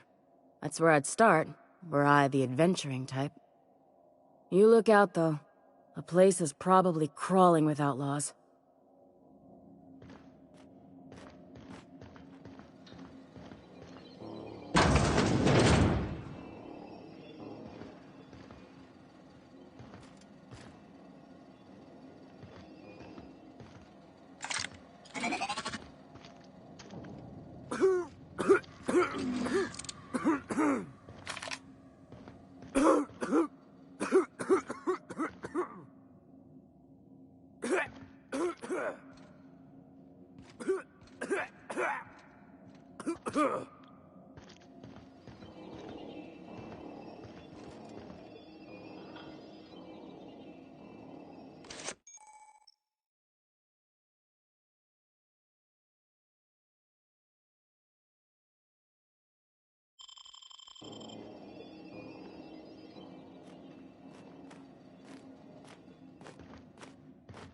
You want something, you'll need to ask the doctors.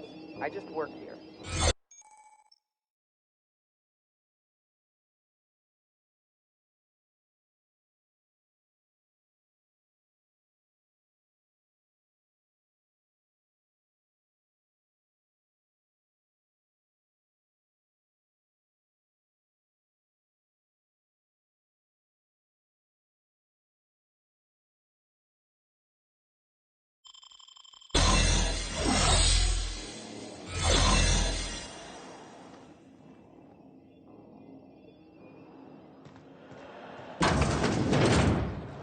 You ever wonder if maybe folks keep doors closed for a reason?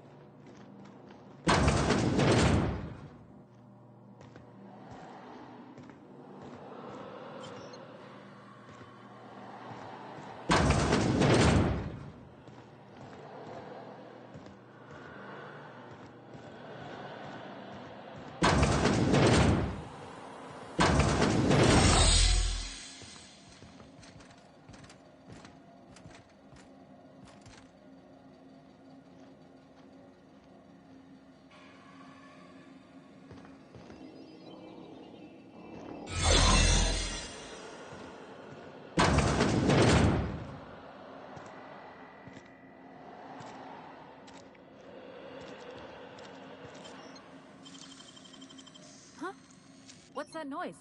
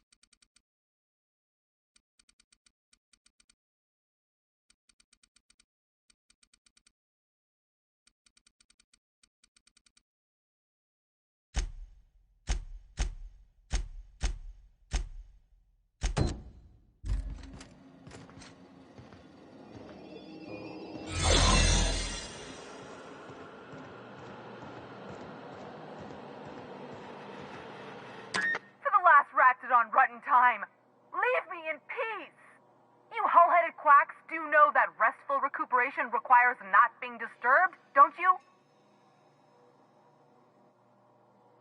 What? Why? Everything's fine. We're all fine here. No need for her to be worrying her pretty little head about me. I'm just terrible, dreadful sick is all. Got a cough that won't quit and sores all over my body. Highly, lethally contagious. But I'll be fine, so long as I'm left alone.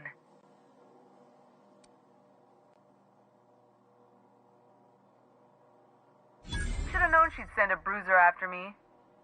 Damned if I don't rue the day I saved her scrawny little hide. Inadvertently, I befriended a bloodhound in the process. Alright, okay. We can discuss this like the level-headed folk that we are. Seems I've got to do something before Ellie goes jabbering my business to anyone with one ear and an intent to listen.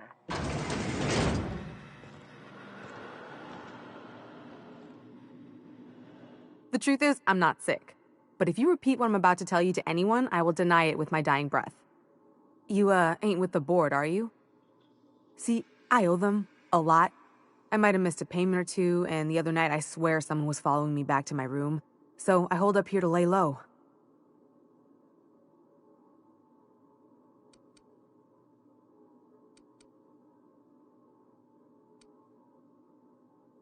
Udom Bedford's the board guy on the station. He'd know how I stand with them.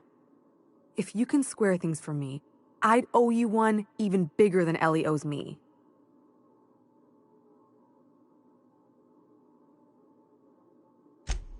What? No, I didn't do anything. I'm a law-abiding denizen of this ship, I swear. Think? No. I recognize a contracted killer when I see one, thank you. In my line of work, that's a skill you develop during week 1, assuming you want to keep breathing. All right, I'll fess this part up too, if it means you'll help me. I'm a thief. I specialize in particularly high-end and historically valuable items. 3 weeks back, I caught rumor that the Blood Tier diamond, last worn by an heiress on the Lost Hope, had surfaced for the first time in 70 years.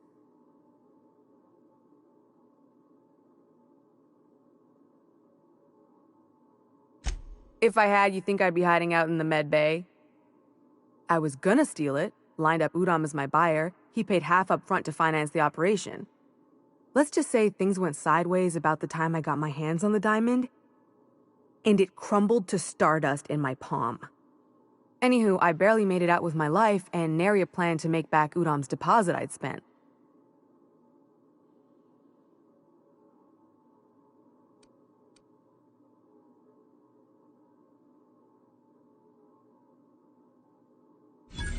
Oh, laws. Wait, don't gut me and skin me yet.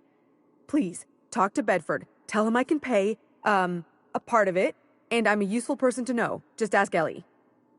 Surely you wouldn't drag me before him. I'm dreadful contagious. I just know if I face him, I'm dead.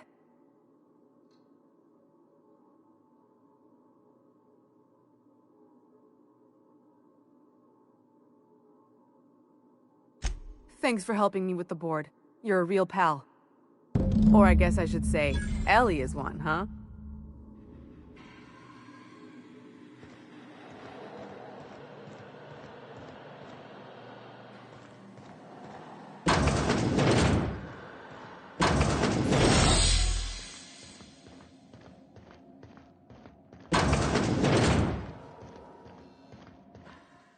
Any word on Jesse?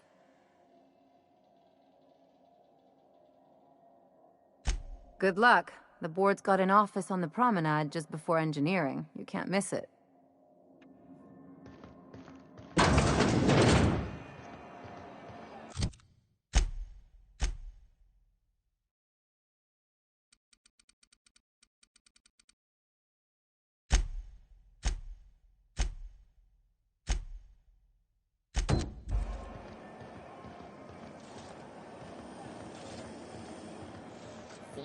Still betting on the tossball series?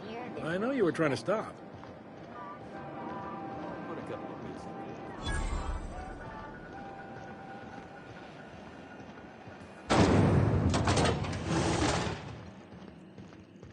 This is Halcyon News. Thought there'd be more machinery. Must be housed on a sub-level. I could spend all day in here and not have looked at half the best stuff. It's all pretty worn, though. rocked the League and thrown this pivotal game. Junlei Tennyson. I'm captain around here, but chief to my friends. Hope you don't mind the formal introduction. Groundbreaker doesn't see many visitors.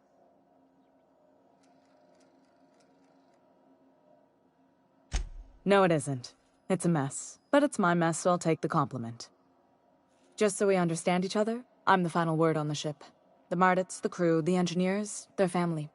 I hope there won't be any problems while you're visiting.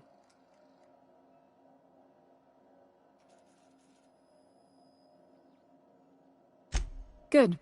Don't go making trouble, and chances are you won't find any. That's how I like it here. So what brings you to Groundbreaker? I'm curious, even though 9 times out of 10 the answer's just passing through.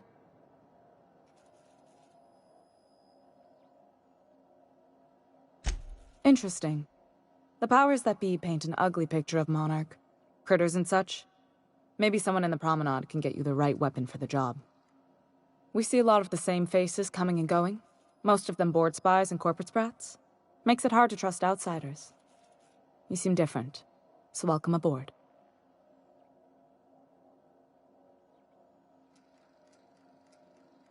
What? I didn't think you just... Parvati, is it? That's a lovely name. What can I do for you? I was just thinking, I haven't got much experience working with actual, real spaceships, Miss Junlei. Chief Junlei. Junlei is fine.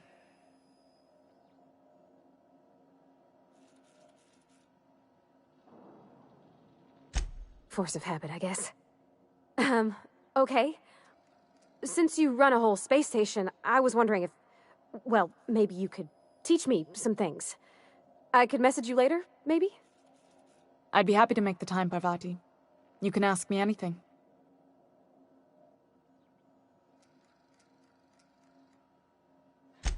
Right. In person. Sure thing, Captain. Wow, great. I'll do that then. Messages. Later.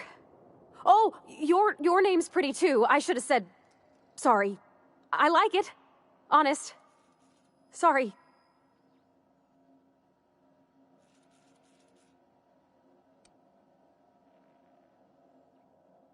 Couldn't have done it without your moral support, Captain. Now, if there's nothing else, there are other parts of the ship begging for my attention.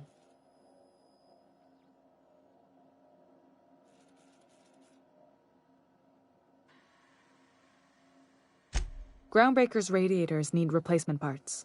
They're dumping superheated air into my ship. Only the board has access to new parts, and I won't let them swindle me into a corner.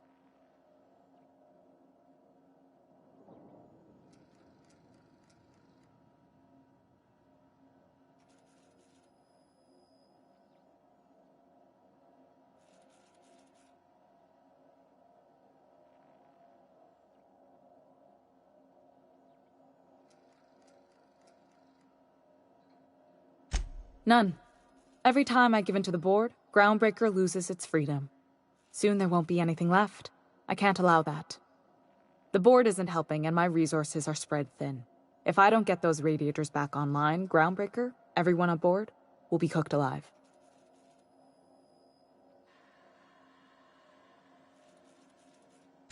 Reasonable, huh? That's the best news I've heard all day. According to my grandmother's old schematics, the parts we need should be in the back bays.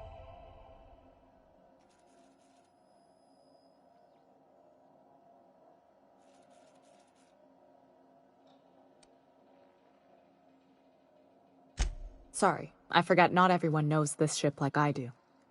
The back bays are on a lower deck, long abandoned and a haven for miscreants now.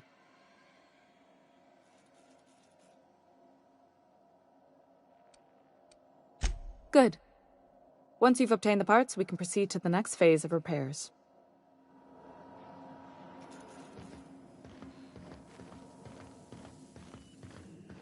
This is Halcyon News.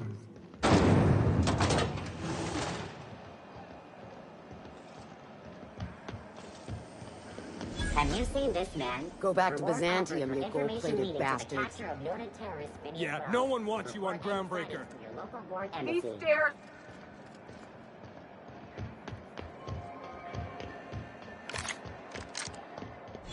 You been flying the Outer Systems route lately?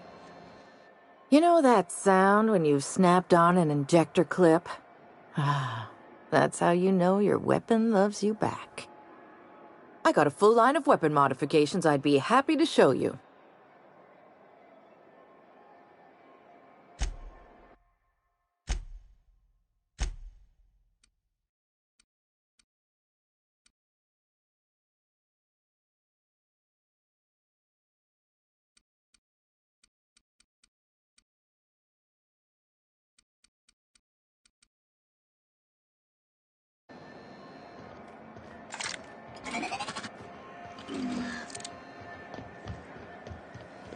Rizzo's Knock You Out Bar.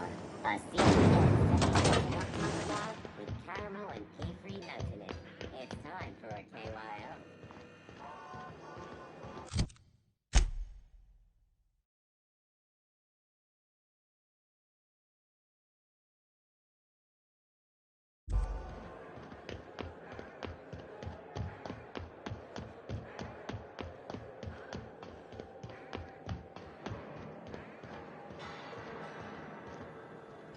Hey there, you mind stepping back? This charming little ship's been impounded and I'm afraid I can't let you near it till it's not.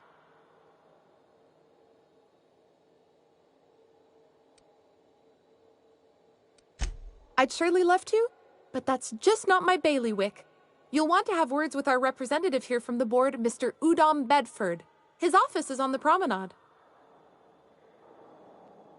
Gosh, I wouldn't dream of it. Not unless I got to, and I don't see any reason why I'd gotta. Do you? She's a good ship, ma'am. Mostly doesn't act up at all. Happy to hear it. I ain't felt so much as a tepid breeze in weeks. I hope Miss Chief Tennyson gets that fixed soon. Well, it doesn't smell as bad here as Edgewater's graveyard in high summer, so guess I can't complain. Either way, let's not stick around so long we all roast alive. No offense, Miss Elson, I'm sure whatever critical problem needs fixing will get patched in time. Whew. I'm starting to feel like a sisty roast in all this armor. Have yourself a pleasant day.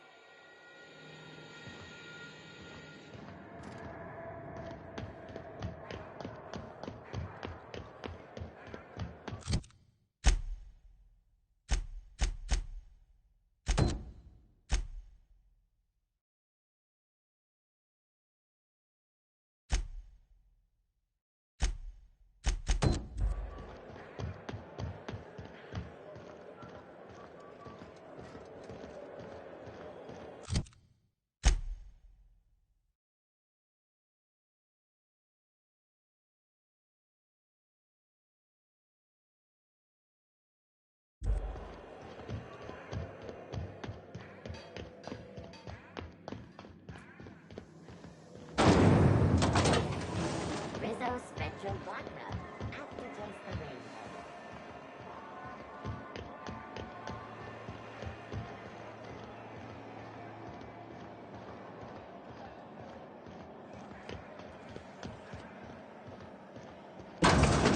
I'm just gonna hang in the back and try not to touch anything. You'd think the board and its agents would be more content, sitting at the top of the system's food chain as they are. Special word from Chairman Ah, yes. Wheeler messaged me you were coming. He must be the captain of the Unreliable, a vessel that used to be helmed by one Alex Hawthorne. And you are not he. Has something happened to my favorite scruffy freelancer?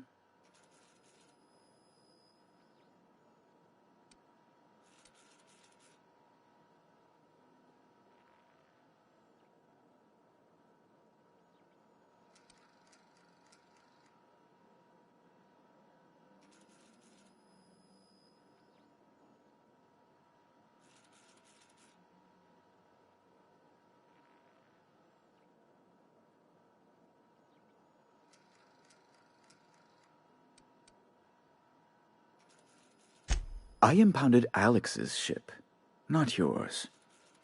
Well, I guess it's yours now if you're captaining it. It's a game we play, he and I. I ask him to turn in Phineas Wells. He tells me he will soon. I impound his ship. He explains why he can't give me the info right now. I ask him to turn in Wells. Around and around we go.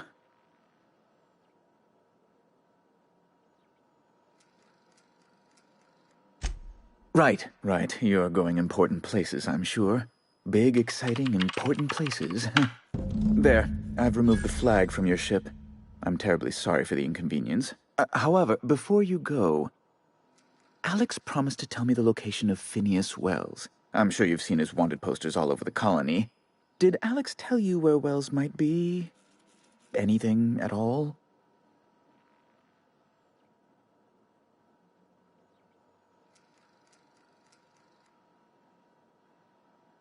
You haven't read the posters? He's a terrorist, a thief, a madman. It's really in the colony's best interest that we stop him before he does further harm. Well, Alex knew, or he said he did. And you have his ship. Maybe he kept some records around, or a conveniently placed note on his bedside table? That's... well, that's just terrible news. Law, what am I going to do now? The board will have my head. Oh, I'm sorry. This is terribly unprofessional of me. Is there anything else I might help you with?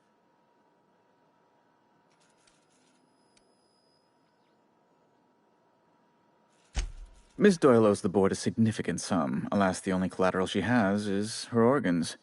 Compulsory donation is quite legal in such cases.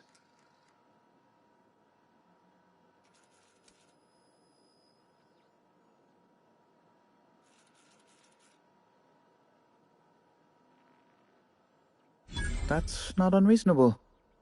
I guess it's better than losing your organs, but I don't know, Captain. It just doesn't seem right.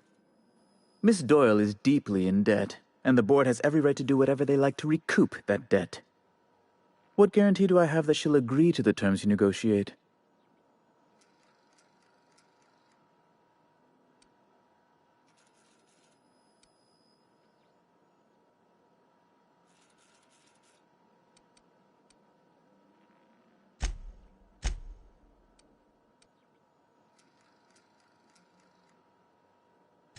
I quite concur. It's refreshing to deal with someone practical for a change. I will recall my collection agent. Tell Miss Doyle to report to me promptly for her first assignment. Now, is there anything else you need, or can I return to my work?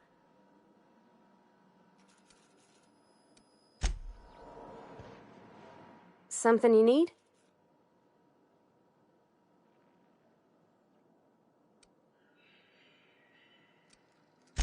Well, I didn't expect her to be so tall. And did you see the size of her arms?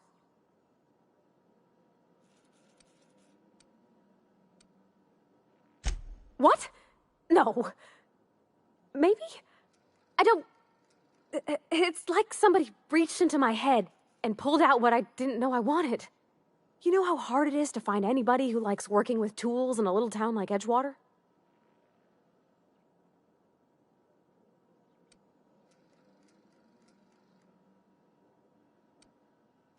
I just met her. How could I be? Alls I know is, I want to talk with her more. Did you see how everybody on Groundbreaker listens to Junlei? She's just, here's how to fix it. And they trust her. It's just, she's calm and knows what to do. I wish I was half so confident.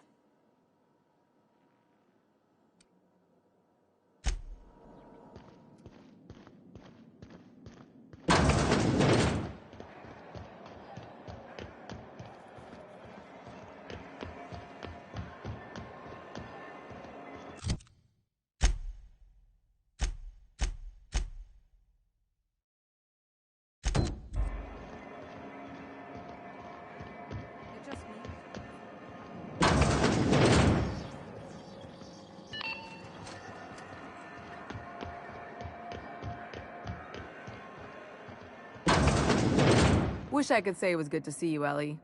At least you finally got your chance to square our debt. That ought to make you smile for once, huh? Nothing makes me happier than being even. except being right. That's nice, too. The good news came through the wireless. Looks like you paid my debt to Jesse. I guess that means I owe you now, right? Tell you what, I'm a little short on bits at the moment, but I'm a decent scrapper and a better-than-average sawbones. If you're looking for a medic, I can work my debt off.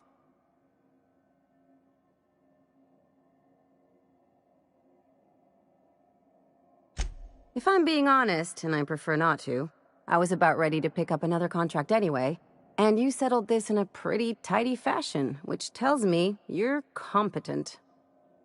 But we can say I'm repaying the favor if you prefer that version.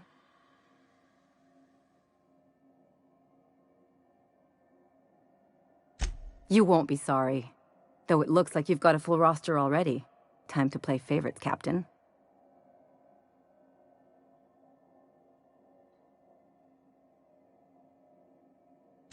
Traveling in style, are we?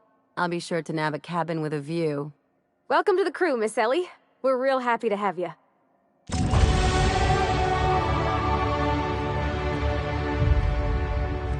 Got word from Udom, from the hitman who trailed me the other night. Seems I'm indentured to the board now. I ain't too elated about going exclusive, but it's better than winding up dead. You sure saved my skin, stranger. All debts between me and Ellie are cleared.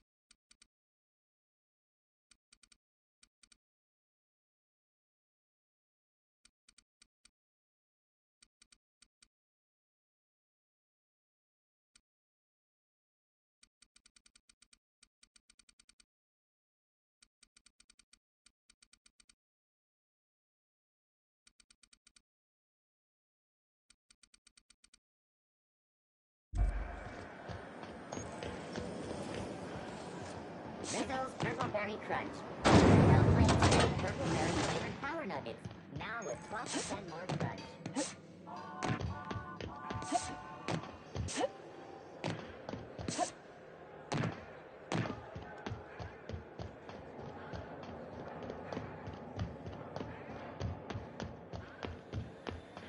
Hey, you got a second? Hey, we don't know each other yet, but I'm Felix Millstone. I was in the middle of a little discussion with the local authorities when you passed me by. I noticed your ship in port. Got to thinking you might be looking for some crew, so I wandered by, just to take a closer look. Gotta hand it to you, boss. That's a fine-looking ship. Only thing it's missing is me.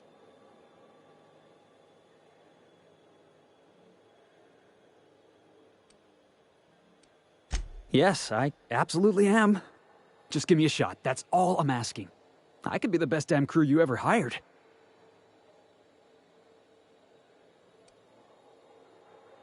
You're serious. You're giving me a shot. All right. Hang on. I put together a little speech, just in case you asked. Hey there. I'm Felix Millstone. I have prepared a list of reasons why I believe you should hire me to join the crew of your ship and/or outlaw gang.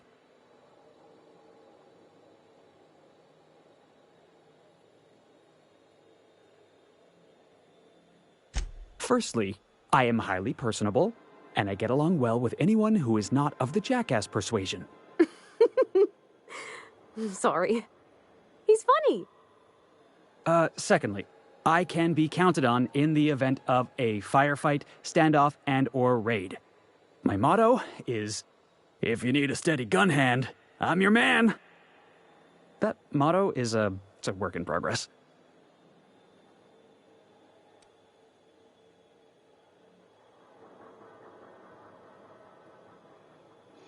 Additionally, I have several years of experience as a box hauler. This skill may come in handy if you need a body dragged away or a door held open while escaping enemy fire.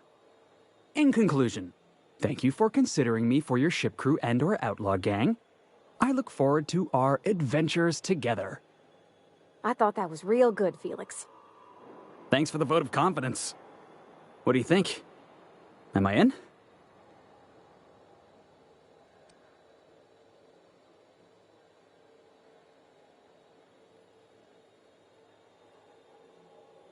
The fun kind? I mean, what else do you do when you got a ship of your own?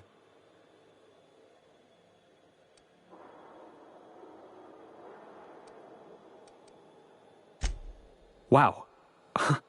You don't know how long I've been waiting to hear that. Thanks, boss. You're not gonna regret this. I'll just gather my personals and meet you on board. This is gonna be great. Really? We're picking up strays now? Look at that. A real vicar. I'm sure we'll get along like a church on fire.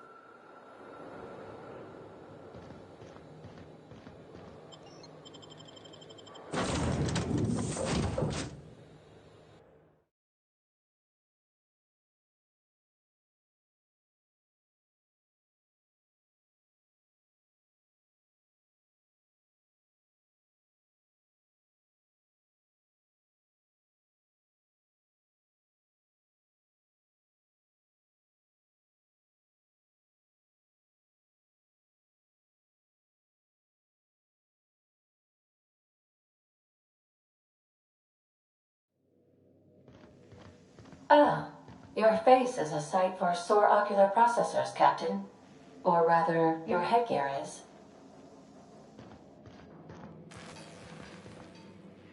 Hey, Captain. Can I get your temperature on something real quick?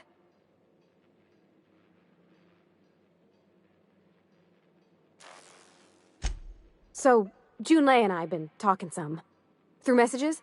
I got him here on my datapad, and well, she sent me a poem. One she wrote her own self, I'm pretty sure.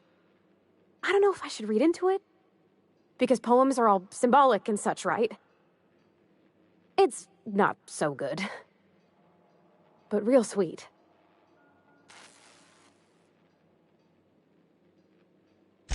Oh, law. That's what's got me spooked. I don't rightly know. It's about this engine that's been shaking itself apart. Then this lady mechanic comes by and lays one hand on it. The trouble goes away. It sings. I don't want to get too hopeful, but I'm wondering if maybe she's the engine and I'm the lady? It's a real romantic poem. It made my chest hurt, kinda.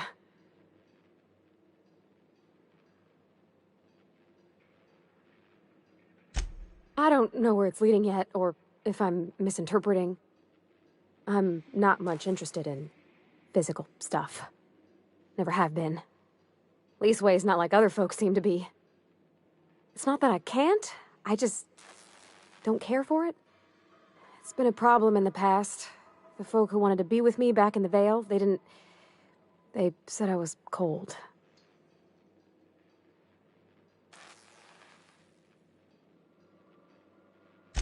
Thanks, Captain. That makes me feel a touch better.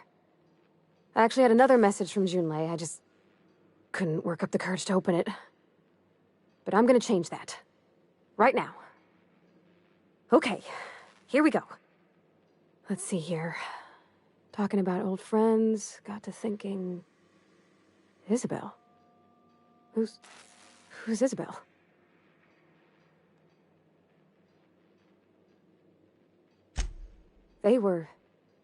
Close, Captain.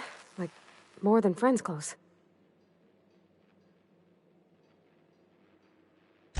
I don't know. Junlei talked about them like it was past, but how far in the past? 10 years? Last week? Captain, I'm feeling all mixed up right now. Could we maybe head to the Groundbreaker? Get some drinks at that bar there? The Lost Hope?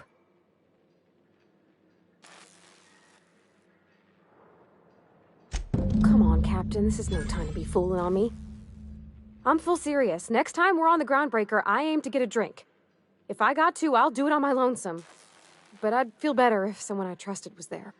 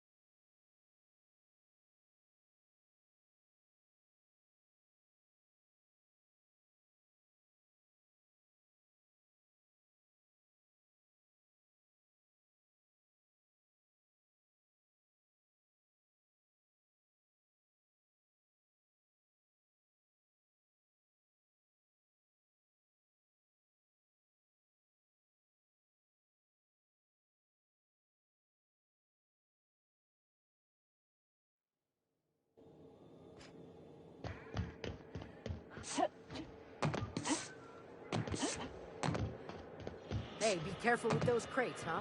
My cargo's worth a lot of money. Well, you probably should have assured us. So,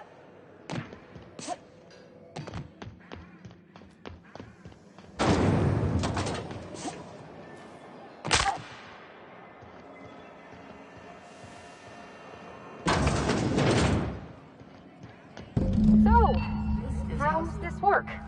We interrupted. Do we get a table? Stand in a corner? Remember Auntie Cleo? Okay, so what are we drinking? You're the expert? Oh, and don't worry on the price. I got this. Let's just do it proper.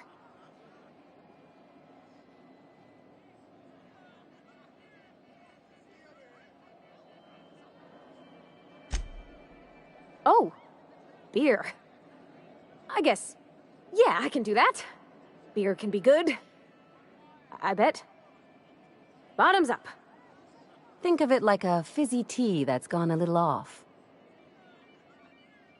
Ah, this tastes like the underside of a boot. People drink that for fun? Oh, Captain, I'm pining for Junlei something fierce. What am I doing?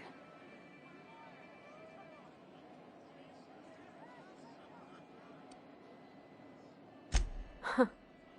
Yeah. I guess we are that, huh? Friends. Friends give each other counsel, right? What do you think I should do about Junlei? Because I feel about as aimless as an automech with a busted nav chip. I'd give you my advice, but if I'm being honest, you're probably better off following whatever the captain has to say.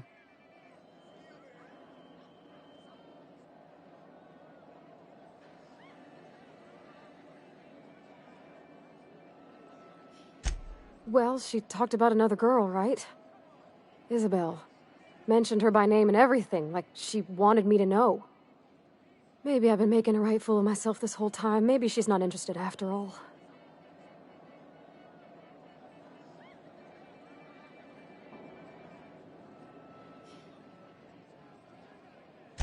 It was real long and rambly. She was telling me a story about her dad, how a lady named Isabel did all sorts of things to try to win his favor. This Isabel lady never quite managed to get her dad's approval, but they carried on anyways. Made something good out of a bad situation.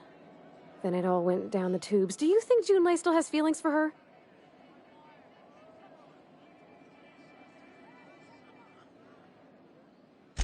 I just got a lot of feelings, Captain, and they're all climbing up my throat. I need another drink. Right now. Before I lose my nerve.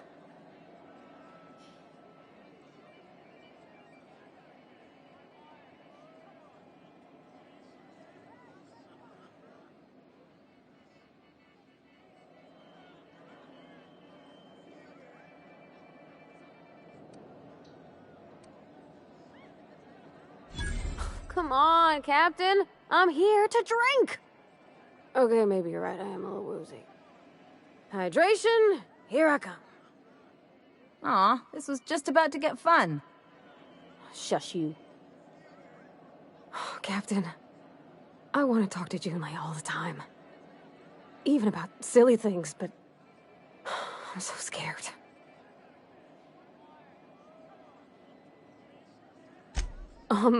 Everything?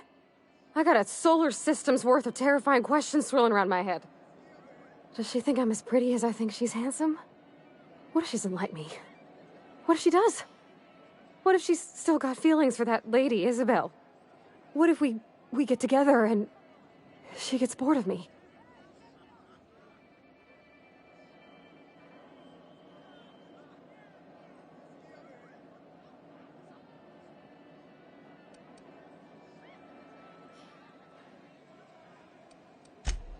There's nothing easy about spilling your guts to the person who's got your heart in their hands.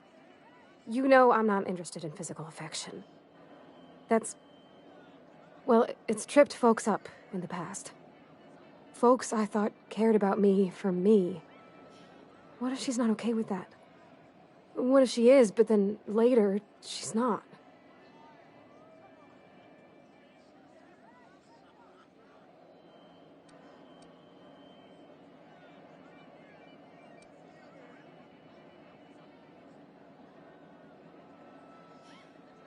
What if I can't make her happy?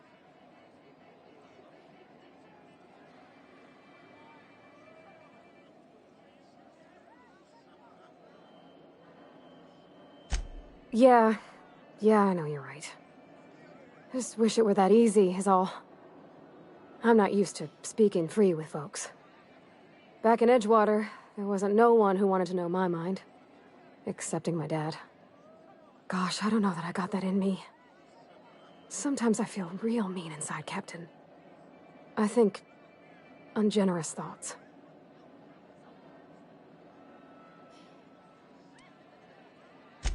Well, I suppose so, but I want to be my best self for her. A good person, worth caring for. Well, Captain, this has been a whole lot. I got just... wow. So much to think about. Oh gosh, I don't know, Captain. Do you think I should?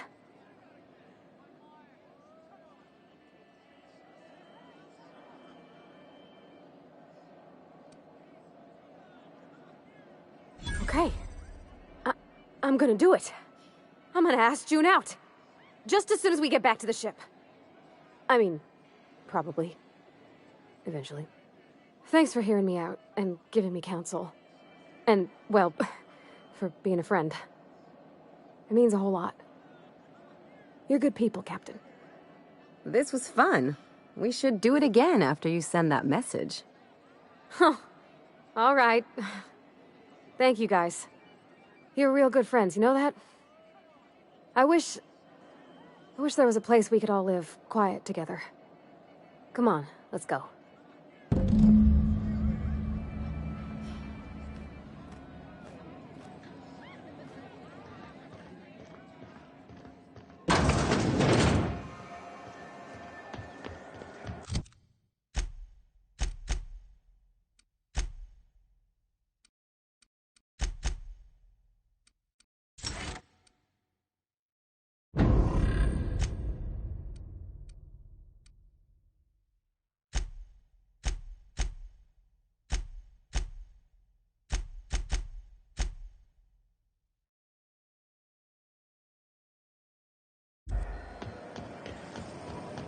This is Long Apple Cider.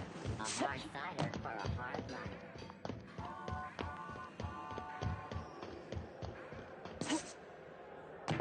You see we had a conveyor pull in?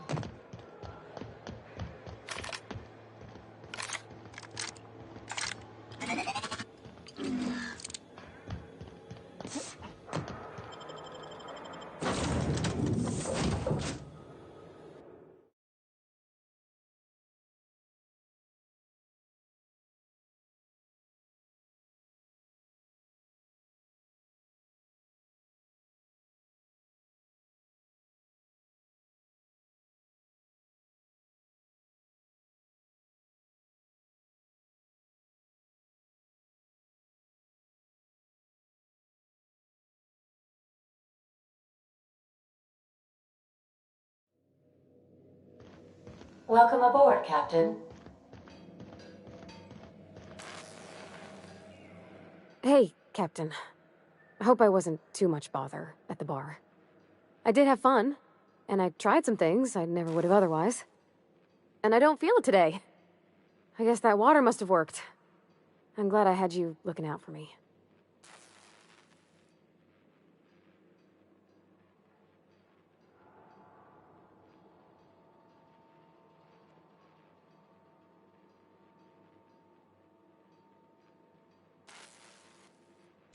I wouldn't mind having a drink again.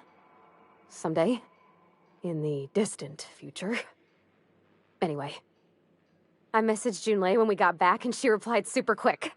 Okay. I was awake half the night, thinking about what I sent, anxious to see what you said. I reread my message in the morning, and it was unclear. I was drinking when I sent it. Otherwise, I wouldn't have had the courage.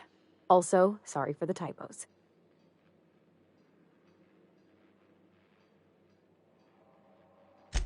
I've ruined things in the past because I didn't say things I should have, like, I've met someone who's become special to me. I want to be honest with her, so if she feels the same about me, there won't be any surprises.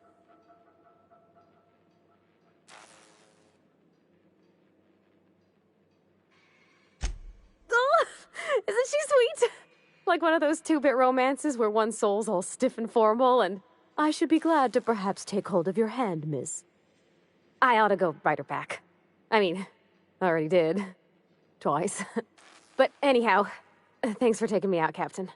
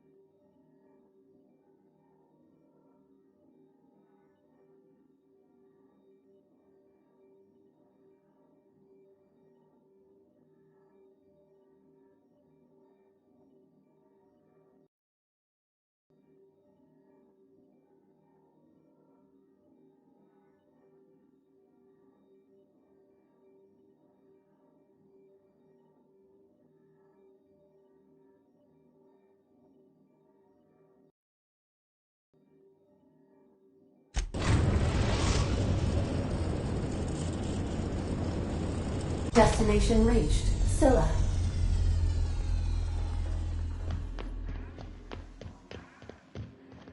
Stay safe out there.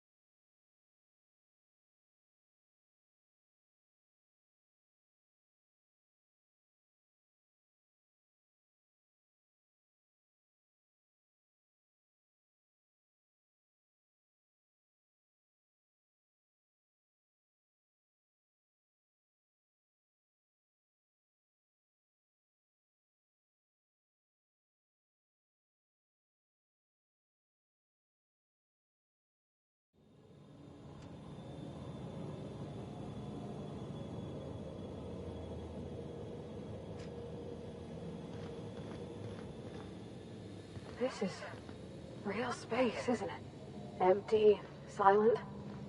I never thought I'd see the like. I'd look up at night, but... This is the right place if you want to trade contraband, or hide smuggled goods, or do anything fun, really.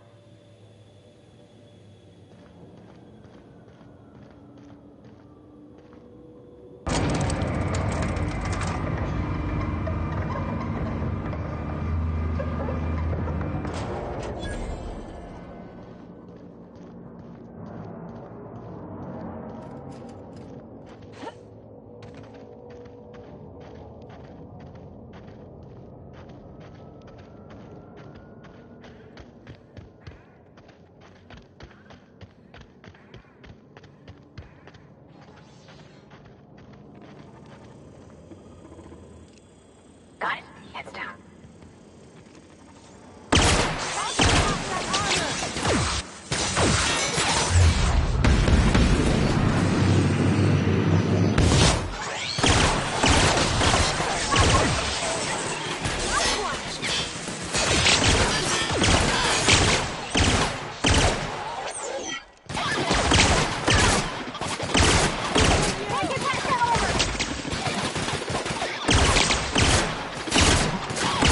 Someone else will clean this up, right?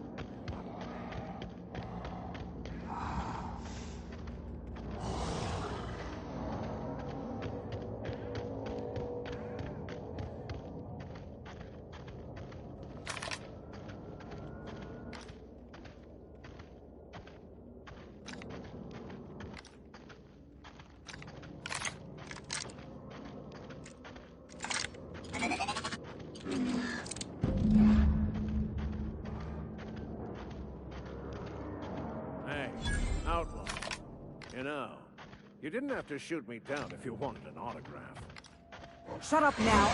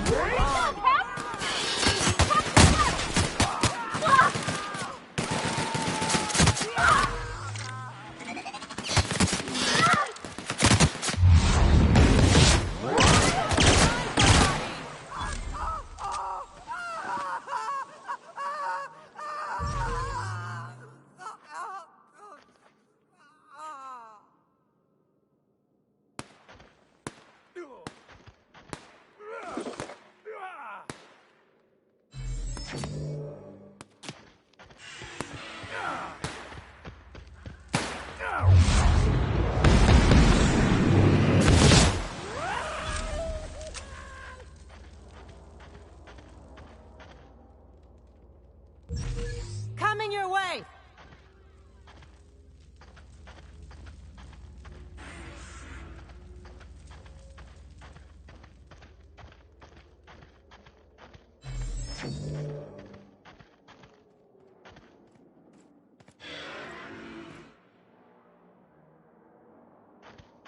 Sure.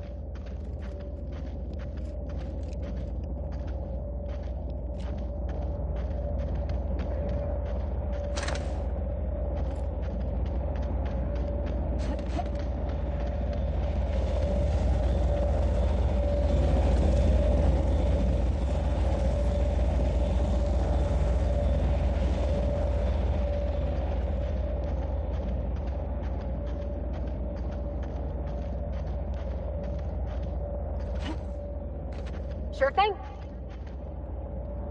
Coming.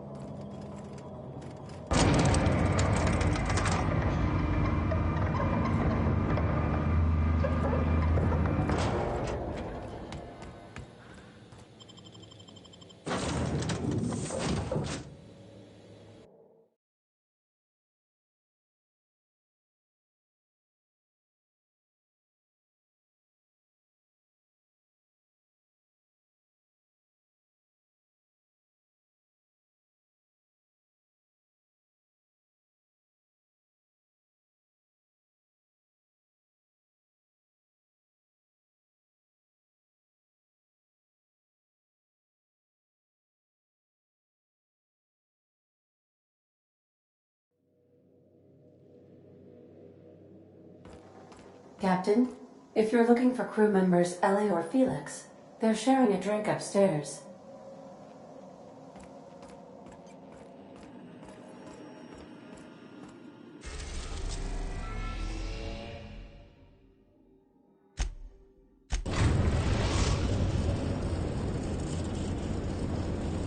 The Groundbreaker has approved our request for docking, Captain. You're free to disembark.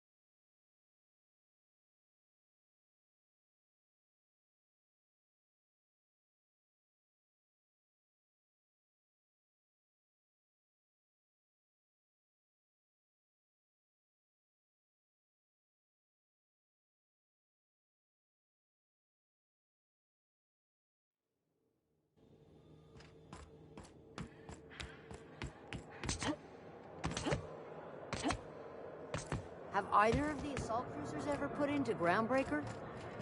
You kidding? The chief wouldn't let it come.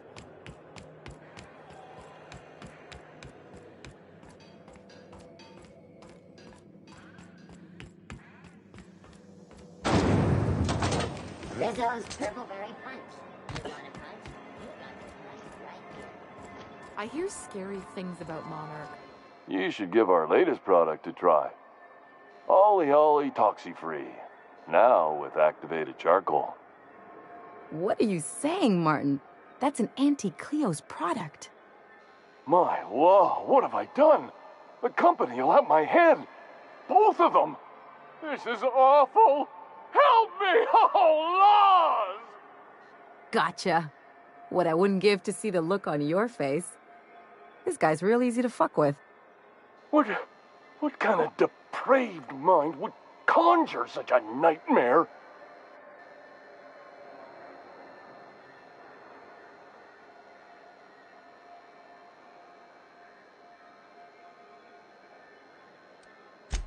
Agree to disagree.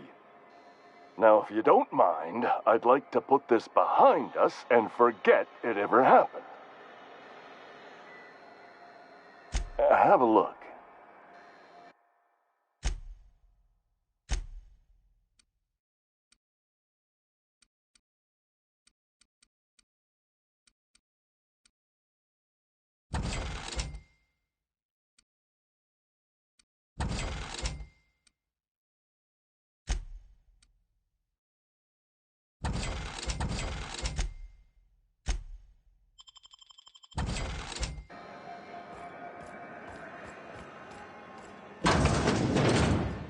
We'll talk later. Got a bit of a sore throat from all that fake coughing.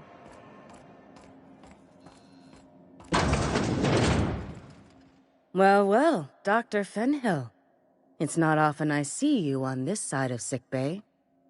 I make it a point not to get shot, and when I do, I can usually take care of the mess myself.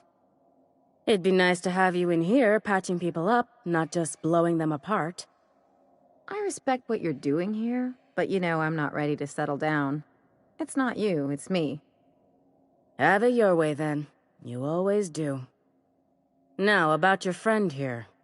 Keep hanging around and I'll begin to think you're here for me. What can I do for you? Oh my. I suppose the man finally found himself in a spot he couldn't weasel out of. What a shame. I should be lamenting the mechanicals, but...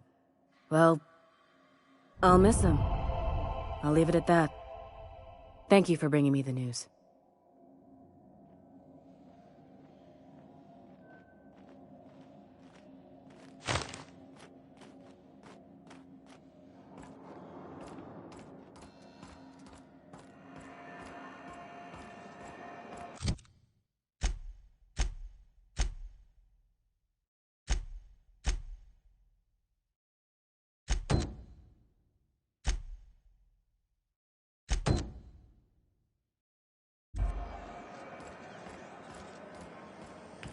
CNP Borscht Potter can be microwaved in 2.5 seconds.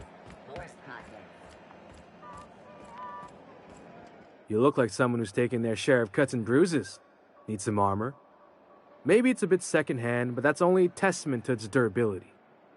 We also have a line of specialized melee weapons, for those times you have to repel boarders but don't want to risk a bullet through the hull.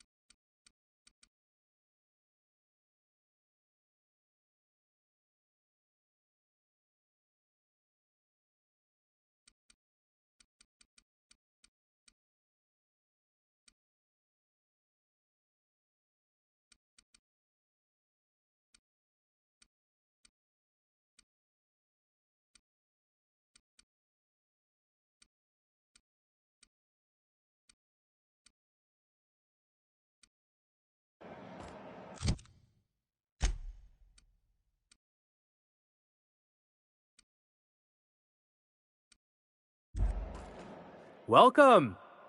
Looking to give a beating or take one?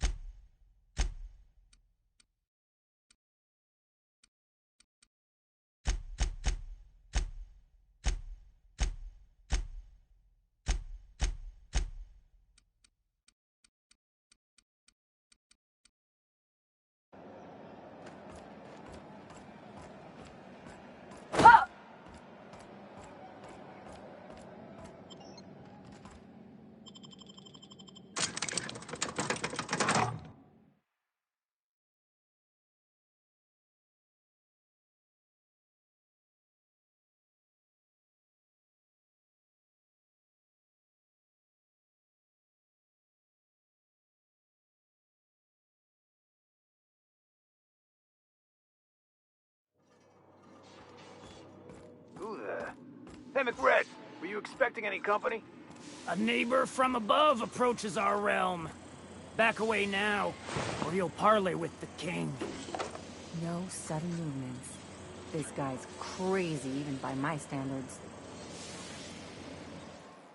Look at this ripe piece of meat just sizzling on the grill. Yum, yum. Time to feed the flames. It's nothing personal. Promise. Burning to death is one of the most painful ways to go, just in case you needed a reason to get us out of this. Is this what carbon monoxide poisoning looks like? I don't think this deck is too well ventilated. You came with the crew. Welcome. We got plenty of space to spread out, but only room for one captain.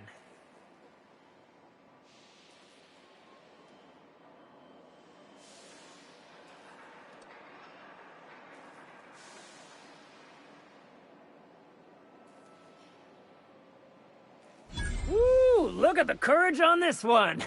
Lay it on me, boss. Give me a taste of that fiery primal spirit.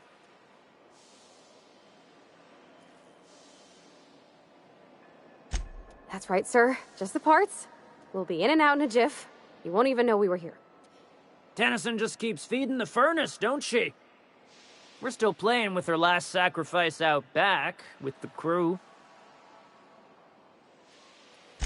You don't just ask a king for a favor when you're standing in his court. You bring tribute, sacrifices, prophecy, shit like that.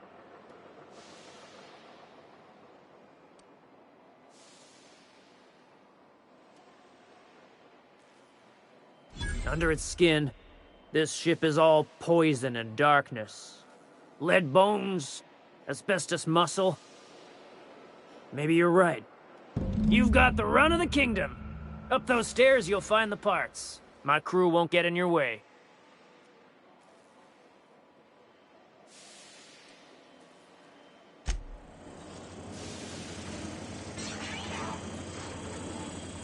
Smells kind of like old Bess's outflow pipes.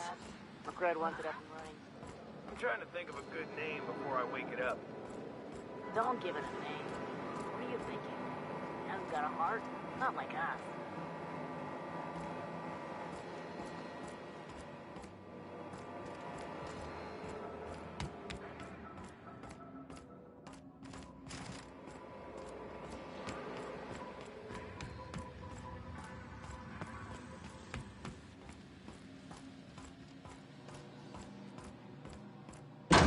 It's my birthday. Oh, yeah? Fuck your birthday.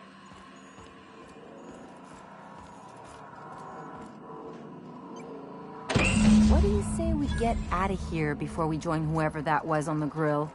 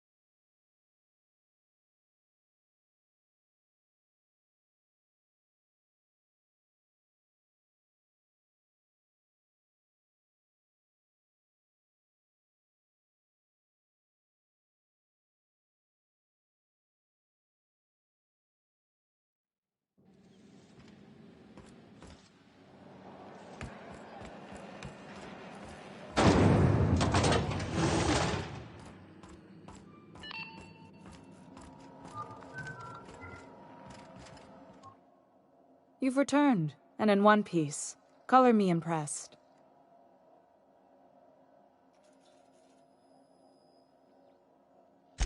Good work. I'll take those.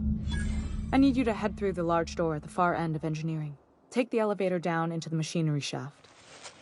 There's a terminal in the back. Activate it when I call over the ship's PA. And bring weapons. There's a slight Mantipillar infestation.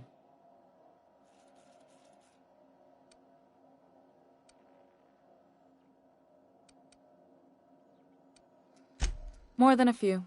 Less than a hive. Nothing you can't handle. We were salvaging parts from a ship. Turned out there were eggs inside. They got into the radiators, and here we are. Don't worry, Miss Junlei. We'll be super gentle with the ship. You don't got a thing to worry about. I mean, aside from fires and such. I'm genuinely heartened to hear that. Thank you. Where are we headed?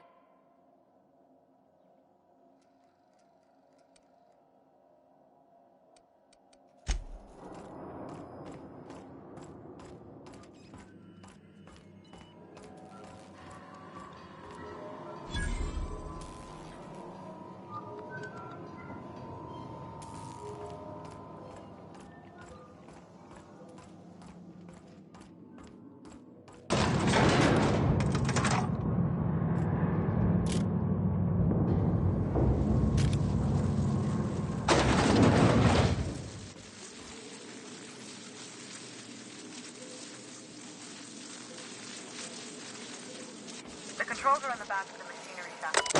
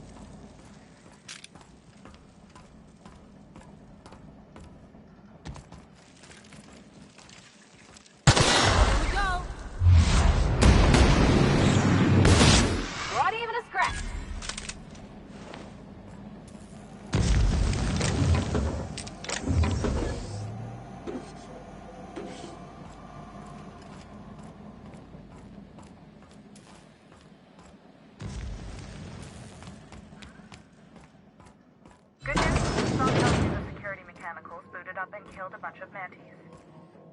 Bad news.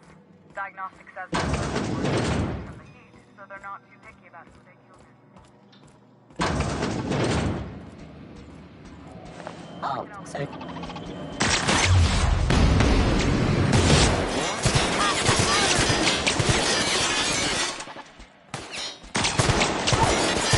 Who's ready for more?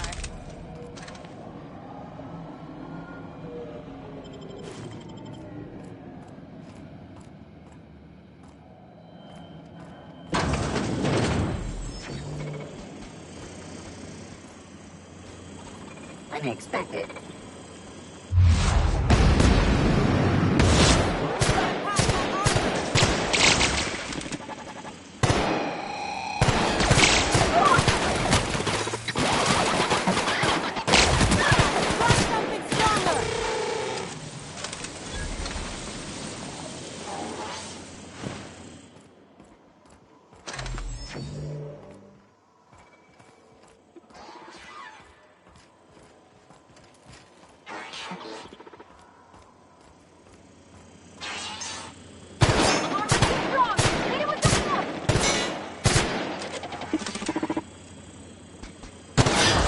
Down they go!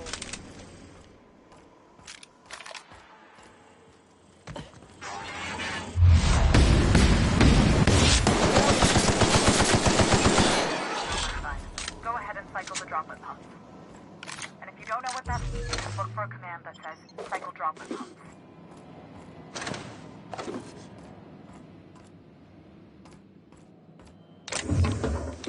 Okay.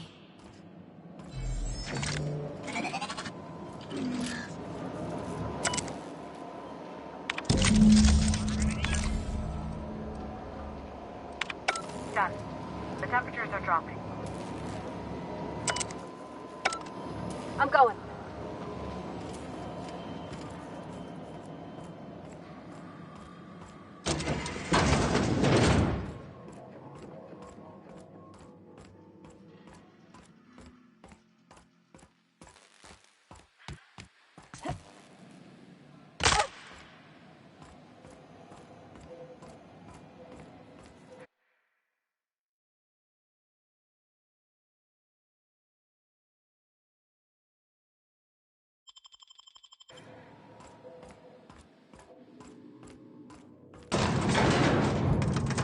Something on your mind?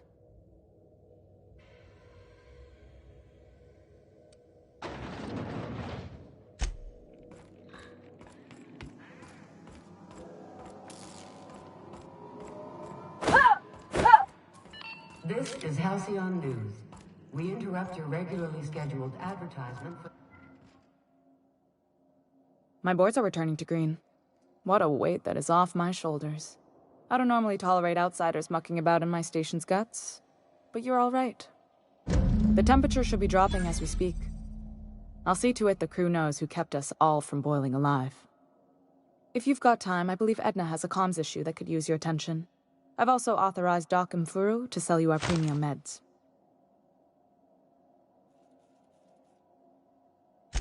Frustrating. Everything down to the circuit boards is past warranty, so I have the pleasure of making life-or-death decisions on a shoestring budget.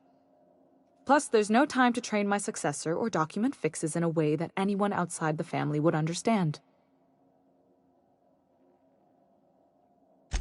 Sure is. The Tennysons came over on the Groundbreaker. My grandmother, Chief Gaying, kept it together during the crossing and until she died. I was promoted only recently, when my mom died. Then I took the leap from chief engineer to captain. They must have been amazing people to have taught you all you know, I mean, which is a lot. That means a lot coming from a fellow engineer.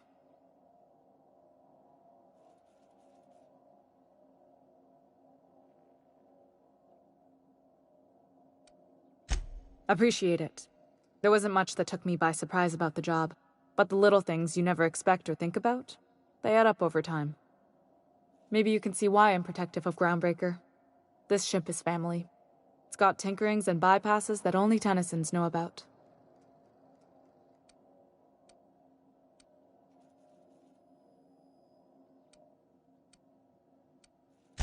You've got my attention.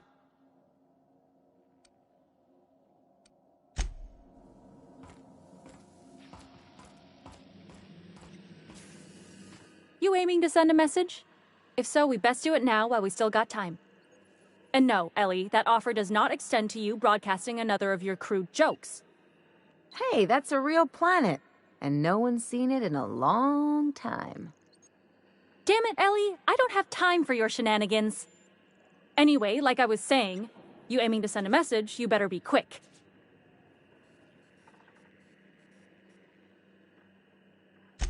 Me? No. But our relaying capabilities? That's on the final countdown. We're going offline in 3, 2, 1.5... No. Wait, I've lost track of my weeks. Maybe it was 36 or... sometime dire soon. Well, yeah. The comm center routes all messages within, to, and from the Groundbreaker. We also switchboard most of the message traffic throughout the Halcyon system. Of course, we're about to go dead, so I may be reappropriated to Architect knows where, doing law knows what, soon enough. Our primary relay station's soon to be occluded by a gas giant. Happens every 40 years or thereabouts. The event's forecasted to last for months, during which we'll lose signal to the station. That'll put the whole system in a right dire situation. We've got backup auxiliary relays, but the one currently in orbital range went offline some months ago. We can't spare people for routine maintenance.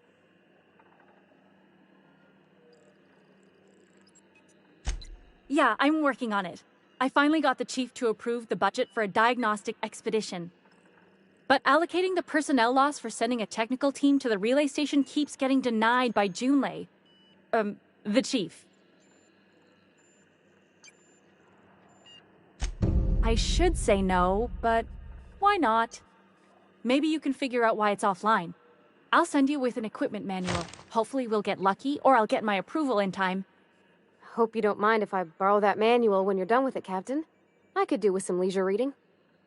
Oh, and I'll need you to retrieve a copy of the relay's backup data. I gotta forward any messages from Earth stored in the memory. Better late than never, eh? It's not like they're in high demand. Most tend to be adverts on new products, meaning only folks in Byzantium can afford them. I'm sure the station's got a stack of junk messages just waiting for me to sort through.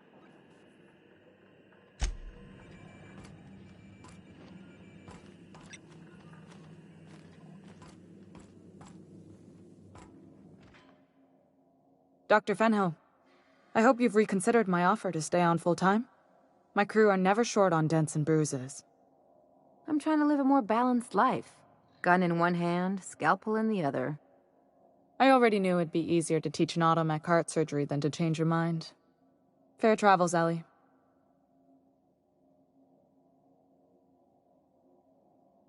Groundbreaker's a small town in a big ship, and anyone who spends any time here gets to know Junlei.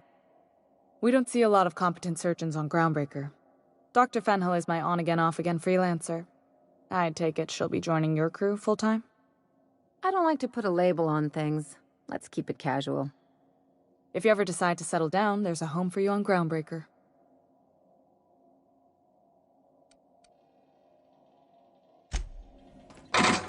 This is Halcyon News. We interrupt your regularly scheduled...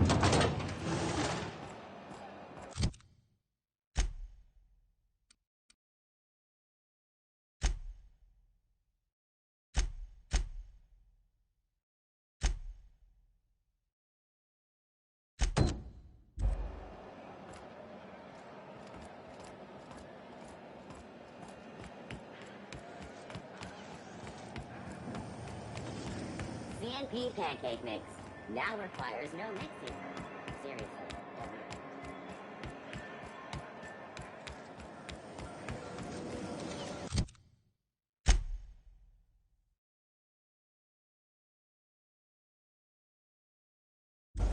Rizzo's Purple Berry Crunch.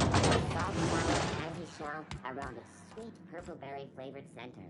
Suck it. Chew it.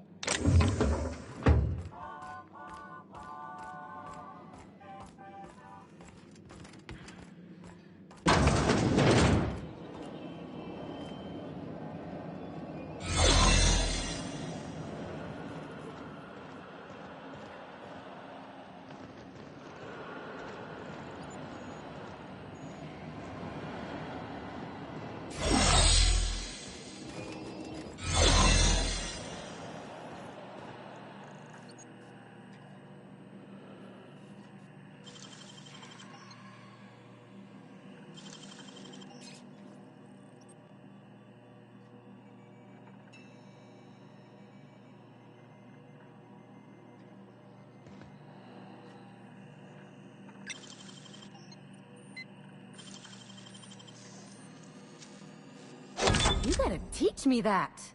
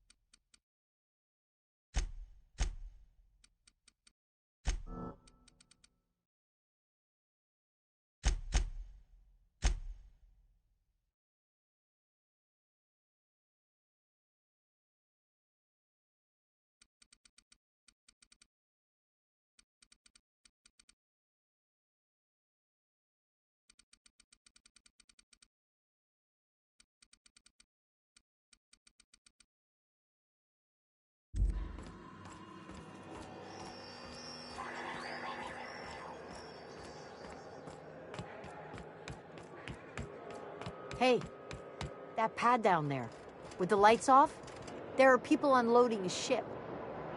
Probably another sublight contract.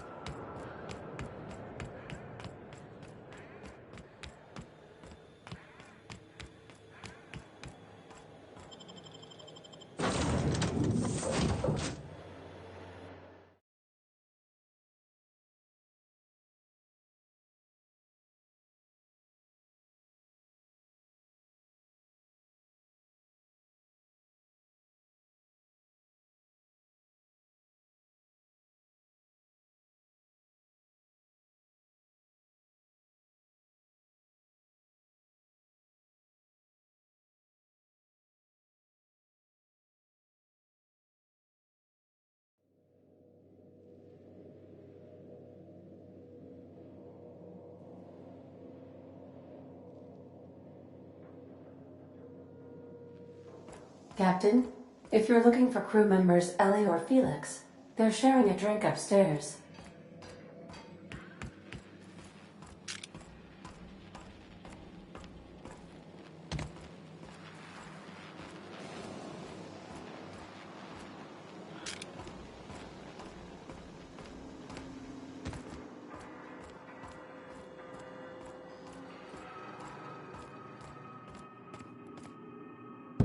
Got it. His name is Reginald Cheney, and he joined a sublight salvage crew. Only he's not listed on the return manifest. Must have made landfall somewhere he wasn't supposed to. Ah, yes. Here.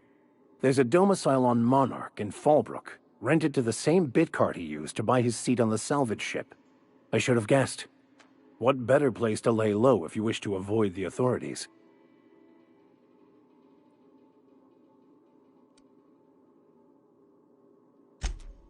Oh, it's nothing. I suppose I really didn't have much faith in actually finding him. Was a bit of a long shot, wasn't it? I admit it was a bit of a long shot, but when you've spent as many hours as I have in contemplation of the universe's secrets, you sometimes get a sense for these things.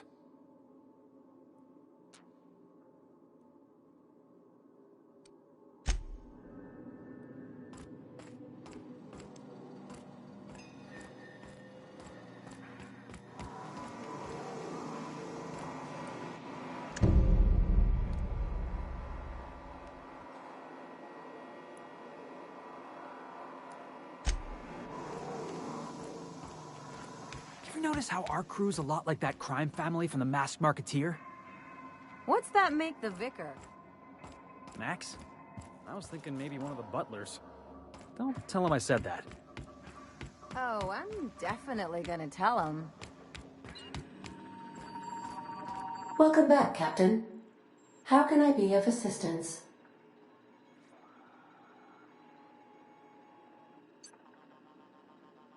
The unit is a cleaning SAM. Hawthorne brought it on board some cycles ago, I'm sure with the intent to modify it. but I've never seen it up and running. Alex likely recorded progress notes detailing his efforts to modify Sam. If you check the terminal in your captain's quarters, we may be able to determine what work remains in order for Sam to properly operate. May luck be with you. Of course, as I am sure you are aware, luck does not exist. But it seems to comfort humans to believe they possess good quantities of it.